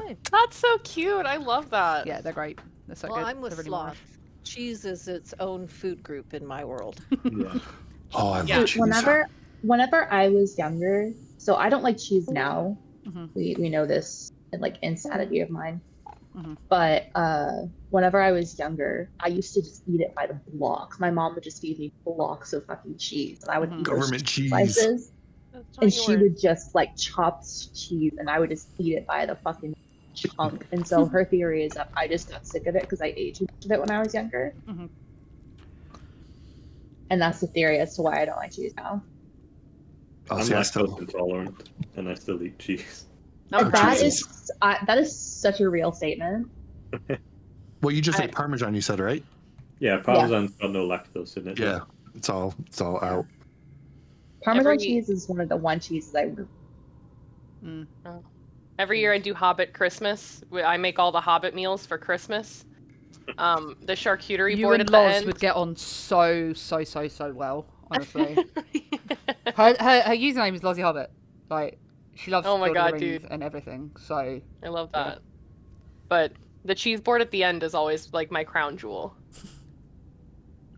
Cass, I'm sorry I wouldn't be able to enjoy it. It's okay. There's meat on it too. There's like. I'll eat the meat, and I'll eat everything else you made. right, are we ready? Yeah, Yep. I'm ready. Yeah. Okay, so gathering yourselves after the fight and kind of healing up, gathering your wits, you walk through the door. And we're all at full, right, everyone? Yeah. Yeah. Oh, I'm still 4 shy of full. I'll do a cure wounds. It seems useless, but it's not. That's cool. Or I can just we took health potions, right? I can just give her a health potion so you don't expel the Oh slot. yeah. We also all have 2 greater healing potions, Yeah. just in case anybody forgot. Is Cure Wounds a first level spell slot? Yeah. Yeah. Okay. I won't use So it. not- It's Not a cantrip. Don't worry about it. No, I'm just 4 points shy, and I have a Okay. health potion if anything dire happens. Cass, remind me. You lose 10 hit points on rest. Trying to remember. Yes. No. Well, no, you don't. I do because my temp hit points only last a certain amount of time. It depends. Where do you get your temp hit points from? Mine was from False Life. I gotta read it. I don't know that spell. Yeah. I'm sorry. I know a lot of them off the top of my head. Not that one. Yeah, it doesn't have a time limit on it, so I don't think I lose them. Yep. There you go. Okay. Okay, so as you enter this room, it doesn't look as like, it still looks very worn down. But you can see in the corner there are candles lit. And there's candles lit by the side of the door behind you. Straight ahead you see a door, and to the right you see a door. Uh-oh. Where would you like to go? Is there any writing above either door, or symbols or runes or anything else we can see? Nothing in this room, just the candles that you can see that are emitting off a low dim light. You see kind of strings of cobwebs, rocks from where like the walls have caved in. But this looks a lot more built up than the previous rooms you were in.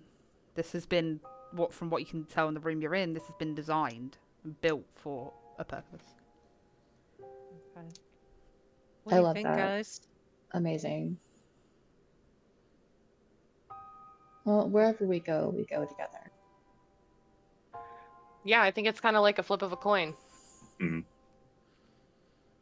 Well, let's go right. I made a decision because last it's the time, right. and you saw where it got us. Basilisk. So someone else can choose. If we like listen at the door, do we hear anything on the other side of either of them? Roll a perception. Yes, check for me, my love. That makes sense. Here's the D4 for the guidance, and here's the perception. So 3 plus 17 is a dirty 20. Perfect. So going up to both doors, you kind of press your ear in. As you go up to the right door, you press and don't hear anything. As you go up to the door straight ahead of you, you press and it shifts forward and opens. I would. To which I'm like, oh no! Trip a little bit. You kind of lean a bit too far, to which you see stairs leaning down. Oh, Ooh. Amazing. Stairs going down further. Mm-hmm. Interesting.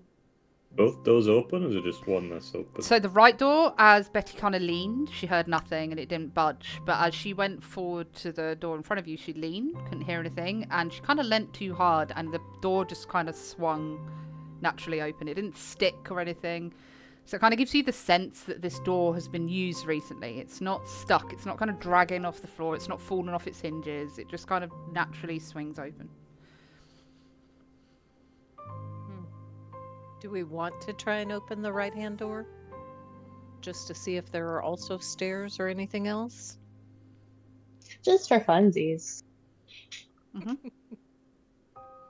Okay. Urim's just gonna... Is there a handle? Yeah. On the... He's gonna, like, take it by the handle and he's, like, gonna, like... So as you grab it, you kind of yank and you kind of push a bit too hard and you kind of stumble forward as the door opens to show another set of stairs. Oh, cool. It's a maze. Love it. Also going down? Yep. Okay. Okay. Mm. All right. Someone want to flip a coin? They need to, like... I mean, sure. I have a coin flip on the D&D thing. So that's technically a D2, right? Yeah. I have a D2. So... Or do you want to send 2 people forward to investigate that way and the others the other way? we want to split the party? Nah. I don't think so. Nah. That's the same like the vibe. I will carefully step forward here and just cast my dancing lights. Okay, into the Sending room. them up or down these stairs. Okay, so as you do, To see what we can see. it fills the room.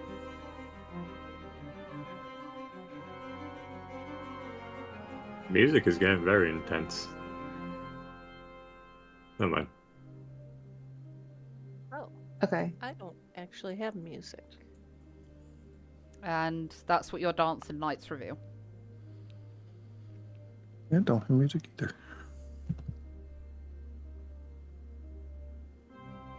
Okay. So it's just a small little room. Mm-hmm. With no other doors that I can see. Nope. Just And a from where you're chest. stood, looking down the stairs, you wouldn't see this chest. But you would see kind of like in a cone, like that. From where you're stood. Yeah. Oh, yay. Okay. Okay. Well, someone want to come down here with me? I'll come down there with you, and I'll kind of like make my way in and Okay. feel my way around. And Okay. So be as like, you hey, kind what the of heck is in this room? feel your way around to the right, you feel the chest on the floor. Mm-hmm. And kind of Yay, working chest. your way around the room, you feel a desk that's broken. And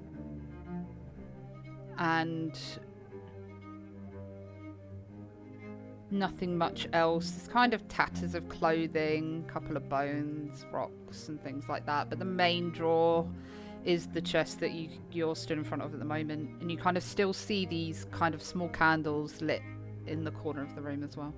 And these flames are burning. Okay. So it's also a thing of, you can tell this isn't, it's not a magic, it's not a cast. These are actual candles, and these candles you can tell have been lit for a while because you can see the wax slowly dripping off them, and they're like lower to the floor. They've not just been lit, but you could tell they were lit probably about an hour, 2 hours ago. So not too long ago. So like still here-ish if somebody lit them, maybe, possibly. Yeah. Interesting. Is the chest locked? No. Okay, can I open it and see what's inside? Of course. So in the chest inside, you find 5 arrows. Okay. You find a bottle of glowing liquid, which you recognise as alchemist fire. And you also find a scroll. Okay. Cool. I'm gonna hand the scroll to Alana. So I know that it's probably not inscribed. I can't read it. So I'll hand the scroll to Alana to read. Okay. What was the first thing before alchemist fire? Five arrows. Are the arrows special in any way, or are they just arrows? They're just arrows. Okay. Cool.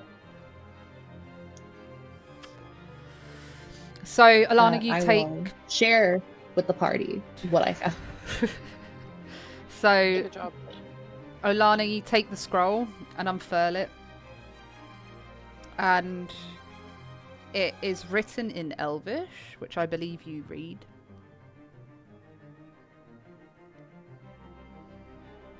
Alana, you read Elvish? Yes. Yes. Okay. So, opening it up, it says, "From the depths of darkness she stirs, the weaver of fate, whose strands no one can see, binding mortal hearts in silken shadows. Her voice, a whisper lost in caverns deep, calls to those whose eyes seek secrets hidden from the sun. She is the queen of the unseen, mistress of webs woven, not of silk, but of desire, fear, and endless night. Beware the pull of her threads, for once touched, they tighten evermore, guiding all who will follow into the realms where light dares not shine. She promises power, yet her gifts come shrouded in a shadowed cost. A price paid not in coin, but in the unravelling of one's soul. The foolish seek her, yet the wise know her embrace is eternal, and her gaze unforgiving." And at the top of the page it says, a warning from one who saw too much. Cool. Like spiders. The letter is in the chat for anybody who Thank wants you. to read it. Okay, cool. So stay away from any spider webs and don't follow creepy people. It's so crazy because it says a warning, but it reads like a love letter. It really does. Maybe it's a kind And this is warning. more of like, this is more I love it. malt floor. Cool. Cool. Cool. Love that. So I guess Alright. we go into You're going to move the through next the one? right door. The room's kind of shook open. yeah. So, oh, sorry. You're now blind. You're now blind and dead. So, walking into this room.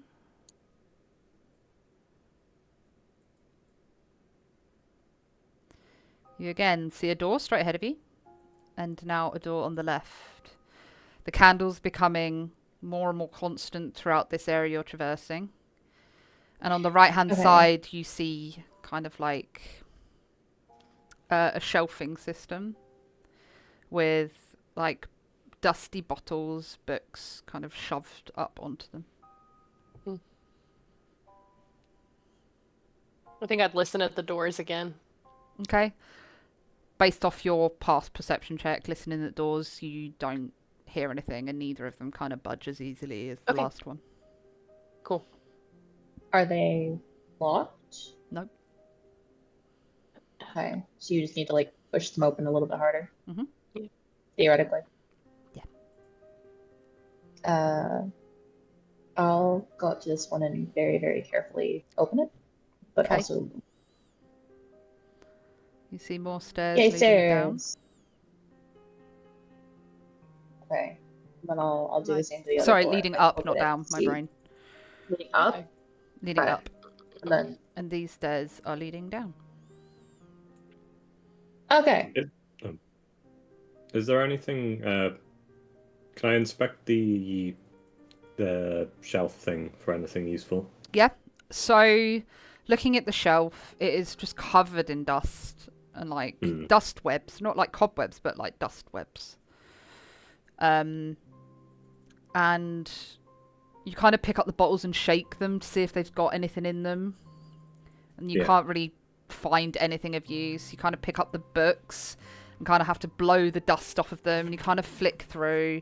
And all of like the writing in it is muddied, and you can't really read anything. And there is nothing there that you would find useful on your journey. Okay. Right. Okay, so we have one set of stairs going up and another going down. Before we do anything, I'm going to hand the alchemist fire to Uram. Okay. And Oh, just shiny. if you can't get close enough to hit it, throw this at it, and it'll burn. Thank you very much. It's a shame I can't spell alchemist fire. Yeah, Fire no in one bottle. can- That's the secret. So you can chuck it at things and then it'll be burning, and ones you damage burn unless saves. Up or down? Up We'll first. send dancing lights to the stairs leading up. Lovely. So as your dancing lights enter the room. So from what you can see, it's Betty's kind of leading the charge into the room. It looks like, from what you can discern, it used to be a study of sorts. You have a desk in front of you with a single candle lit on it. A scroll and a book. And on your right, you've got broken bookshelves in this kind of oval area. So imagine like bookshelves lined up against in a round circle. kind of all the books are tattered and everything like that. There is a skeleton in the middle of the room, and next to its hand is a piece of parchment. What does it say on it? So,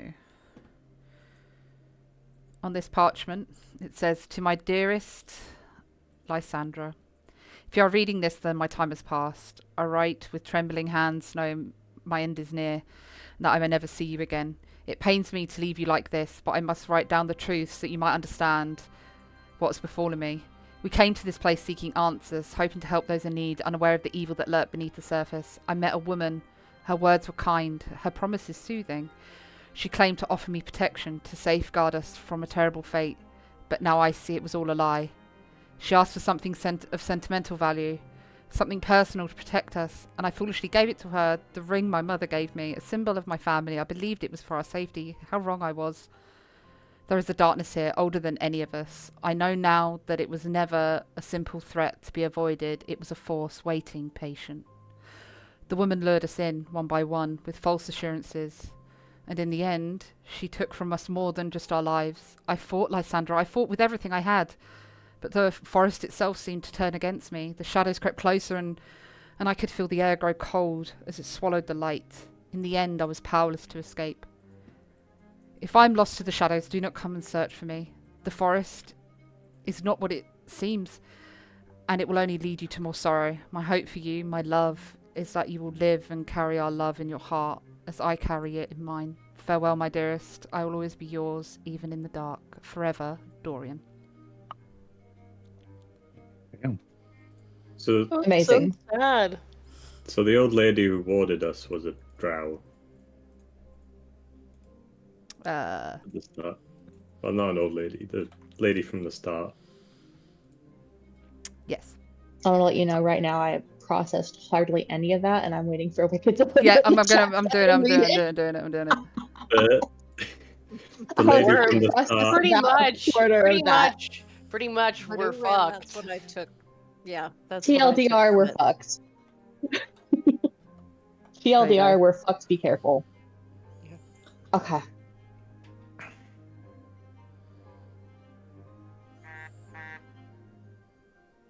Yeah, so the lady from the start has all our trinkets, and Correct. I think she's gonna curse us or some shit, or steal us souls. Possibly. Well, I guess Love the it. only way Amazing. out is forward.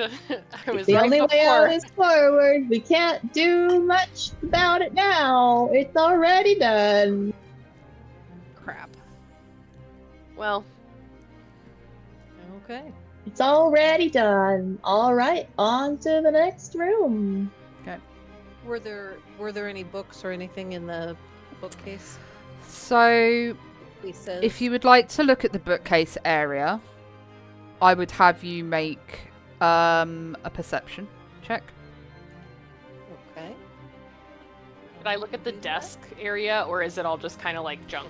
It's all kind of like junk. The desk itself isn't broken. You can see a single candle on there. But everything else around it is just in tatters. Okay. Perception 21. 21. Okay, with looking into the room, Olana, you notice right here is a book. Oops. And on that book is a symbol. Which looks like this when it posts.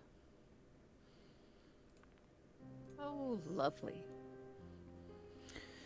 The book itself is bound tight shut, and I will tell you now, no matter how well you roll a sleight of hand, you ain't opening it. Cool. Okay. But that symbol is I on the point this top out of to- the book. Yeah. I point this out to everyone. Can we break it open? I think that might require a little. So.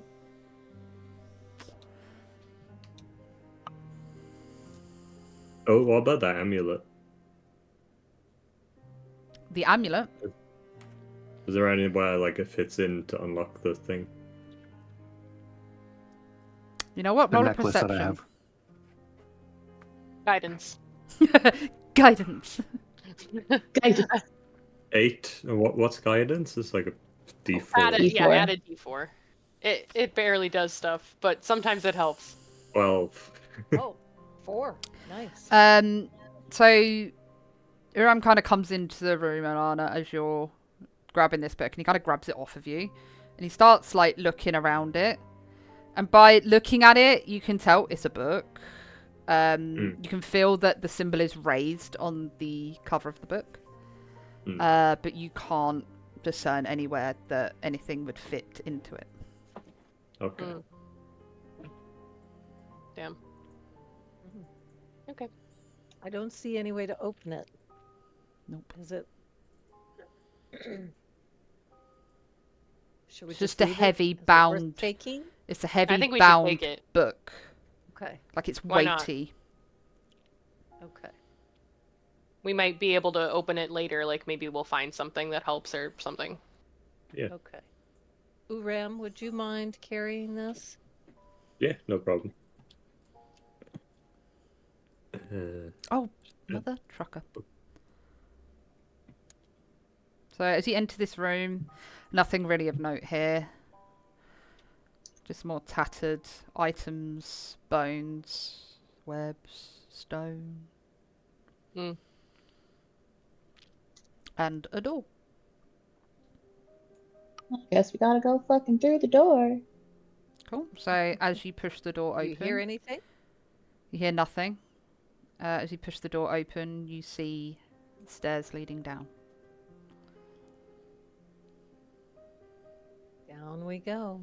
Yeah. And Okay. the dancing lights lead the way. Yep. As you push into the room,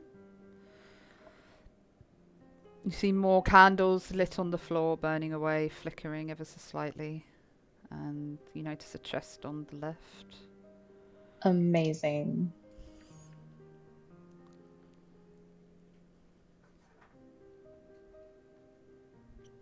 Would you Is like the to- chest trapped No. and or locked? No. Okay. I will go over and I will open it. Okay. What's in the chest? In the chest is 20 gold, Okay. you also get a +1 dagger. Ooh.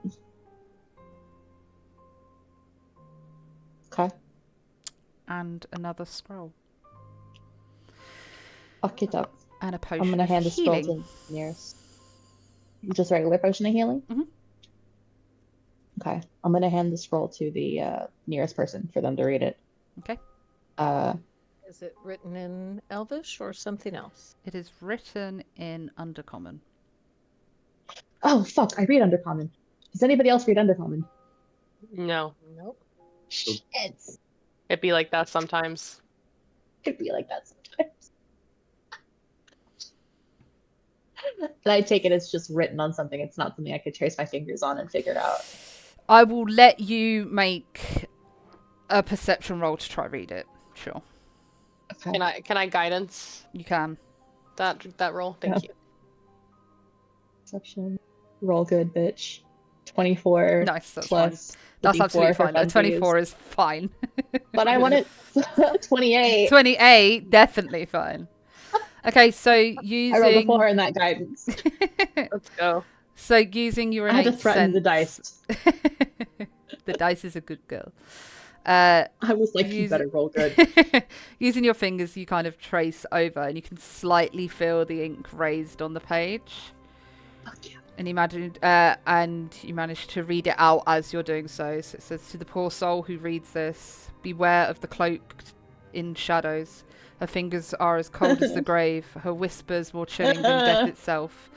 They say she can raise the fallen, binding their wills with threads unseen, puppets to her dark will. In her eyes burns a strange devotion, a hunger for something far darker than the power alone. She wanders by night, muttering to forces best left unnamed, answering to the voices that linger just beyond the veil. If you choose to cross her path, do not linger, do not look back. Some debts are paid in blood and bone, as some are far, far worse.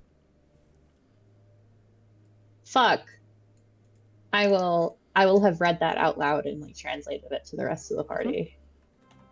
Yeah. And there it is in chat. And then also mention like Vena's hands were freezing. Mm-hmm.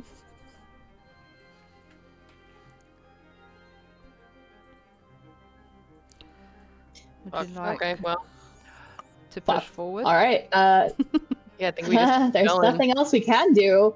Yeah. So pushing forward into the next room. Are you dancing lights, Hope? Yeah? Yes. Okay. Pushing in and you send the lights as far down as they go. I should have used a bigger tool, but whatever. Do you like that? It works. There you go.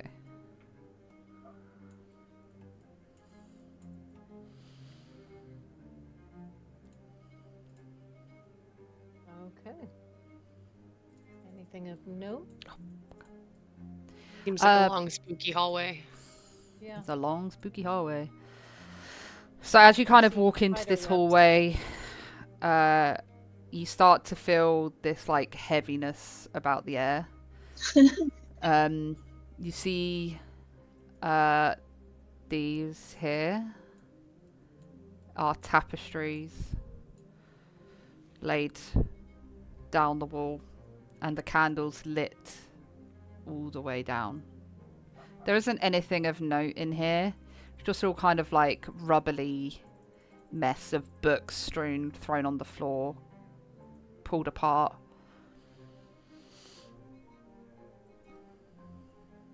Dang. And Thanks. is there anything, any like raised stones like that seem like traps or anything like that in this longer hallway? No? Okay, perfect. And then I think we just go ahead and beep beep boop boop bop up to the door. Okie dokie. So, as you enter Lisa, the do door. you need some help? Oh. Oops, sorry. Oh yay. Amazing. Fantastic. Was it like locked or anything like that, or was it just No, it just pushed straight open. Oh, cool. Can I have done something before we walked through the door, or no? It's okay if you say no. No. Great. So, as you enter into the room, you see the pillars that you've been seeing throughout this whole place. In front of you, you see an altar with a body strewn across it with a silk cloth laid over the top. In front of you is a cloaked woman, and you can see a green glow emanating from her hands as she's kind of doing this, concentrating on what's in front of her. And as you walk into the door, you see her hands stop, and she kind of closes her hands, and the green energy kind of draws into her. And she turns around, and you see the same smile and the same black hair that you met in the tavern. Ah, so my loyal adventurers made it. Welcome. What do you say? Hi. I'm a little mad that you fooled us. I'm not gonna lie right now. Well, I am dead silent. Maybe you should have thought about that before suddenly trusting a stranger you met in a tavern. We still got the body. And she kind of chuckles. How sweet of you.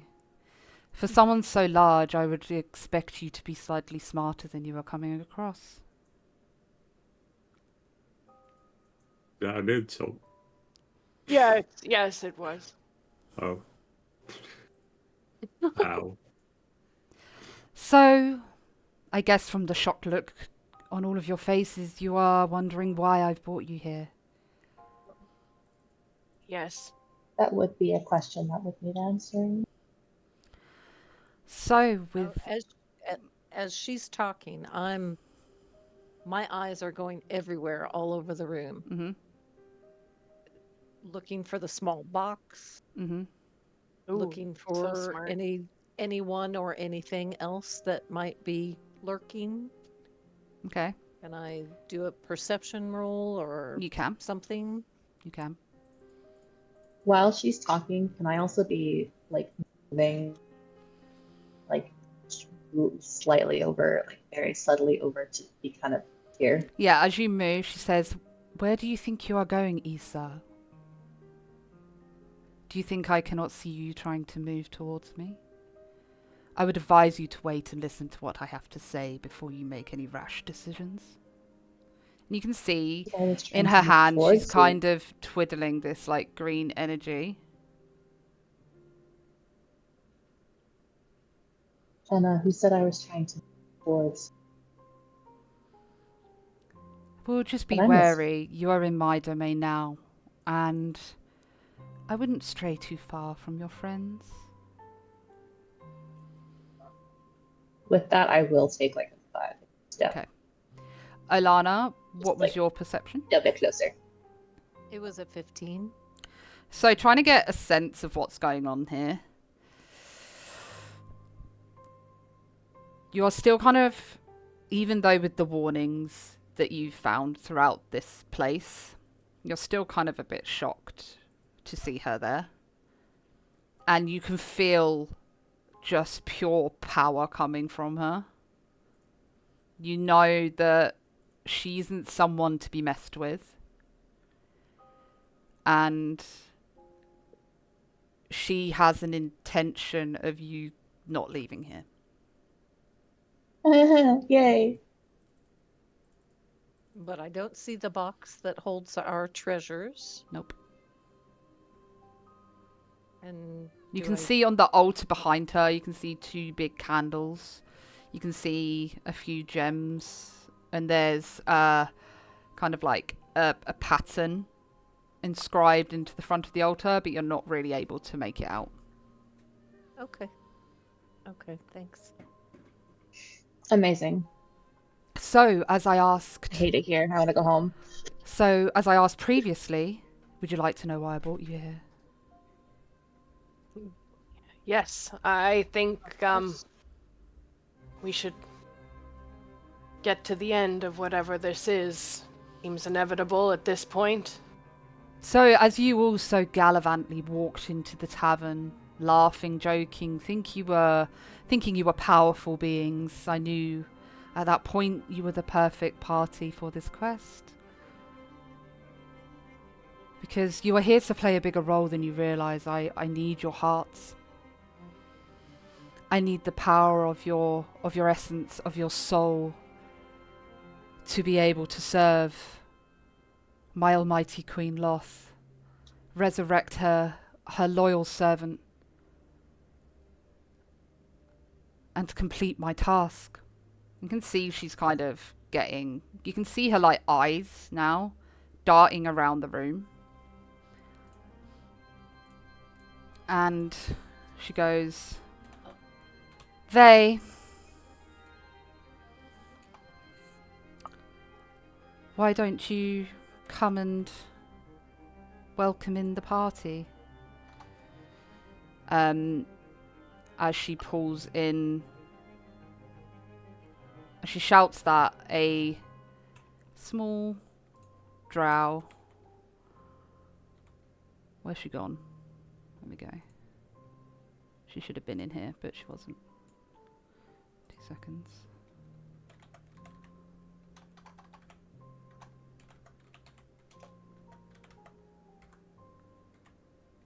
Apologies. You see a small, well-armoured drow come forward. What is this, Venna? Have you brought us prizes? Yes, sister. Our rite will be complete soon. And they kind of look at each other, and you can tell there isn't really... Venna seems very calm and cool and collected, where Vey is a bit more sporadic and a bit more kind of... You can't really judge what she's going to do, what she's going to say. She gives you a very uneasy feeling. She goes, and Vey looks at you all, well, these look like easy peasy measles to kind of take down. Sister, shall we have some fun? And Venna stands there and goes, I'm sorry this has happened to you, but alas, you weren't clever enough to outwit me. And I'd like you to roll for initiative. Yee! Yeah, So spooky. Amazing. There's another thing by the door as well. Oh, there she is! Like, the token. There we go. I knew she was in here somewhere. Can I have my zombie too? I know he only has Ooh, one hit point, you but can. he's still here. There he is. Thank you. Can I have my zombie? So I've not rolled initiative well this entire time. That's so sad. It just keeps on getting lower. So as you hear her say this, Vey kind of looks at you all and goes, right then, let's have some fun. Children, come to me. And as she does that, you hear this kind of descend from the walls. Amazing. As two spiders come. I knew it. Matt's so excited, I bet. I fucking hate spiders. To her aid. I don't even want to look at the screen. One of my big spells I prepared was, guess what? Web. Web. I'm so sorry. Now. Sorry, 2 seconds. Freedom of movement, let's go.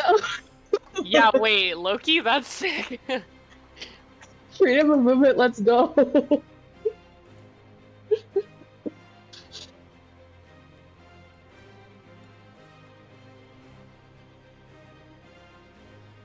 Okay. So, here we are at the final battle. I wish you good luck, players.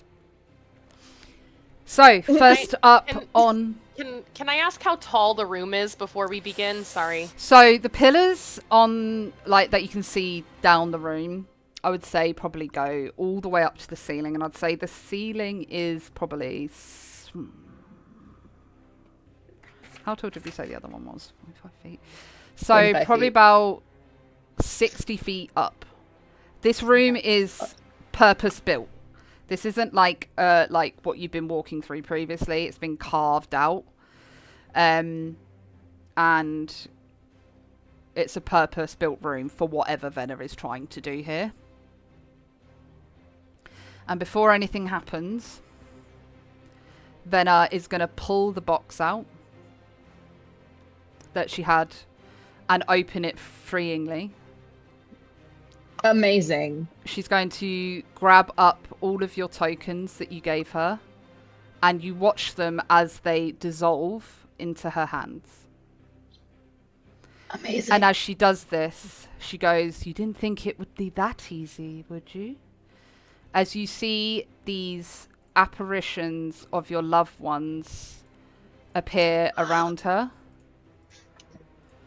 And they look exactly like the loved ones that you saw, but their faces are twisted, they're contorted, they're screaming in pain. And she goes, now I've got all of these beautiful things to play with. And we start the round with Giant Spider A, who is going to 30. Is this your first time DMing? Yes. That's crazy. You're going to move. He's doing so good. Over here to I told Olana. you you were going to do fantastic. Sorry. Sorry, You I okay? didn't mean to interrupt. You're okay. So you're gonna it's gonna walk forward to Alana and it's going to try and bite you with its pincers, which is a 15 to hit. That is my AC. Damn, sorry. And you're gonna take 7 points of piercing damage. And 9 points of poison damage as you see the spider clamber forward towards you, fangs out, and it sinks its teeth into your shoulder. You kind of like wince at the pain, feeling this poison start to rush through your body. Lovely. Next up will be Venna. So, as she's kind of surveying what is going on, so you can see, obviously, the apparitions of your loved ones in front of her. And she goes, well, where shall we start? As she's kind of like surveying all of you. You can tell that she's like looking at you in a sense of eyeing you up, figuring out who's the biggest threat in the room. She's not... She can't like tell what your HP is or anything like that, but she has an innate sense of everything that's going on here because this is her home. So she's going to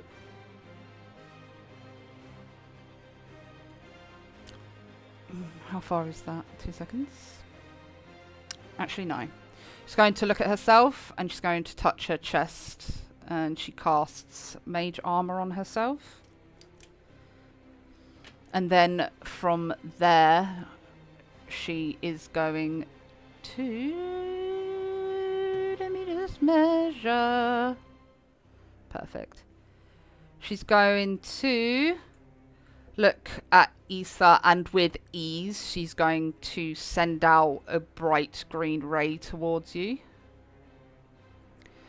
And I need you to make a Constitution saving throw, please.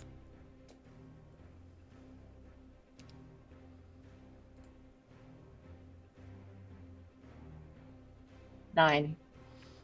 Unfortunately, that is a fail. I figured. So you're going to take 6 points of poison damage, and you now are poisoned. Oh, fucking hell. Okay. Which means ability checks and attacks affected. You have disadvantage on attack rolls and ability checks. Yep.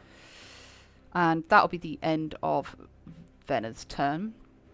Next up is Vakesh. Oh, you know, the usual darkness. Mm-hmm. I'm gonna cast And darkness that on lasts myself. for an hour plus restoration.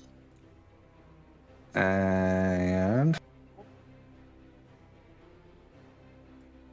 What was it? 15? 15. I've asked that every time, sorry. Forget. 2, 3. I'll let you move that for where you want it. 6 would be there. Is that technically flanking? Yeah, I'll give that Well, to actually, you. I'm in darkness anyway, so.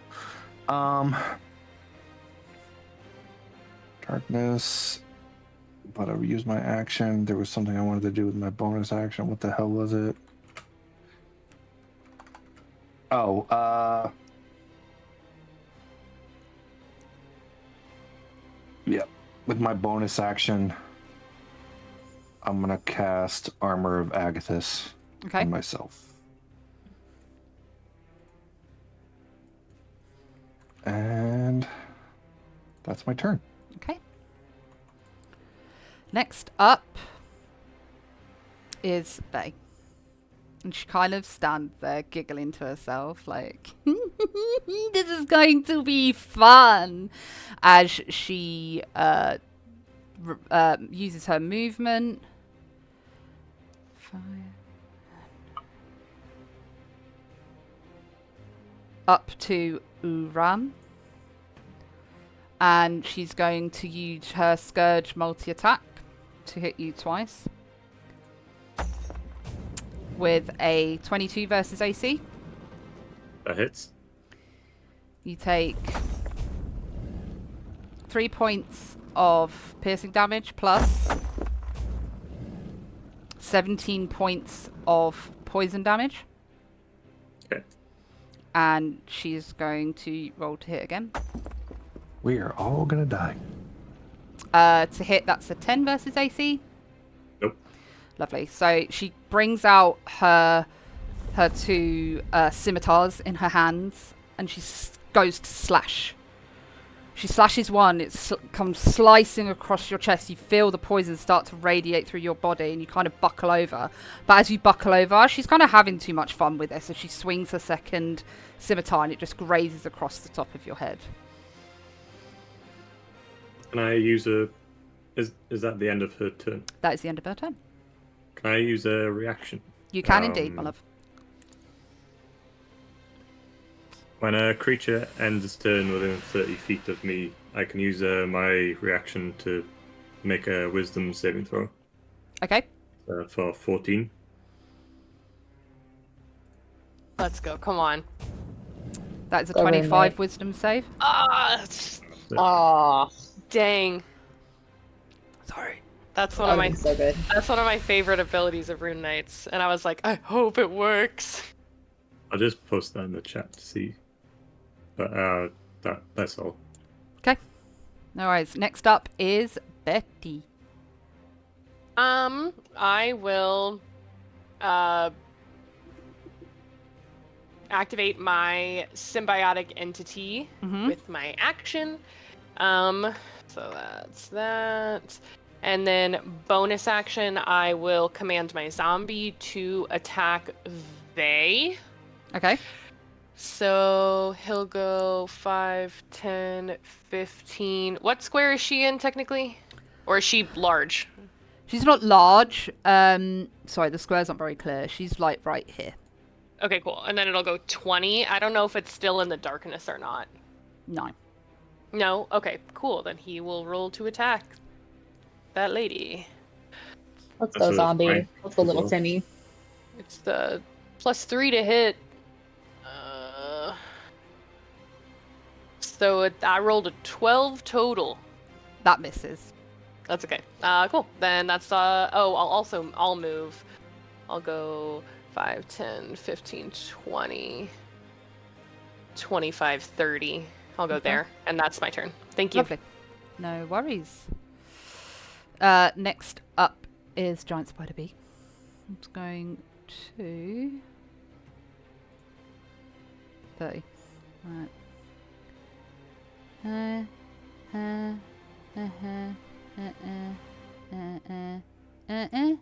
Up to Issa, and it's going to bite you. What was that again? What was that? But what if I don't want it to bite me? Then Well- tough shit. Yeah. It's a 16 to hit versus AC. 16 hits exactly. Okay, so you are going to take 9 points of piercing damage and 7 points of poison damage. I was like, how much poison are you? So, okay. Next up is All right. Olana. Okay. Olana is going to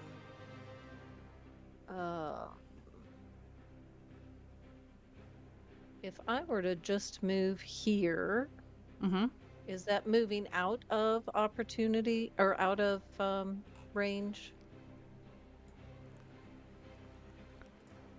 I'm sorry, for an opportunity attack. If I just shimmy over a bit, am I still within range for the spider, or does it trigger an opportunity attack? It won't trigger an opportunity attack. So you can move Okay. freely. That's fine. Okay. I am going to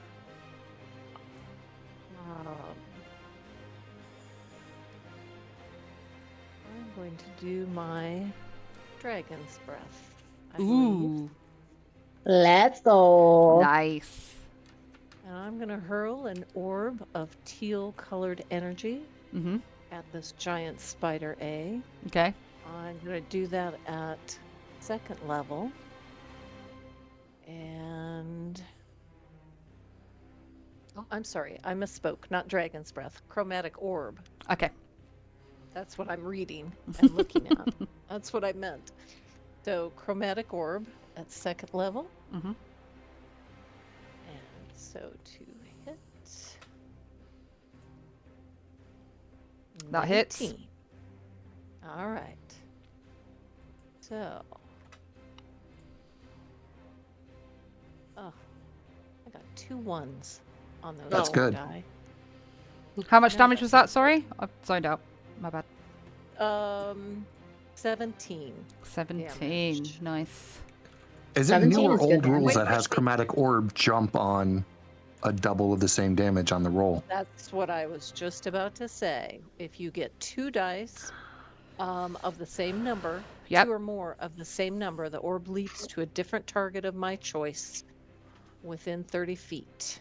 Go for it. And make an attack roll against the new target. Go for so, it. 17 against Spider A, and then we're going to go for Vey Okay.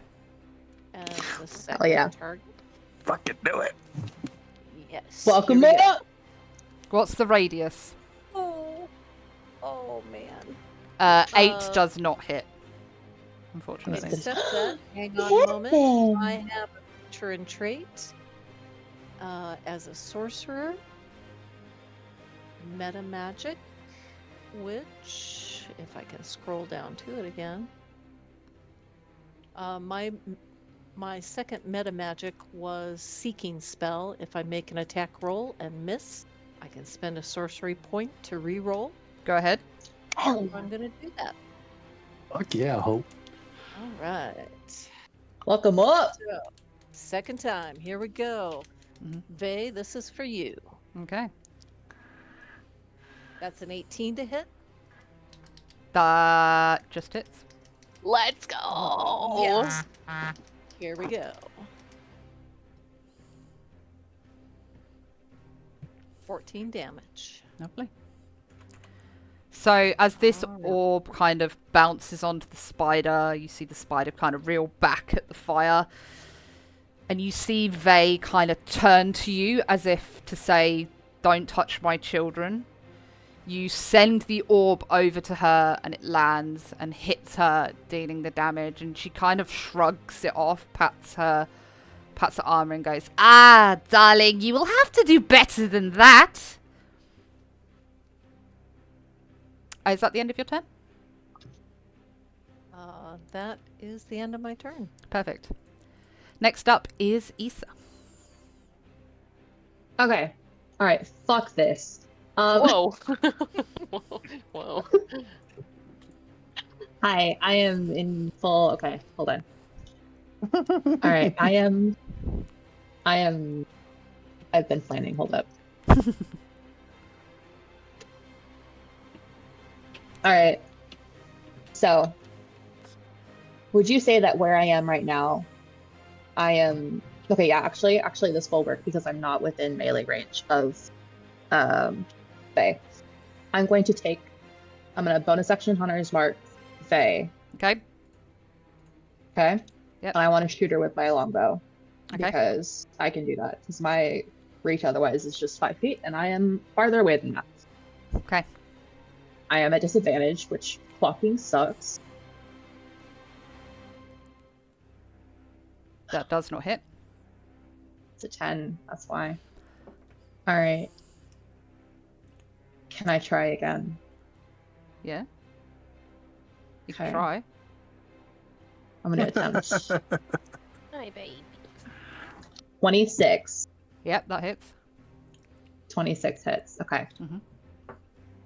That is 6 damage plus my Hunter's Mark with an extra 1, so it's total 7 damage. Okay. And then I'm going to use my movement. Yep. And get the fuck away. Yep.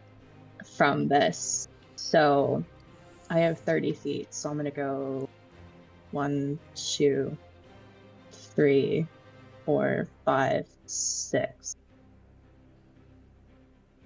Perfect. And that is the end of my turn. Lovely. Okay, next up, Uran. Seeing they taunt Alana for saying try to do better, Uram's going to take that as a challenge. Okay. Yes. Yes. As he should. And he's going to smack her Okay. with a maul. Okay. 25 to hit. That hits. Yes. That's 13 damage. Okay. The next one, 21 to hit. That hits. And that's... Oh, I can reroll the damage on that one.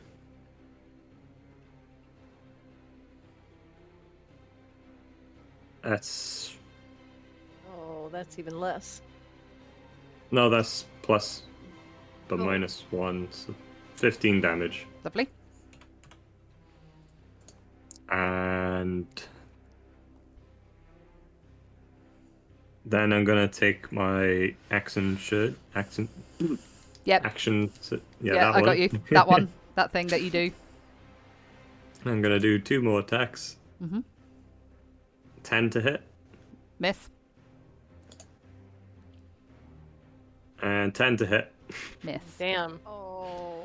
Okay, so as you bring And- your maul up... Does he have flanking with the zombie? Yeah, go on. Let's go. Go on.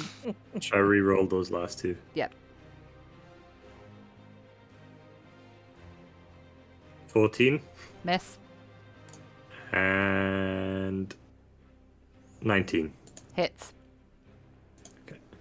Thank you, DM. 15 Lovely. damage. Is that... And I'm gonna use my fire rune thing. Mm-hmm. So it takes an extra 2d6 damage. And needs to make a strength saving throw. Okay. Yeah, that's plus 2. 19. That passes. So, yep, that's it. Okay. And bonus action, I am going to use Second Wind and heal myself a 1d10 plus 5. Lovely. And that's 3 plus 5, 8. Lovely. And that ends my turn. Awesome.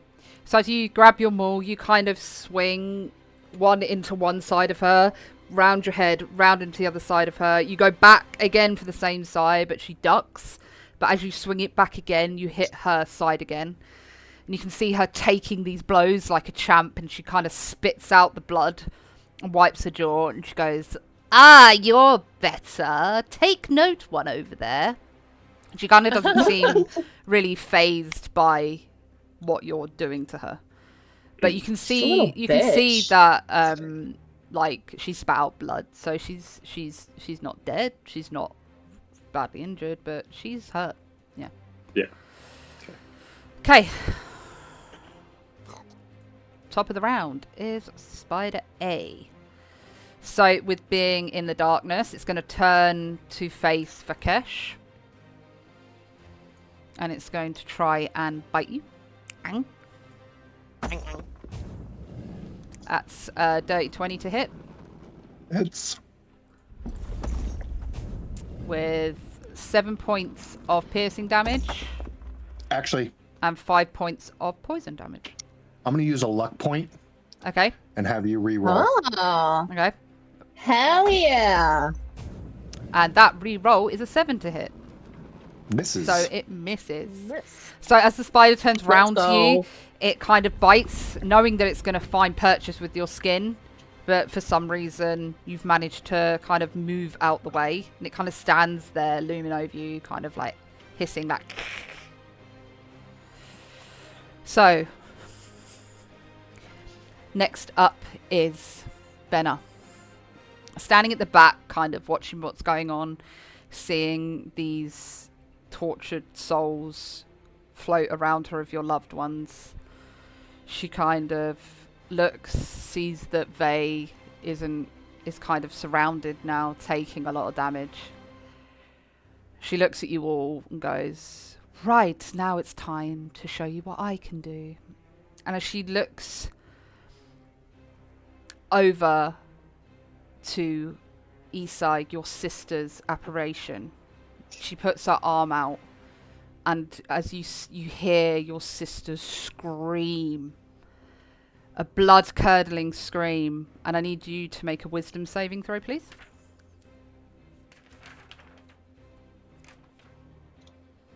What's it say? 16. So, as you see your sister's essence be pulled into Vena's hand, you can't bear the sight. So, for this turn, you are essentially classed as frightened. Okay. As your sister's apparition disappears. And Vena then looks over to Vey and goes, here, sister, take this. As like a very light green energy leaves her hands. And she's going to heal her 8 points of health.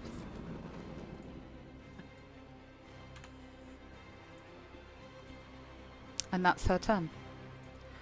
Next up is Vikesh. I'm going to swing on the spider. Okie dokie.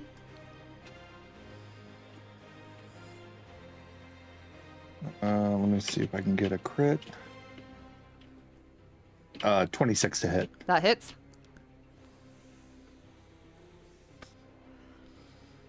Ten points of damage. Okay. And then bonus action. No bonus action from me. That's it. Okay. So you pull up your greatsword and like jab it into the spider's mouth, and you pull it up, cut it. Actually, no, pull down, cutting its fangs, like hanging off now. And it's like starting to bleed out onto the floor, and it's really, really not in good shape. Nice. Next up is Vey. And seeing her spider take so much damage, she kind of screams and goes, ah! Will you leave my children alone? As she kind of looks to you. And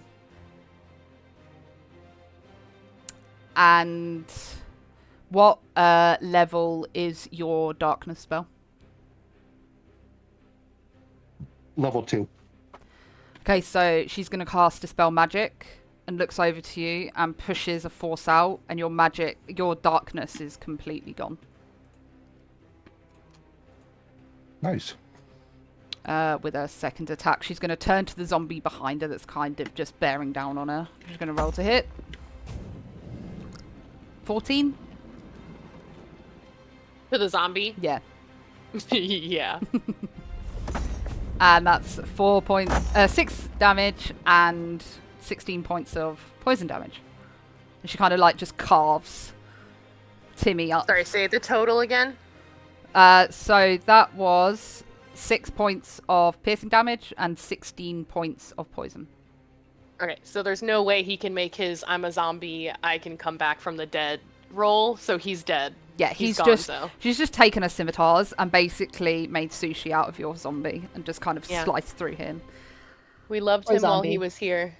No, little Little Timmy Tim. did his best. And he is... We will Bye, little avenge you. Timmy. R.I.P. Again.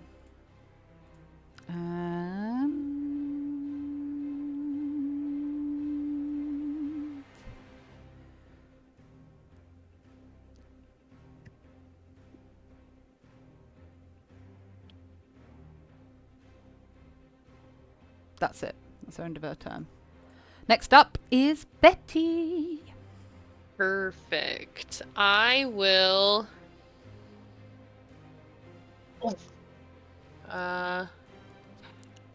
15, 20, 25, 30. I'll go here, and I will bonus action shillelagh my quarterstaff, and then I will smack the spider. Okay.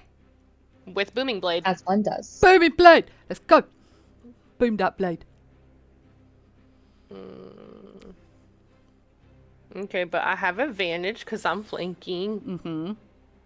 So 19 to hit. That hits. Let's go. Okay, so we do this, which is 8, and then we do that, which is... So we got 11 plus 5 is 16 plus a d6 for symbiotic entity. Is what did I just say? It's dead. It had three. Great, It had 3 HP left.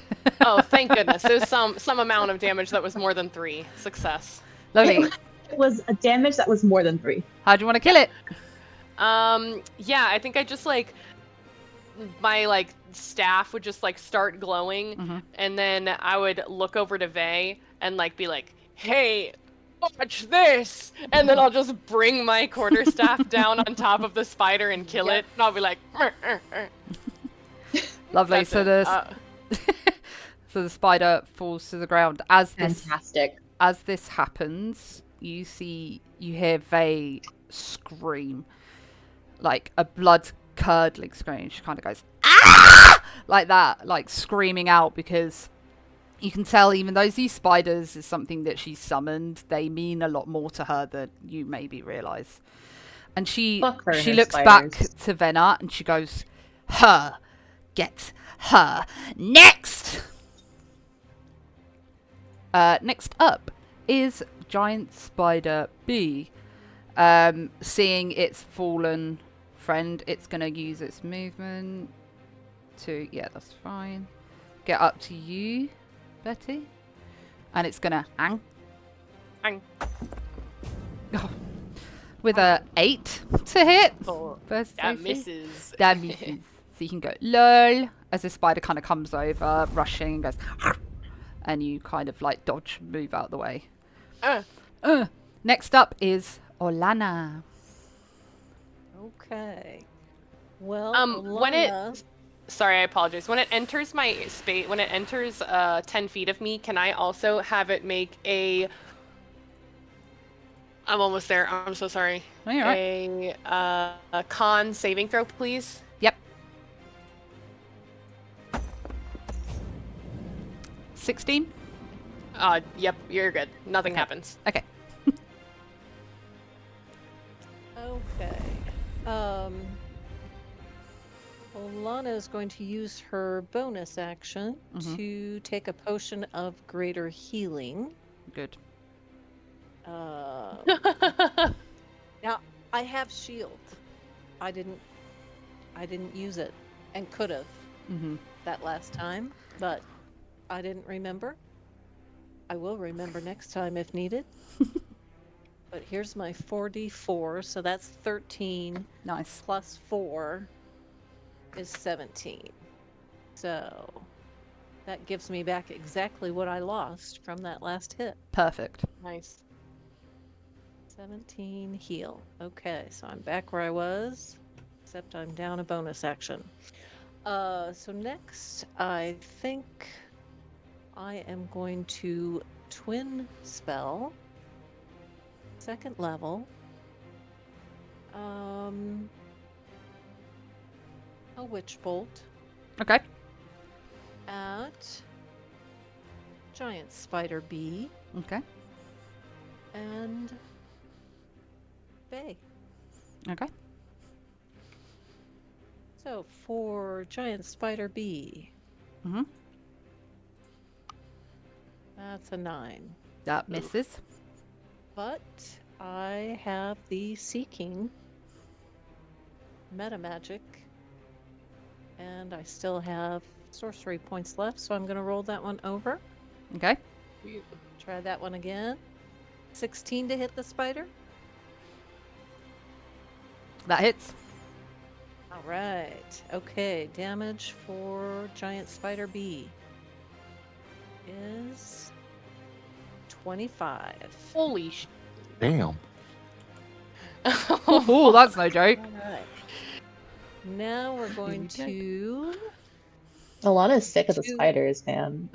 2 hit on Vey. Oops. Sorry, wrong button. Okay. Disregard that. 24 to hit Bay. That hits. Hell yeah. Right. Here we go. 21 damage. Lovely. Let's go. Yes. And I don't have any action or bonus action left, but I think I'm going to 5, 10, 15, 20, 25, 30. I'm going to go right there. That's mine. Perfect. Right. Okay. Next up is Issa. You are currently frightened. Mm-hmm. After seeing your beloved sister be absorbed like she was nothing. Yeah. So all it means is I can't really get closer to Venna because I'm already at disadvantage because of poison. So I'm just scared for a turn. So I'm going to roll to hit Vey. Okay. Or attempt to roll to hit Vey.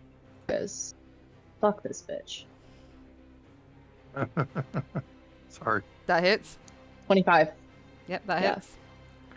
So that is 7 piercing damage plus the Hunter's Mark, which is 1 plus a d8 for Colossus Slayer. So that's 11 in total. Lovely. And then I'm going to attempt to hit her again. Okay.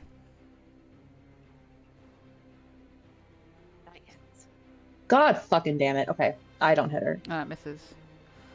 And then I'm going to bonus action use my greater healing potion. Okay. So that's what? 44 plus 4? Yep.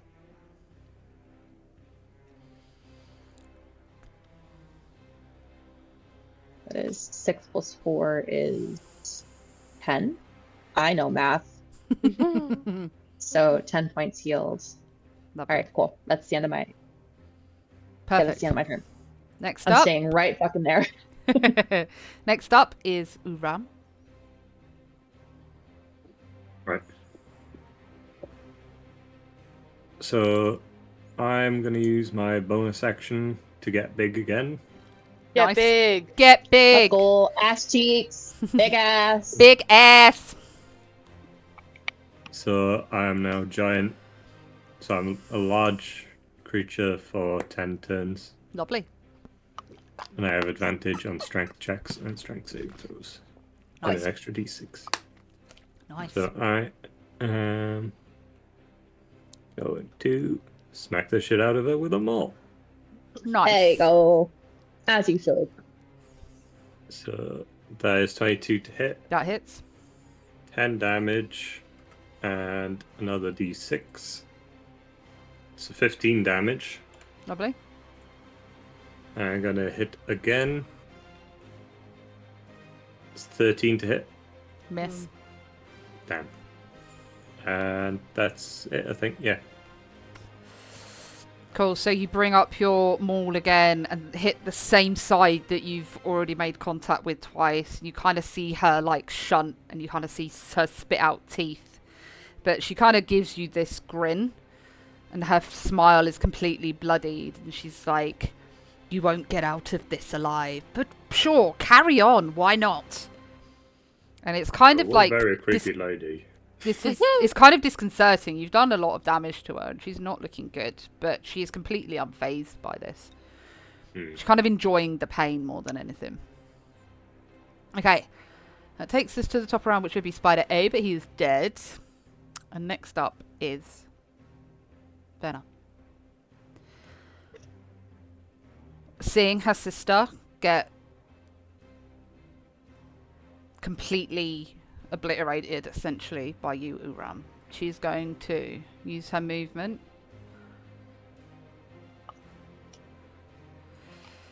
And I need you to make a Constitution saving throw, please. 9. Love it. Shit. I have a +6 to Constitution too. So you are. Wow. Okay. Sorry, I laughed like that. You're gonna take full damage. Oh, thank God. You're gonna take 18 points of necrotic Sorry. damage. You're so sweet. That was the thing of, I hope I don't kill my player. 18 points of necrotic damage as this spark of dark green energy just releases from Vena's hand, and it hits you, and you feel like the light and like essence of your body be slowly sucked out of you. From there, where is it?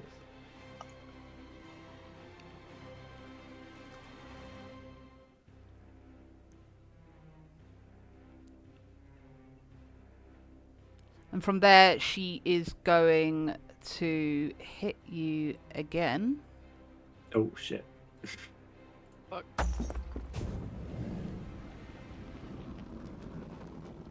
So she's going to roll to hit. With a 18 to hit versus AC. Hits. And you are then going to take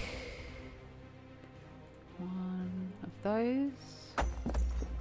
I'm going to take a further 8 points of necrotic damage. Okey-doke. And you cannot regain hit points until the start of your next turn. Okay. Okay, that's her done. Next up is Vikesh. Alright, I'll just do my usual and swing on the spider, I guess, for now. You could loop around to get flanking. To get flanking. Is that going to provoke an opportunity since I'm in front of it?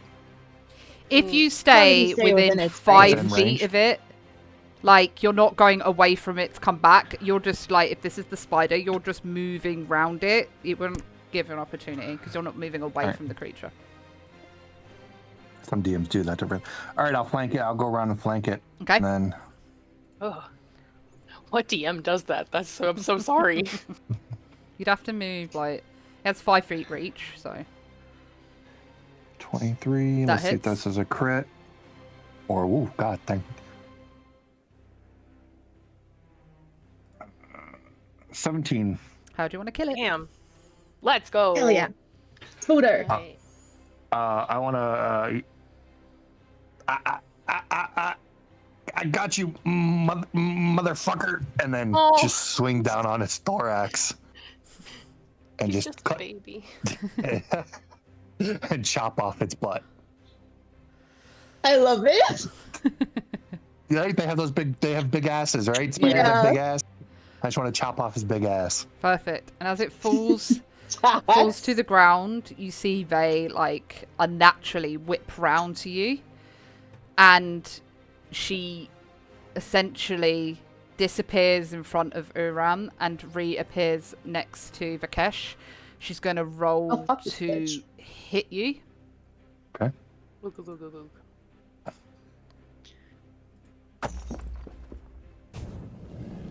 Which is a dirty 20. Hits. So that's 4 points of piercing damage. And 22 points of poison damage. 26 total. And with that, I'm going to use my last #1 spell slot that I saved. Hellish Rebuke. Okay. Hell yeah. Hellish Rebuke. Which is... Love a good Hellish Rebuke. What's the save on this one? Sorry, I just had it. You okay? Dex 15 she's got to make. Okay. 12.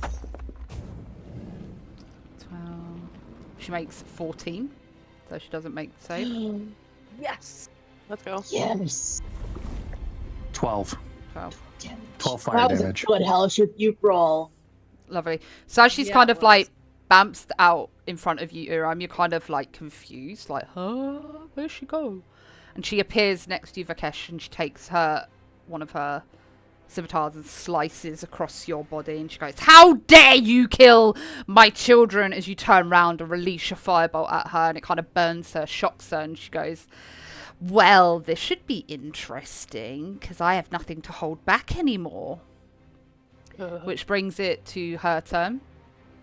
Is it technically? How do you want to work this? I want to use 2 of my sorcery points and create a level 1 spell. Is that a bonus action? How do you want to rate that? I'll give you that as a bonus action. Why Okay. not? Then I'll. Did I use my bonus action? I didn't use You my bonus used action. Hellish Brute's a reaction, so It's no. reaction, yeah. so Okay, fine. so I'm going to create a level 1 spell slot. Perfect. All right, and then that'll be my turn. Perfect. So with that,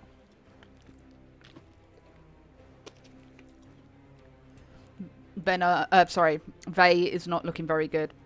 She's kind of starting to breathe heavy. She goes, and she kind of shakes herself, and she goes, "Right, let's get down to round 2." As you see this kind of like light green energy envelop her body. And she's going to heal 3d8. Oops. Plus the spell casting, which is 6. 15, 16, 17, 18, 19, 20, 21. So she's going to heal up 21 hit points. Crazy. We've got to stop that. That's our only one of them. You'll be glad to know. Lovely. And that ends her turn. Next up is Betty. Cool. I will move 5, 10, 15, 20, 25. And then I will Booming Blade hit her with my quarterstaff. Okay. But I have advantage. The same. 15 to hit. No! I clicked off. Miss. That's okay. I think it misses. Okay, cool. That's Just fine, so you know, but... she has 16 AC. And Cool. Venna with Mage Armor now has 15 as well. It's not been Orem's turn, huh? No. Okay.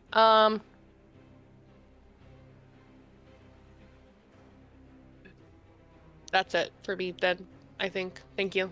Okay. Next up is Olana. Okay, well, one of my targets is now dead, but Vey is still up and living. She is indeed. Unfortunately. So I'm going to just hit her again with the Witch Bolt I still have up Perfect. and open. And another zap through my teal force of energy. 19 to hit. That hits. All right. For 15 damage. Nice. And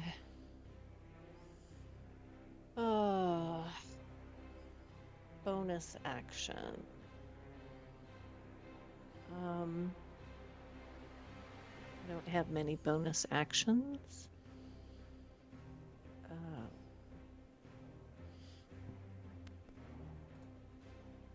think I will. What is my distance on Witch Bolt? Okay, so I'm gonna move back around here. 15. Wow, these squares are hard to see. Yeah, sorry, I didn't realise that. Right around There's also there. a ruler tool if you can use that to measure the Move. distance. Oh, nice. Okay. So The I'm ruler gonna is move one of my favorite there. things. Mm-hmm. I'm wondering.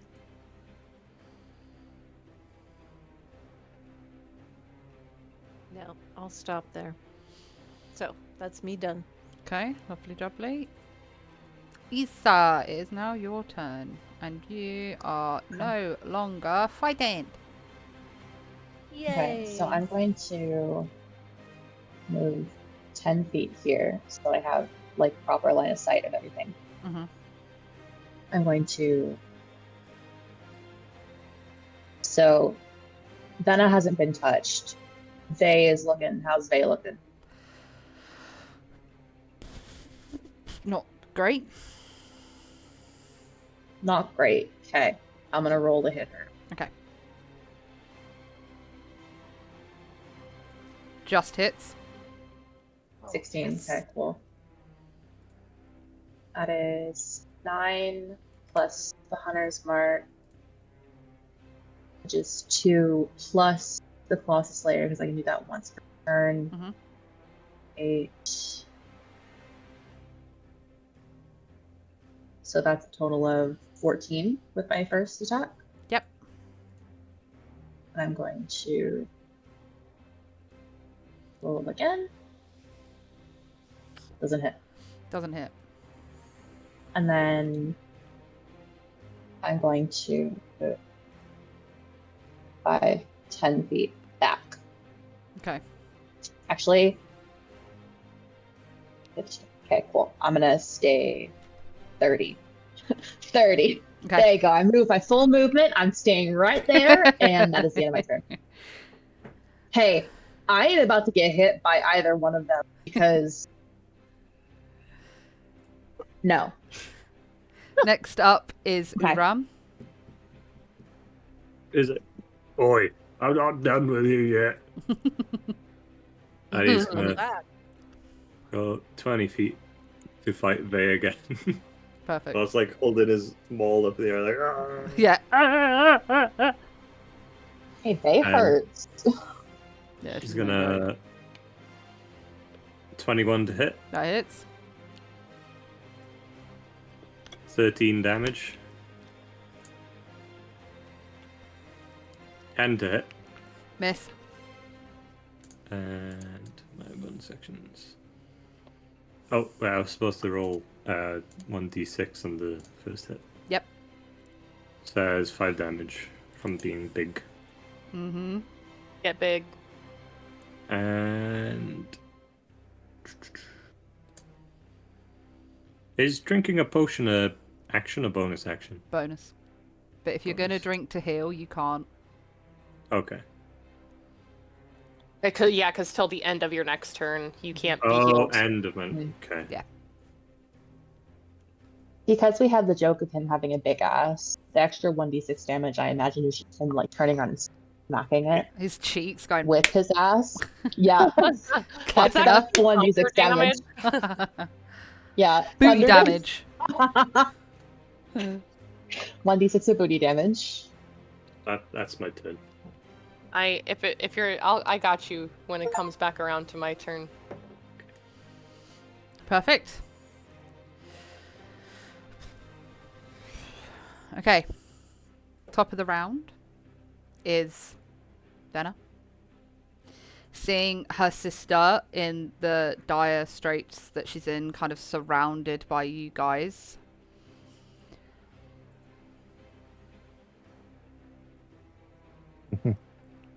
I'm so nervous. Do it, DM. Do it. Do it. Do it. All right. Do it. She's gonna okay. She's gonna pull her hands together and she's gonna look at Vey and she goes, "Even if you fall, my dear sister, I will come back for you." As she pulls up in the air this cloud of green energy and slams it down basically on top of Vey. And it is... Oh, shit. Let's try the center of the target.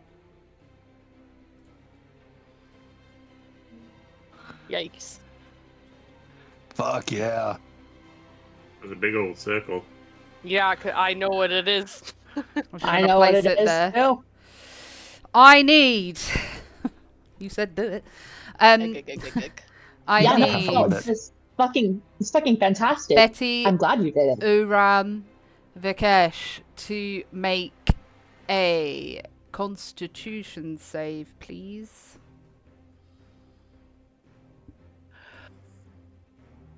Vikesh, you make it. 8. Nice. Oh. Uram, you don't make it. Sorry. Betty? Sorry, I got a 22. Okay, you make it. I wasn't worried about me. Can I swap roles with Uram? So I'll be fine. Uram, you take 28 points of poison damage.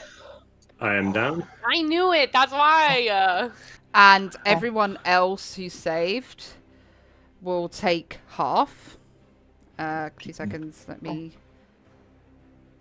So you will take 15 points of poison damage as this green, like cloudy skull appears above your heads, and it plummets to the ground and releases this green smoke outwards. You see Uram kind of cough and fall to the floor. Sorry. Yeah, go. So instead of me dying, I'm 1 HP. Okay, perfect. Because you're an orc. Because you're an orc. Because you're an orc. Perfect. Let me just... Oh, yeah. Regardless of that, with this, Vey, in her final breaths, looks over to Venna and goes, "End them for me, sister," as she collapses dead on the floor. Get wrecked. Uram flips her off as well. Yeah, it's just like... With Venna's legendary action, she is going to turn back to Uram's mother. Dagger. Oh. It was a dagger, wasn't it? Who was it? Your mum? Yeah. I didn't write it down. Sorry. 2 seconds. So you see this form of your mother twisted and screaming as she absorbs the power of her into herself. I need you to make a wisdom saving throw, please. 16. You pass. So as much as this is a horrifying sight, watching your loved one just be torn apart and pulled into Venna, you manage to shake off the feeling, but you're standing there ready for a fight. Okay. That brings us to... She's now going to take no prisoners because you have killed her sister and she ain't happy. That brings us to... I'm honestly really glad this is off the board, though. Those scimitars were hurting. Yeah, I know. That brings us to Betty. Management. Dang, seriously? It's up to me again? That's rocking. Great. I will move 5, 10, 15... You need to make another Constitution saving throw. Yeah, when I start my turn there. Yep. I'll probably... Ooh! 22 again. Okay, you pass. You're going to take half of this, which is 25. So 19. No. 13 damage.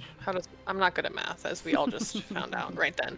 Okay, I'm in real hit points. Oh, also before I move, sorry. You're good, guys. Great. I am going to cast a 3rd level Cure Wounds on Uram. Mm-hmm. So that's 1, 2, 3 d8 plus 3 balls. So 15. 15. Nice. 15 is better than 1. Yeah. Thank you. And yeah. And then I'll go 5, 10, 15, 20 out of the Cloud Kill. You know what? Just for good measure, I'll go 25, 30, you know? Okay. So that's my action. And then bonus action. I don't have anything I can do as a bonus action that isn't a leveled spell. So nope. Sorry. I'm good. Sorry, I said so many things so fast. No, you're good. Cool. Cool. Lovely. So that's your turn. Next up is Olana. Alrighty. So you've just kind of seen this Well- huge cloud, completely encumber your teammates. You've watched Vey fall to the ground, dead, just lying there in the smoke. And I don't have any healing to help Uram with.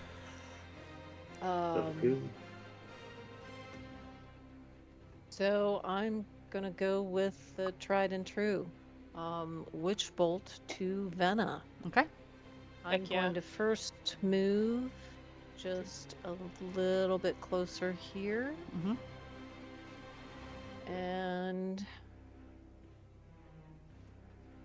let's see, let me make sure I'm at the right level here.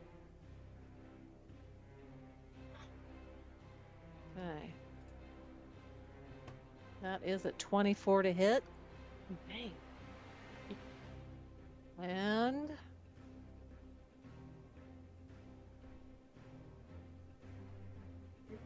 14 damage.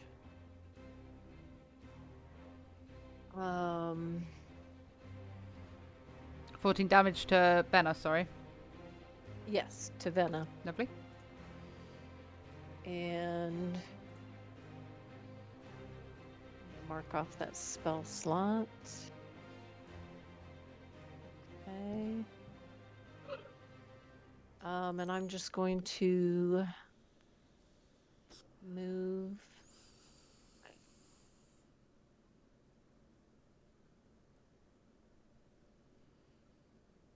There we go. Okay. Lovely jubbly. That's me.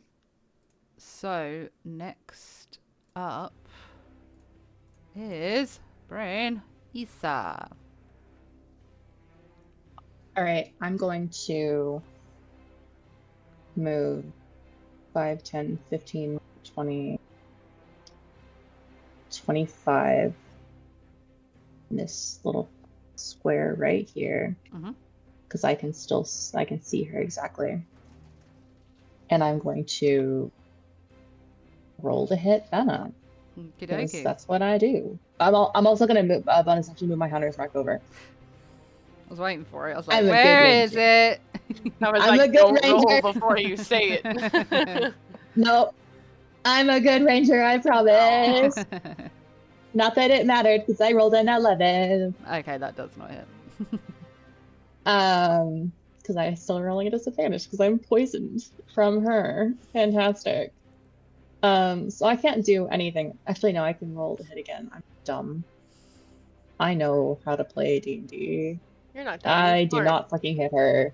Okay. I'm very smart. Okay, and then I'm gonna move 5 feet with the remainder of my movement speed back. Okay. That is the end of my turn. Lovely jubbly. I love disadvantage. Thank you for poisoning me. You're more than welcome. It's really working out. Next up is Uram. Do I have to do the thing? Because I start. Yeah. What do I do? Con save, please. Constitution. 10. Fuck. Oh. I just can't Take roll. 27 points of poison damage. I get knocked out. So as I you don't see get this cloud still around the area of Uram, you see him trying to move out of it, and he draws a big breath in as he envelops the poison into his lungs, and he collapses onto the floor. Oh fuck, he's in that too. Is Okay. Cloud Kill concentration? Correct. So, top of the round is Venna. The Cloud Kill will move 5. So does Venna have 10. to roll to maintain concentration when I She hit does. her? She does. She did. Thank you. I forgot. That's why I asked, but I didn't want to be annoying. That will be... What is it? Just Constitution? Yeah. 19. She would have rolled. Yeah, she's good. She's good. Yeah. Sorry. So the cloud quill moves 10 feet. And then with that... Where is she? She is going really, to... really quickly, but I can still hear. Okay. Go piss, girl. Go, go, go. She's going to look over to Betty and release a purple energy from her hand. No, that's a lie. She's going to move here and she's going to touch... Can I have a Constitution saving throw when she moves within 10 feet of me? Yeah. It's not going to save my life, but she'll take damage maybe. How are you looking, Betty? I'm at 35 out of 43 because I've been... 15? That just passes. Okay. Damn. Lovely. So, temp HP. So as she moves over to you, she kind of... You see this purple glowing energy from her hand. As she looks at you, touches your face and goes... You will not leave here, so stop trying. And she kind of brushes her long, cold hand across your face. I need you... Where did it go? To make a wisdom save, please. Actually, before she does that... I am going to... I see you... Oh, I don't see you. yeah, you can't. Which is Never but. mind. So with this, with her using this, what do you cast off? Wisdom. Me? Yeah. Is it your... Yeah, wisdom. Yeah. Wisdom. Okay. You have... She's basically cursed you. Okay. So while ignore that. cursed, you have disadvantage on ability attacks and saving throws with your wisdom. Okay. You have disadvantage on attack rolls against you. You must make a wisdom saving throw at the start of the turn. If you fail, you waste an action in that turn doing nothing. Okay. And while you are cursed, your attacks and spells, my attacks and spells deal an extra 1d8 necrotic damage to you. Okay. Did you say in there that I have disadvantage on attack rolls? Yes, so basically she's cursed you. It's just called bestow cursed. Bestow curse. Oh, okay, sweet. Then I can just like look With it up. that, because it's concentration, cloud kill does drop. Oh, praise. Goram's not gonna die. Not making death saving throws in a fucking cloud kill. And next up is Vakesh. Oh, thank fucking God, because if you hadn't dropped that, I was dead. I know.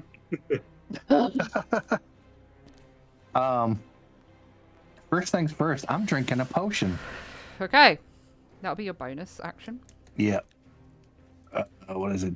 4d4? 4d4 plus 4. 15. I will take 15. Thank you. All right, that does that. Where are we at? 1, 2, 5, 6. Just enough. Gonna flank her Okay. and smack that ass. Ooh. It's a good ass. 14, 20. Let's see. Try and get a crit. Come on. 27. That hits. And she'll take 12 damage. Lovely. And that's it. That's it. Easy peasy. Betty, your turn. Wisdom save, right? Mm-hmm. And because... Sorry. But I have disadvantage because that's what she chose. Yep. Okay. Sorry. Are you okay? So slick. So either a 17 or a 15. So 15 total. It's a fail. Fail. Okay. So I waste my action, but I still have a bonus action. Correct. So I will bonus action, second level healing word Uram. Okay. Hell yeah. Or sorry, so it's 2d4 plus 4.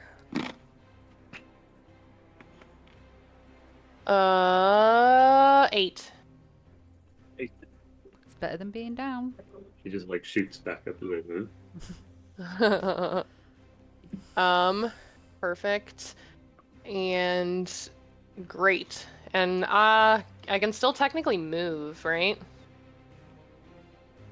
They get attack of opportunity. She has a reach of 5 feet, so yeah, you would get opportunity attacked. Okay, I'll just stay. Okay. Thank you. That's it. I appreciate it. Next up is Olana. Okay. Olana is going to move.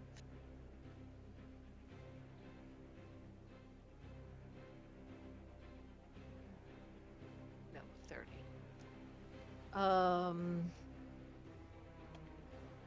And do the witch bolt again. Lovely job, Do the Lee. witch bolt. Do Do the witch bolt. Here we go. If I can find it. Okay. To hit. It is a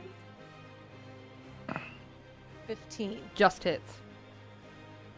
Nice. Huge. I'll take it.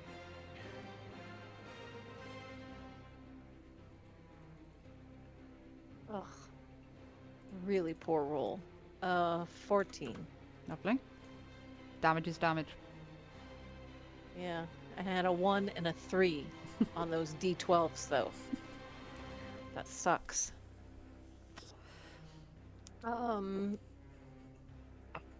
No bonus action. Let's see, Witch Bolt's concentration. So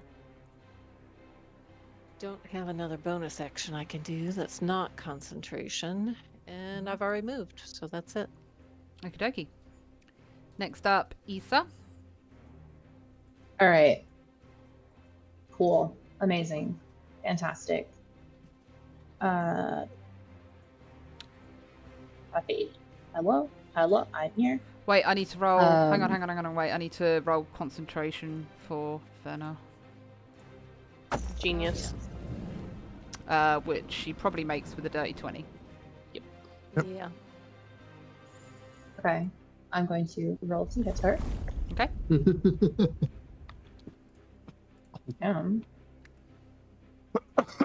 Sorry. That is a 10, which does not hit. Nope.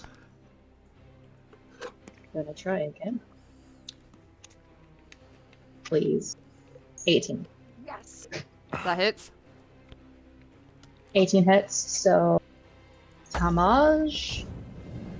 That is 11 piercing from thingamajigger. From my actual hit, I have Hunter's Betty, Mark. you're no longer cursed. She failed her concentration save. Another 6 from Hunter's Mark, and then Colossus Slayer. She's already taken damage, yeah? Yeah, she has. She's had the Witch Bolt. Yeah. And then another 7 from the Colossus Slayer, so 7, whatever 17 to 7 is. Okay. Is that the end of your turn? Then I'm going to... And that's the end of my turn. Okay, perfect. This pillar is my home base right now. Next up is Uram. Get it. Right. Oh no, what's the This movement? pillar is my favorite thing right now. Was healing bonus action again? Sorry. Bonus. Bonus. It's an action to, for example, if someone's down, you're going to pour a potion into their mouth. That's an action, but for yourself, it's just a bonus. Okay. I'm gonna bonus action drink a health potion. Oh, thank God. So that's 2d4 plus 2. And you've already got the healing word from Betty as well. Okay, so that's 7 plus 2, that's 9. So there we go. And after he's like just drank it, he's like, you know, when like Popeye's like, he's off to fight again. And he's going straight back into the fight. I'm pretty sure I have that movement. Yeah, I have that movement. Yep. Moves back into fight. And he's gonna attack twice. Okay. That's 14 to hit. Miss. 13 to hit. She says hi. Miss. I'll just chalk that up to being damaged. That ends my turn. Okay, as you kind of run up, you've kind of got a bit more vigor about you now. You run up to her and you swing and swing, but you feel like you're just like slashing at air. You kind of really haven't really gained your full strength. And she kind of turns to you and goes, now, darling, don't exert yourself. Kind of taunting you a bit like, nice try. With that brings us to the top of the round of Venna. Kind of feeling the presence of you guys around her. She kind of looks at you all and goes, ta-ta, and she bamps out of your view. And reappears over here, looking at Olana. Looks at her and goes, the little mouse has stopped hiding and come out to play. I need you to make a Constitution saving throw, please. Okay.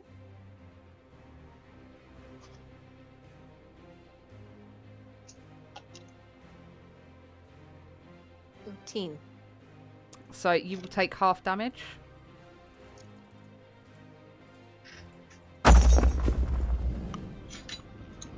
So it would have been 36. Oh. So you will take 18 points of necrotic damage. Okay. And then with her legendary action to really taunt you, she looks over to the visage of your dear Nan. She pulls her towards herself and completely absorbs her. I need you to make a wisdom saving throw, please. As the vision of your Nan is kind of like contorted and pulled, and she's like screaming in pain. And you watch this happen. So you fail your wisdom, which means you are now frightened for your turn, so you can't get any closer. Oh, wait. Does my meta magic allow me to re-roll that? No, it only allows to re-roll on an attack. So that stands. So you're now essentially frightened, so you cannot move any closer to Venna. And with her action, she's going to heal herself. No, not that Counterspell. No, I'm just kidding. I don't have counterspell. Counters. I counter your counterspell when you don't have counterspell. Lovely. And that will end her turn. Next up is Bakesh. All right. FHP, whatever. Bonus action, Hexblade's Curse. Mm-hmm. Ayo. And then going to, pointer. Go up to her and smack that ass. 17 for 25. I'm going to use a luck point to re-roll that. Okay. I'm trying to crit. Come on, crit. You trying to crit that ass? What, you're crazy with luck? I think you have to take the re-roll. Yeah, I do. Yeah. So just so 13 plus 3 is 16. That just hits. And then I'm gonna do that, and she takes 13 points of. Wait, is it 13? Or 13 plus? What's the other thing I get on that? Hold on.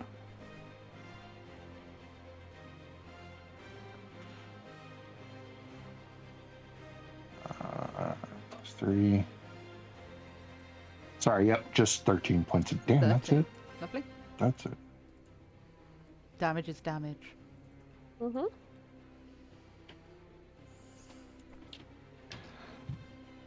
Anything else from yourself, Vikesh? No, sorry, no, that's it. No worries. Next up is Betty. Cool. I think I'll be like just short, so I'll bonus action Fey touched Misty Step over here to her. And then I will shillelagh smack her with my staff. Okay. But I have advantage. Oh, well, 15 would hit. 15 but hits. 24 even hits harder. Exactly. It's a real good granny bonk. Yeah, real good one. Stop that! So that's 7 plus 8 is 15 points of damage. Lovely jubbly. She kind of like... She feels like she's gotten away from you all and she starts feeling you guys move up again behind her as you kind of run up to her. Moving quite quickly for Betty, more so than you ever probably have seen before, and she kind of runs up and you just bonk her on the head. She kind of turns round and being like, "What do you think you are doing, child?" And kind of just looks like at you with a sense of disgust, like, silly thing. I'd be like, I haven't been called child in so long. I'll also swing around just to hear, to give Uram the opening. Okay. And that's the end of my turn. Perfect. Next up is Olana. Okay. We'll stick with the Witch Bolt. I don't have anything that can keep her from healing. So all I can do is keep trying to damage.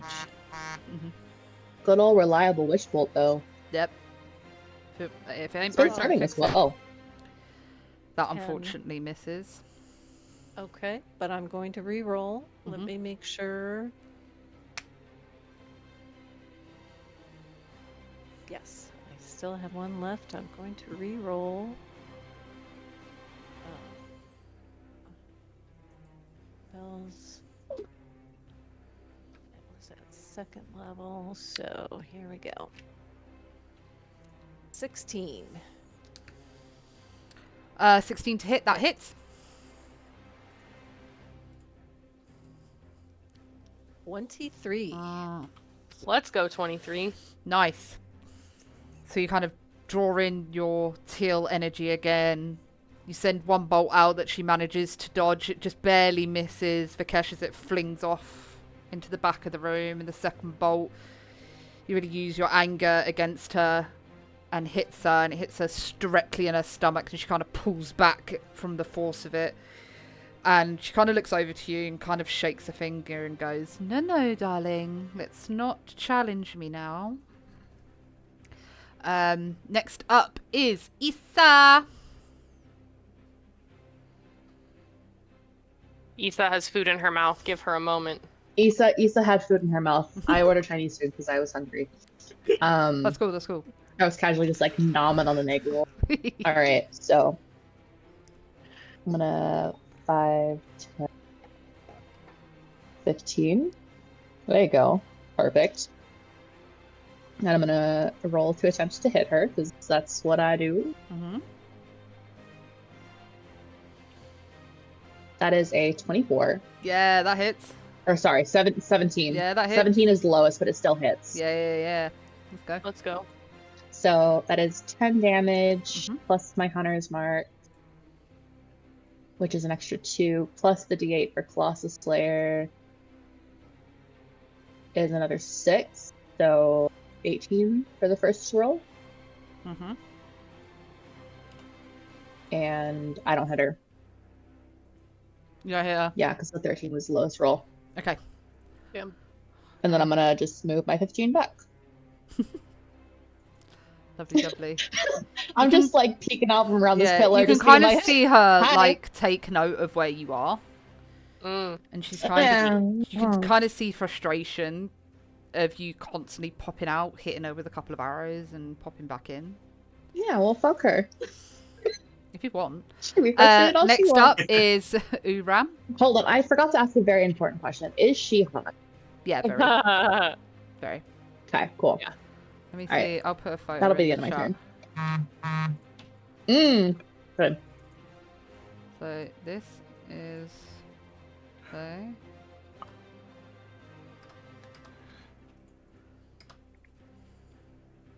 Oh, she's so hot. What? And that's Venna. Oh, damn. And this would be... Hello? Both of them? Oh. I'm sorry. Okay. Sorry, Uram, what are you up to? Oh, yeah. Right.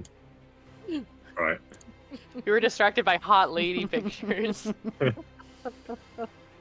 Right, Uram is coming around the side and is getting ready to bash again. Yep. Oh, before he does that, though, he's going to bonus action drink a health potion. Lovely. Again. Love that.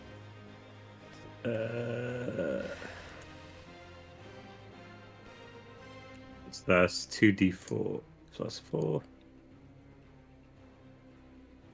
3 plus 4, that's 7. Is that? Yeah, that's 7. And now it's time for hammer time. Hammer time. 21 to hit. That's... So that, oh, I can re-roll the damage on that one. Because it's got a 1 and a 2. And that's 11 to hit. 11 Damage. damage. Yep. Yeah. And another 6 damage, so that's 17 damage total. Yep. And then second hit is a nat 20. Nice! Yes. Killer. Let's go. Y'all didn't hear my AO because I was muted and I'm And sad about that. is 20 damage. Nice. Huge. So that's 20 double? No, that is the... That was doubled. That was doubled, okay. 40 damage. Yeah. You'd put her into next week. Jeez. For real. That Baram ends is my like really pissed. turn. Stop killing me.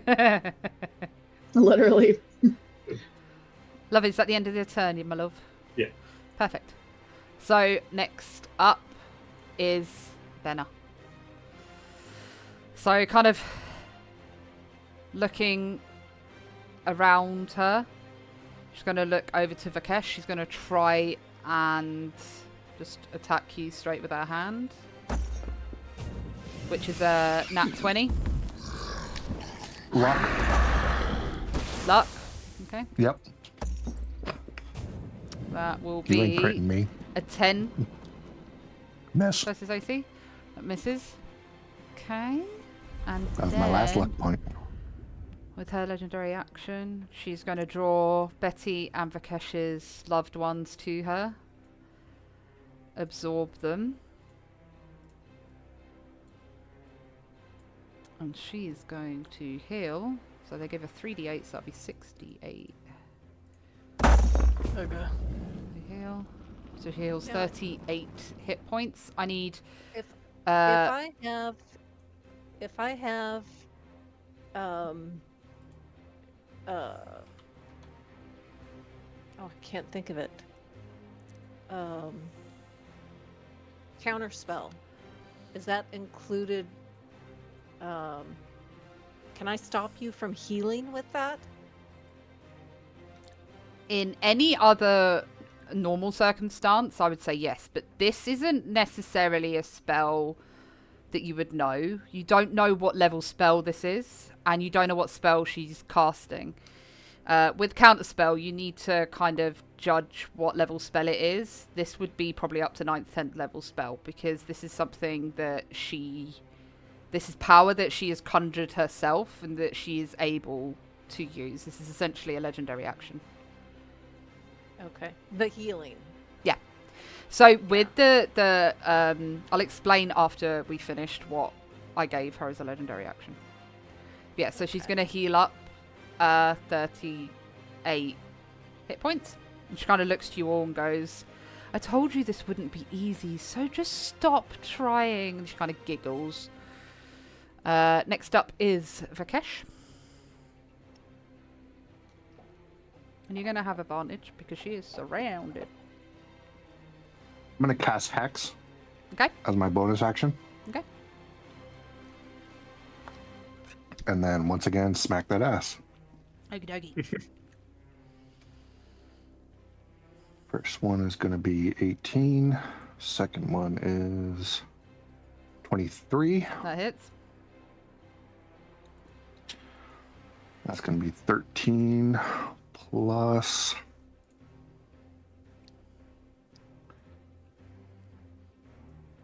18 points of damage. In total? In total, yep. Lovely. And that's it. Okie dokie. Next up being Betty. Cool. I will. Oh, sorry. I'm going to give her disadvantage on... let's do wisdom. Okay.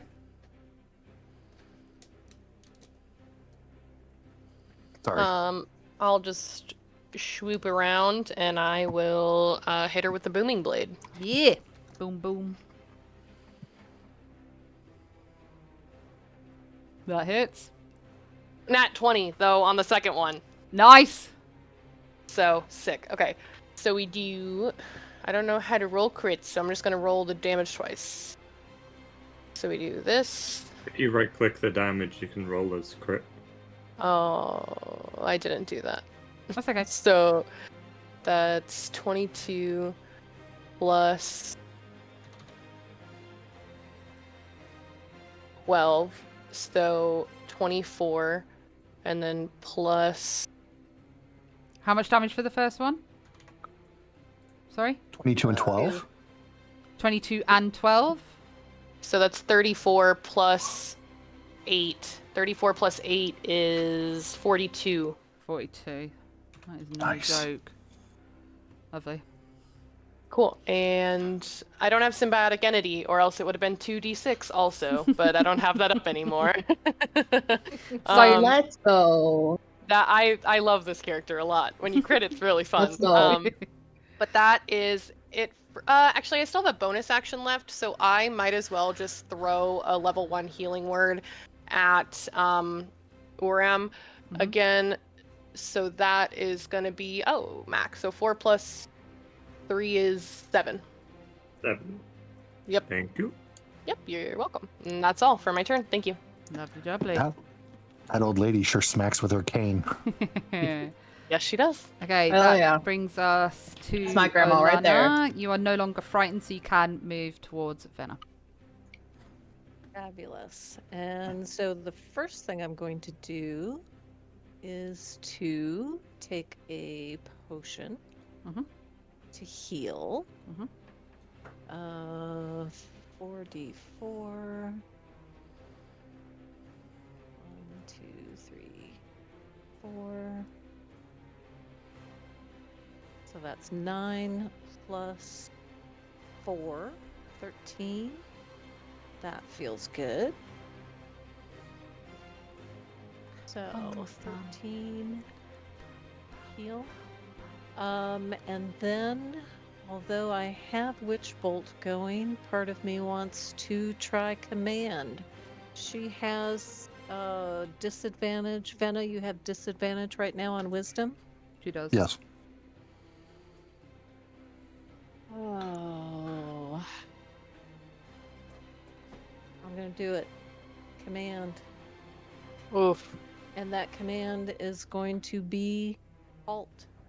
Okay. So that you lose a turn, bonus action, action, movement. Okay.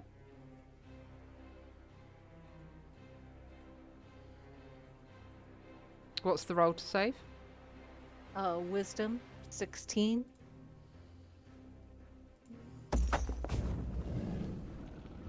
At disadvantage. She makes it. First one was a 20, dirty 20. Second one is a 16 with disadvantage. It'd be like that. Okay. Well, it was worth a try. I swear. I promise. Hands up, promise. Good try. believe you. I just thought I have to try and take advantage of the disadvantage and For see if sure. we can- Okay. That's my action and bonus action. Any movement from yourself? I'll stay. Okay. Next up is Issa. What's up? So I'm gonna pop out and shoot her again. Okay. Crazy. Crazy. Whoa. Who knew? Who knew that I was gonna pop out and shoot her again? Like the annoying little bee that I am.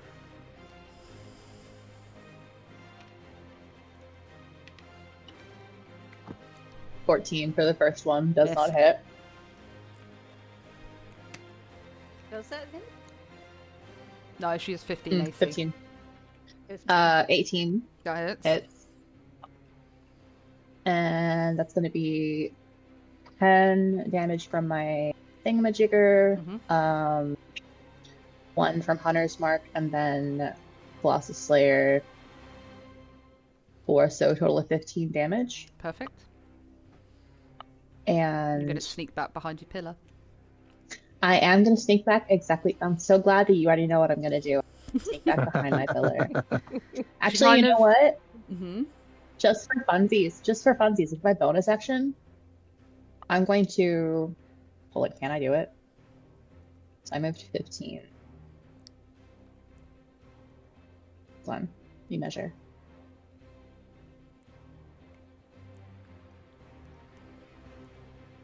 No, I can't do it, never mind. So yeah, I'm gonna sneak back behind my pillar. Okay. As she kind of sees you pop out to shoot your arrows, obviously one misses. And the second one finds purchase in her shoulder. She kind of bends over and she kind of looks up. She's slowly starting to look worse for wear. You can kind of see these battle marks of you guys just constantly smacking her about, essentially. I was going to do something absolutely wild and move to another pillar. Like where Betty has hit her head. She has like blood streaming down her face.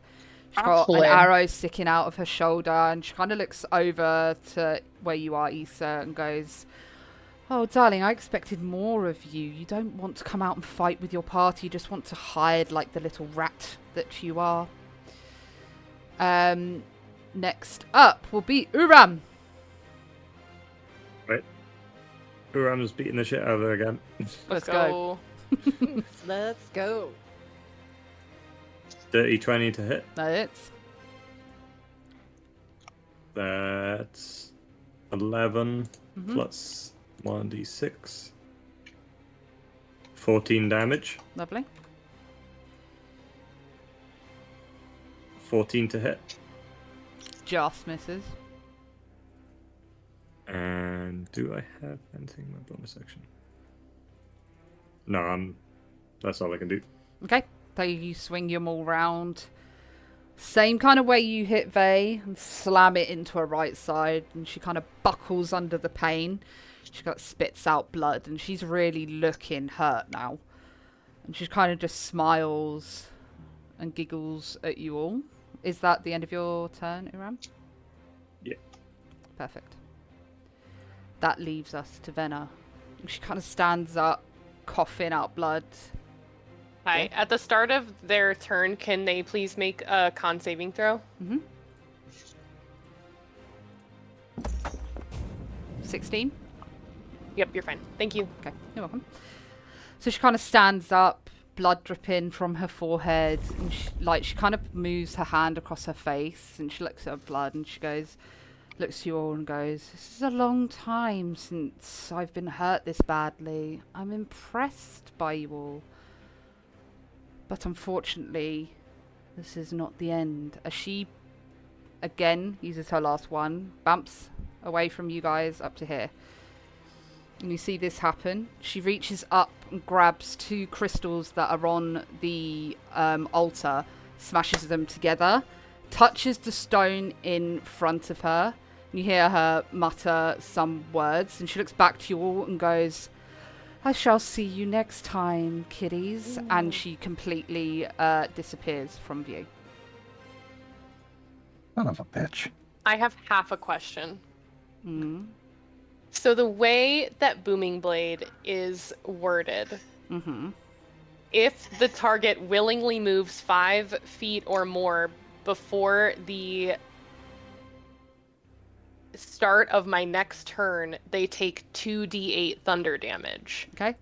Does bamfing mean that she takes that damage? Yep, roll 2d8. Let's go. The tone in which she said, yeah, roll 2d8 tells me it's not going to make It's not going to be enough, but that's okay. But it's the principle of the matter. 7. That's 7. Right. 7. And Made me damage is feel damage. better. Yes. Damn. So that will pull you guys out of initiative. Damn. So you're kind of left here, seeing Vay's body just strewn out on the floor. You look up to the altar, you see this slight glow about the sigil. Can I, What would you just like to for do? the fucking sake of it, can I come out behind my pillar, and I'll join the rest of them. Like as I get to right here, can I shoot one more arrow into Vay's dead body? Yeah, push can. just for funsies. Let's just say that I did. Yeah, push can. Because I just wanted to do that. Guess we just look around at the altar, like what's there. Okay, so from the altar, as you can see, there is a body laid on the altar with a simple, white cloth laid over the top. There's candles, kind of various gems.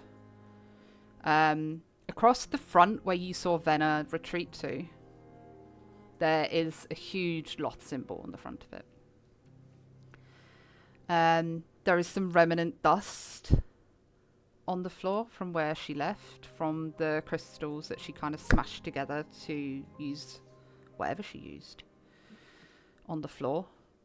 And you see around you some bodies that have been used by the spiders that you dispatched of so well, kind of strewn up in webbing. On the stone altar itself, you see elvish wording wrapped around the front. Which says... Give me 2 seconds.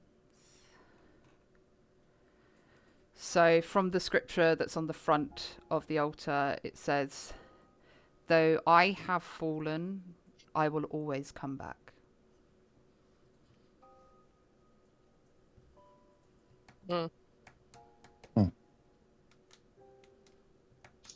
Would you like to kind of look around at the bodies? Would you like to inspect Vay? Would you like to look at the body that's on the altar? I'd like to look at the body that's on the altar. Yes, me too. I'll go back for Vay. Also, stop Urim from smacking her dead body. Give me a second. She might have something useful. Okay. So first of all, Betty, going over to Vay's body. She's well beaten. But looking at her arms, she has some braces on that you're able to remove quite easily, which will give you braces of defense. Also, you are able to get one of her scimitars, which I've called a scimitar of Loth. It also deals 5d6 poison damage.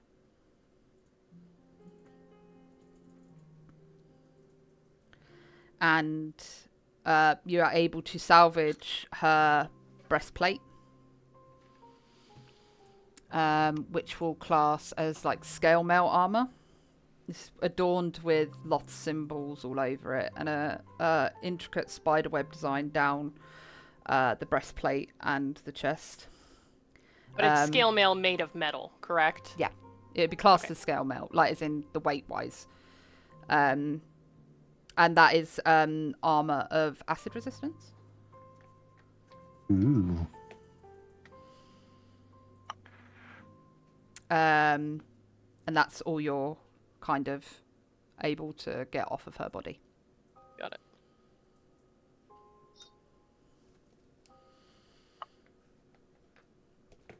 So, Okay. Issa, you looking at the body?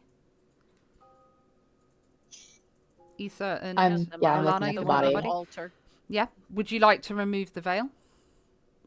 Yes. Okay, as you slowly, carefully lift this veil off the body, you see a drow woman laid out, and you're kind of taken back in shock as looking at the face of this drow woman. It is It's a Venna. fucking Benna. Oh, fucking. Okay. It's what? It's Venna. It's Benna.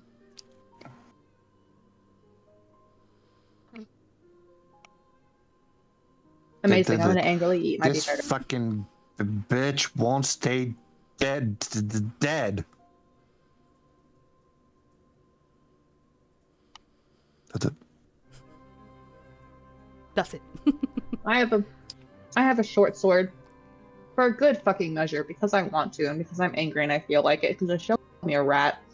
Can I take my short sword and chop off her head? Yep. I know she's already dead, but I want it. So as you pull up your short sword and slam down onto the neck of the body, it just disappears. Oh, fucking. Okay. What if I want her head as my trophy? God damn. Sorry? The whole body disappears? Mm-hmm. Okay. Yeah. I was thinking about using the Alright. alchemist fire on the body. I'm just gonna kind of like angrily huff and just sheath my short sword. Mm-hmm. And then Emily is gonna angrily eat her beef fried rice. Okay. Anyone else kind of looking around at the bodies? I'm gonna look at the altar for the jewels. Okay. So up there you will find a sapphire and a ruby. I'll look around at the other bodies as well. And also near one of the candles you'll find a diamond. Ooh. A revivify diamond? Just a diamond, darling. Damn it. It would have been a Sapphire, revivified ruby, diamond diamond. if someone had died. Oh, that makes sense. If somebody had died, I had a plan in place. I did. So Betty, kind of looking around at the other bodies that you can see, you will also be able to find a scroll of lightning bolt. Oh shit. Wait, who finds that? Me, Betty. I show the whole party. She's looking. She's kind of gone round all of the bodies and vase, so I'm gonna give her all of the loot. And she I can show decide the whole what party. she's kind of. She can kind of decide what she wants to do with it. You'll also find a scroll of sunbeam. Ooh. Huge. You will find a total of 500 gold. Cool. And you will also find a vicious longbow.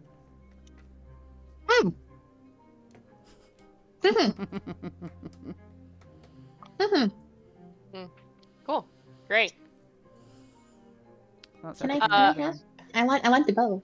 Yes, you can have the Okay. bow. And Hell yeah.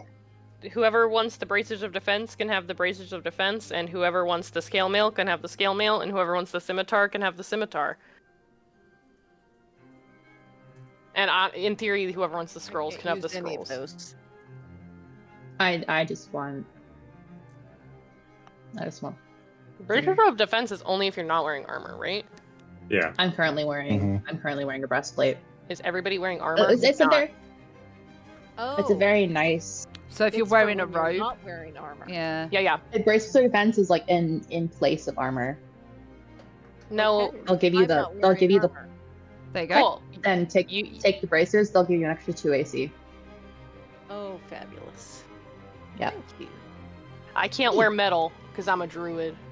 I can't wear Braces of defense are really good for like wizards or monks. like squishy like monks can fucking get them. All that fun stuff. Do you want the It's the scale classes mail, that don't wear armor. Uram? Can you wear it? I think I'm already Better. wearing. I got chainmail. It Okay, but is the skill might be armor of better. acid resistance. Yeah. Oh, armor of acid. Oh, You want- armor do you want- of acid resistance. Do you want Oh. acid resistance? I'll take it. Cool. What is? Which version of it is? Scale mail. Yeah. Yeah, I'll take that. I can't use scimitars either, so that's for somebody that's not me. I don't have dex, and it's a dex based. Well, Theoretically. okay, then take it. I don't. I could, yeah. Because every day I do use dex-based weapons, and I do have a short sword that I use occasionally. I just haven't used it. And then I'll Matt, So- do you want the lightning bolt scroll? Oh, actually, yeah, I'm a sorcerer. I can use that. Sure, I Yep. and I'll keep this scroll of sunbeam. So I have the vicious longbow and then the scimitar. Yeah, Is the scimitar just regular scimitar? it's a scimitar of Lolth that does an extra d6 of poison damage. Yeah. I want that. Okay, yeah, cool. I take notes. It's I no do joke. listen. It's what she used against you guys. What level was the scroll of lightning bolt? It's just a That's scroll that. of lightning bolt. It's just whatever scroll, Oh, or then whatever hell- lightning bolt is. That's what it is. Yeah. Then I definitely want that fucking scimitar because that's a little bitch and I hated her and I hated that scimitar used against me. It's everything else now. Great. So I have the scimitar of Lolth and then a vicious longbow. Got it. Does it seem like whatever was so like Venna was the like person we heard the legend about, Level. the Dread Empress, Yes. or that she told us about herself, Yes. and her body is gone. Yes. So I feel like if we go back up to the surface, like maybe it's not so spooky up there anymore. Maybe. I cannot find bracers of defense to add them to my inventory.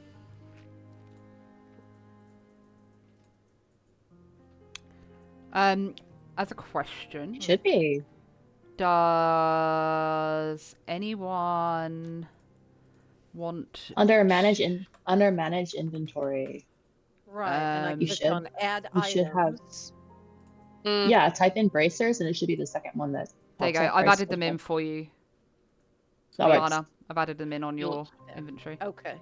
We love a DM. Oh, wonderful. Thank you. You're welcome.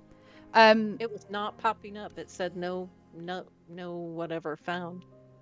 Weird. Would anybody like to check the kind of scorch marks and the broken gems that were left behind from her leaving the area? Yes, please. Yes. Also, what type of weapon is the vicious longbow? Never mind. Don't Don't know off mind the top of me. my head. But I love you. Don't mind me. Shut up, Cass. Don't never shut up. I love you so It's much. a longbow. Yeah, I know. How much longer do you think we'll was be going reading. for? Probably like 10 more minutes, if that. Oh, okay. I just have to use the restroom. Yeah. Um, Don't mind me. I know what weapon. When I you want. roll a 20 on your attack Piercing with this damage. magic weapon, Yeah. it takes an extra 7 damage from the weapon type. So it would take an extra 7 piercing. Mhm. Yep. Yep. I know that. So kind of walking up to where Venna disappeared, can both, whoever's doing this, so Alana and Vikesh, can you make an Arcana check? Arcana? Arcana. Arcana. Ugh. 12. 19. There you go. Perfect. So, Vikesh, you kind of like move your hands over, but you can't really sense anything from this. Alana, you do the same, and you sense that this was a transportation spell. And from just standing there and being one with where you are, your surroundings, and what is left on the floor, you realise that she has fled to a place called Duskmire. And you remember in the tavern when you were talking to the barkeep, overhearing a group talking about trouble in Duskmire. And you can sense even further that she has fled to the Temple of the Veiled Moor. Ooh. Okay. Two things. One shot number two. Two things. One, Wicked, can you add the space? Because I assume that's the item that you did. What? You cut out, my love. Can you add the scimitar to my inventory? Because I assume that that's an item that you made. Yeah. Okay. Please and thank you. And then also, hey, so when's the next session to go after this bitch? Well, this is the thing. So, I didn't. That's obviously the end. Yeah, it was lovely. First of all, thank you. Holy fuck, that was amazing. That was so fun. Yes. That was so Yeah, fun. that was really good. Thanks. I tried. Sorry You that in did the middle of it I was just fantastic. like, have you done this before? Because it was really fun. No, Oh, yeah, I'm thank you. Yeah, jealous. You were that's fucking why amazing. that's what it Oh, was. It thank was you. like, have you done? Like, are you sure you haven't done this? No. Because this is fun. Oh, I'm glad. I worked really You're the hard on like first- creating all the maps and stuff. I did them all by hand and. You did. You worked Oh, so wow. hard on it, and it Yeah. showed. You're the first Very woman hard. that I have ever sat at a table who's DM'd for me. I've never had a female DM. This is so also very true. thank you so Hello. much. Oh, it was yeah, it was a big thing for me. I really appreciate it. Oh, thank you. You are the first. You are the first female DM that I have had. So yeah, so I do have like a continuation of this. So if everyone here would be interested in running the next part, it will take me some time to kind of put it all together, create new maps, solidify story and stuff like that. But if you're all up for it, I'm quite happy to run another one.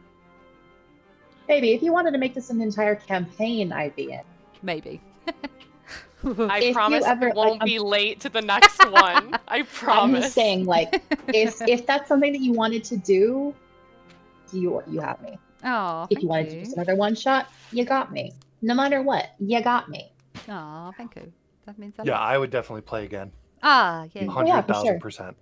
Yeah. I also loved the party. That was fun. I loved all of our characters together. It was great. They're all really good.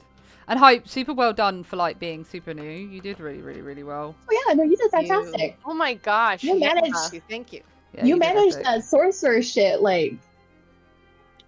Yeah, to like be like your Yeah, first good. sort of time and be like a caster, I would fucking shit myself. Because I'd be like, what am I clicking, doing, who, what, where, when? Jesus. Hundreds of hours on BG3. What can I say? Yeah.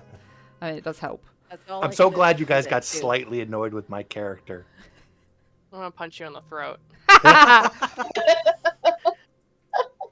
I was thinking either I'm love gonna how kill I love him how it's now. or like I was a bit scared because of how powerful Venner is.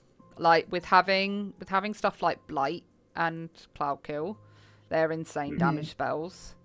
And which is why I was really glad you saved Uram. Because at max damage it can do 64 damage on a max hit. Yeah. And that Yeah. would down And any I one of did you.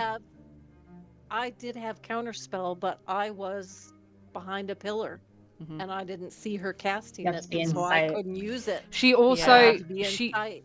she also does have Circle of Death. But I knew it. I removed Yeah. that completely because I wasn't about to dump that on you because that's ridiculous party ending. Do you know what I mean? There's no point. Yes, absolutely. But I think that adds to it, like the fact that he went down, like Yeah. It added know. a sense of urgency of like, oh shit, we have to like help Uram up, otherwise he's death Yeah. states and Southpell. I was very I love scared that. going Never into let you this to go. see that none of you were a cleric. I was like, oh shit. I was thinking like Hey. worst case scenario. What was if like two of them get frozen by the basilisk and then that's kind of fucked. And then they're not going to long rest before going into Venner. And I knew how much they could do. see, somebody I was wanted to like, get no, Vay we off don't the need a board. long. We did I it. wanted We to get- did it.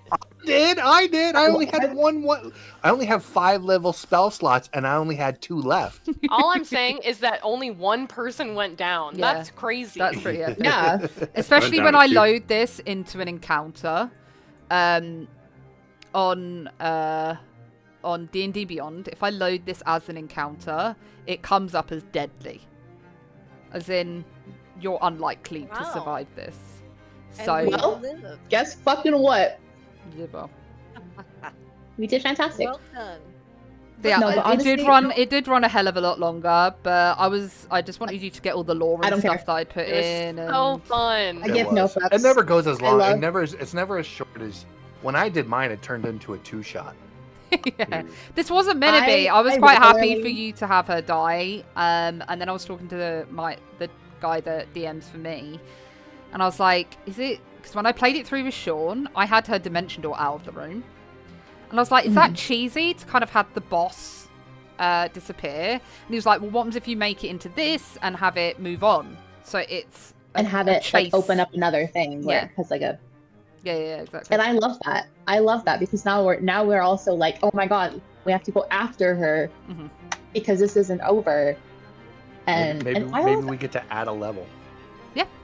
Maybe I we would could- say maybe- from this, Did we level up after this? going into if we're doing another one, you can go up to level 6, sure. Oh hell yeah! Why Alright. not? No, it's super fantastic. I had a great time. I had I had an awesome genuinely time. had a great time. Yay! Yeah. And I do not care that it ran way over. D&D. I will say I'm normally not a fan of virtual hmm because I like that personal interaction. Yeah, but yeah, I think yeah. the dynamic of everybody, Mhm. and I was trying to annoy people, kind of was fun, and it did. wasn't as it was more engaging. Mm. Yeah. You can The other day, you can make you can Sorry. do virtual very, very very well and have it be really engaging. Yeah. That's why I was determined to like get good music, like going stuff that fit The the ambiance vibe. is so good. Like make sure the maps were like Having really that in the interesting. background. And I love this Yeah. track. Oh, Love the music. bit of Game of It was Thrones. great. Chef, you never once used your Eldritch. No, I would because I'm Hexblade, so it's more of It's more powerful. It's more of a for you martial. to- It's more of a martial yep. warlock. So this officially in 10 minutes took 7 hours. Yeah. It's And you now know what? midnight for That was a me. lot of That's a fun. though. vibe. I love it. Yay! But that's how I got into D&D was actually doing one shots at game shops. Yeah. And normally it would be 6 hours and we'd be pushing to finish at 6 hours. Yeah. So normally they'd go into like 6.5, 7 hours. So Mm. for a one shot, it's right on par with, I did a lot of one shots, like 20, 30 one shots. Yeah. Mm. I also Okay. I adored that you gave me my character and we were able to work that out because it forced me to be into a mindset of like, okay, I'm not seeing as I'm like seeing right now. It's like I have to use my hands. I have to like do this. I have to think about like, okay, crap, well I can't read this thing. But would I be able to like finger over the ink and be able to read it? Like that kind of stuff. So it put me in a different like mindset. And it forced me to think about things differently. Yeah. And I really, really enjoyed that. Yeah, So weirdly thank you enough, for changer working that out annoying? with me. no. But I like Okay. that you weren't using a voice changer, were you? No, I was. Were you? Oh, I just thought you Yeah, were the whole talking time. normally. Yeah, it didn't sound odd or anything like that. The main thing that I was worried about with, especially, like, I know Ems and Cass and Chef really well. Hope I do know you fairly well, and Slother I know you fairly well. And the one thing that I was worried about was doing kind of character voices. But Mm. it was important You for me were to do it worried to about kind of... your ability Yeah. to do them. Yeah, I was No, worried you were like it would sound fantastic. stupid or whatever, but no, I was you were determined for you to fantastic. like believe that these characters are real rather than just me going. So Yeah. you speak to the barkeep and she goes, "Oh yeah, your room's up there," and it kind of like breaks that connection with you with what you have. Like, Yeah, no, well, you did a an fantastic job. amazing Cool. job. You did an amazing Amazing. job. My husband and really I were stunning. theater majors, and you do, and we're DMs. You do better than we did with the voices. Your voices you. were so good. Thank you. Feel good. Though you were amazing. Thank you. Oh, means a lot. I'm like weirdly not nervous So- now. Good. And I love it. I Now, think now we're just vibing. No, we're vibing. I have recorded the whole session Now on we're vibing. OBS. So Okay. I will. I'd love to be able to come and watch it back. I and might stuff. look at it, cut it down a bit, and then send it over to you guys. Okay, And then you perfect. can use it for as and what you want to use it for. I'm quite happy for you to do whatever. I know that you wanted my spousal unit to watch, and like listen in, and even though she wasn't able to like today, do you want her to still do that? Yeah, definitely. Like just watching through stuff, just see how I did. I'm like hypercritical of myself. I expect myself to be perfect every time, which is stupid because it's the first ever like one shot that I've ever run, you know. Which is why I did like so much work in terms of making sure that I understood everything. Essentially had a plan of what I was going to use where, because I knew I'd like looked at those spells, knew what they needed, blah blah blah blah blah blah. Because I didn't want to kind of in a battle situation, I didn't want to break that kind of tension with me going hang on and kind of like scrolling and looking through stuff. And you did a phenomenal job of preparing, and it showed. Thanks. Yeah, wonderful. I will sing your praises for days to come. Ah, thank you. Yay. I think the first half. I think the second half went much faster. The pace of it was faster. I think mainly as a function of all of us. Yeah. Were you expecting that potion puzzle to go longer? No. Sorry, I didn't mean to cut you off. No, you're okay. It wasn't meant to be longer than like 10-15 minutes because it's a fairly obvious answer. Do you know what I mean? If you have a brain. So I wasn't expecting it to go. That's what I think I have a sometimes, brain. and bless my players' sweet little hearts, but it's like a toddler puzzle. It takes them 45 fucking minutes. But yeah, I wasn't expecting that. that. Little puzzles like that. I wasn't expecting that. And then it's like the really complicated ones. You're like, yeah, they got it like that. Yeah, because when you said there was green and there was only enough for 2 people. Yeah, because I didn't want you to take the green potion and drink it all. And then kind of go, well, if it's the invisibility, I would see the door. So I needed to put a caveat in place where you all had to drink it for it to work, for you to be able to see the door. You know what I mean? Otherwise, it would have just been a waste of time. And also the mapping in the dungeon and like the things of like the invisibility. And then also the trinkets of like the summoning of those, like the twisted spirits of all our dead loved ones. That was insane. And I loved it. Yeah. Yeah, when you started describing that, my jaw dropped, and like you're gonna go back and watch it because you're gonna edit it. But it was good. Cool. Was there anything that we missed with the necklace? No. Was that supposed to do anything? Okay. It was just a symbol. It was just there. It was just kind of like little tidbits. The further you got in, the more you learned about who Venna was. So I just stole that and irritated people for no reason. Yeah. I love that. I love that it's now a bit though. It's a bit like I take it and I show the party. I don't hoard it for myself. Which is why I was like, when we were sat down and you kind of short rested at that fire, I was like egging you to like I know you show were, it because it was important, and I was like, I love you. Like the background character, my background like of my character was like he's a street urchin who grew up on the street, so he's not selfish. He's just used to trying to like keep things for himself as like a survival thing, you know what I mean? So like he's going through the chest and like he finds the gold and then he's like trying to squirrel it away. It's not that he's greedy or selfish. He's just used to trying to having to.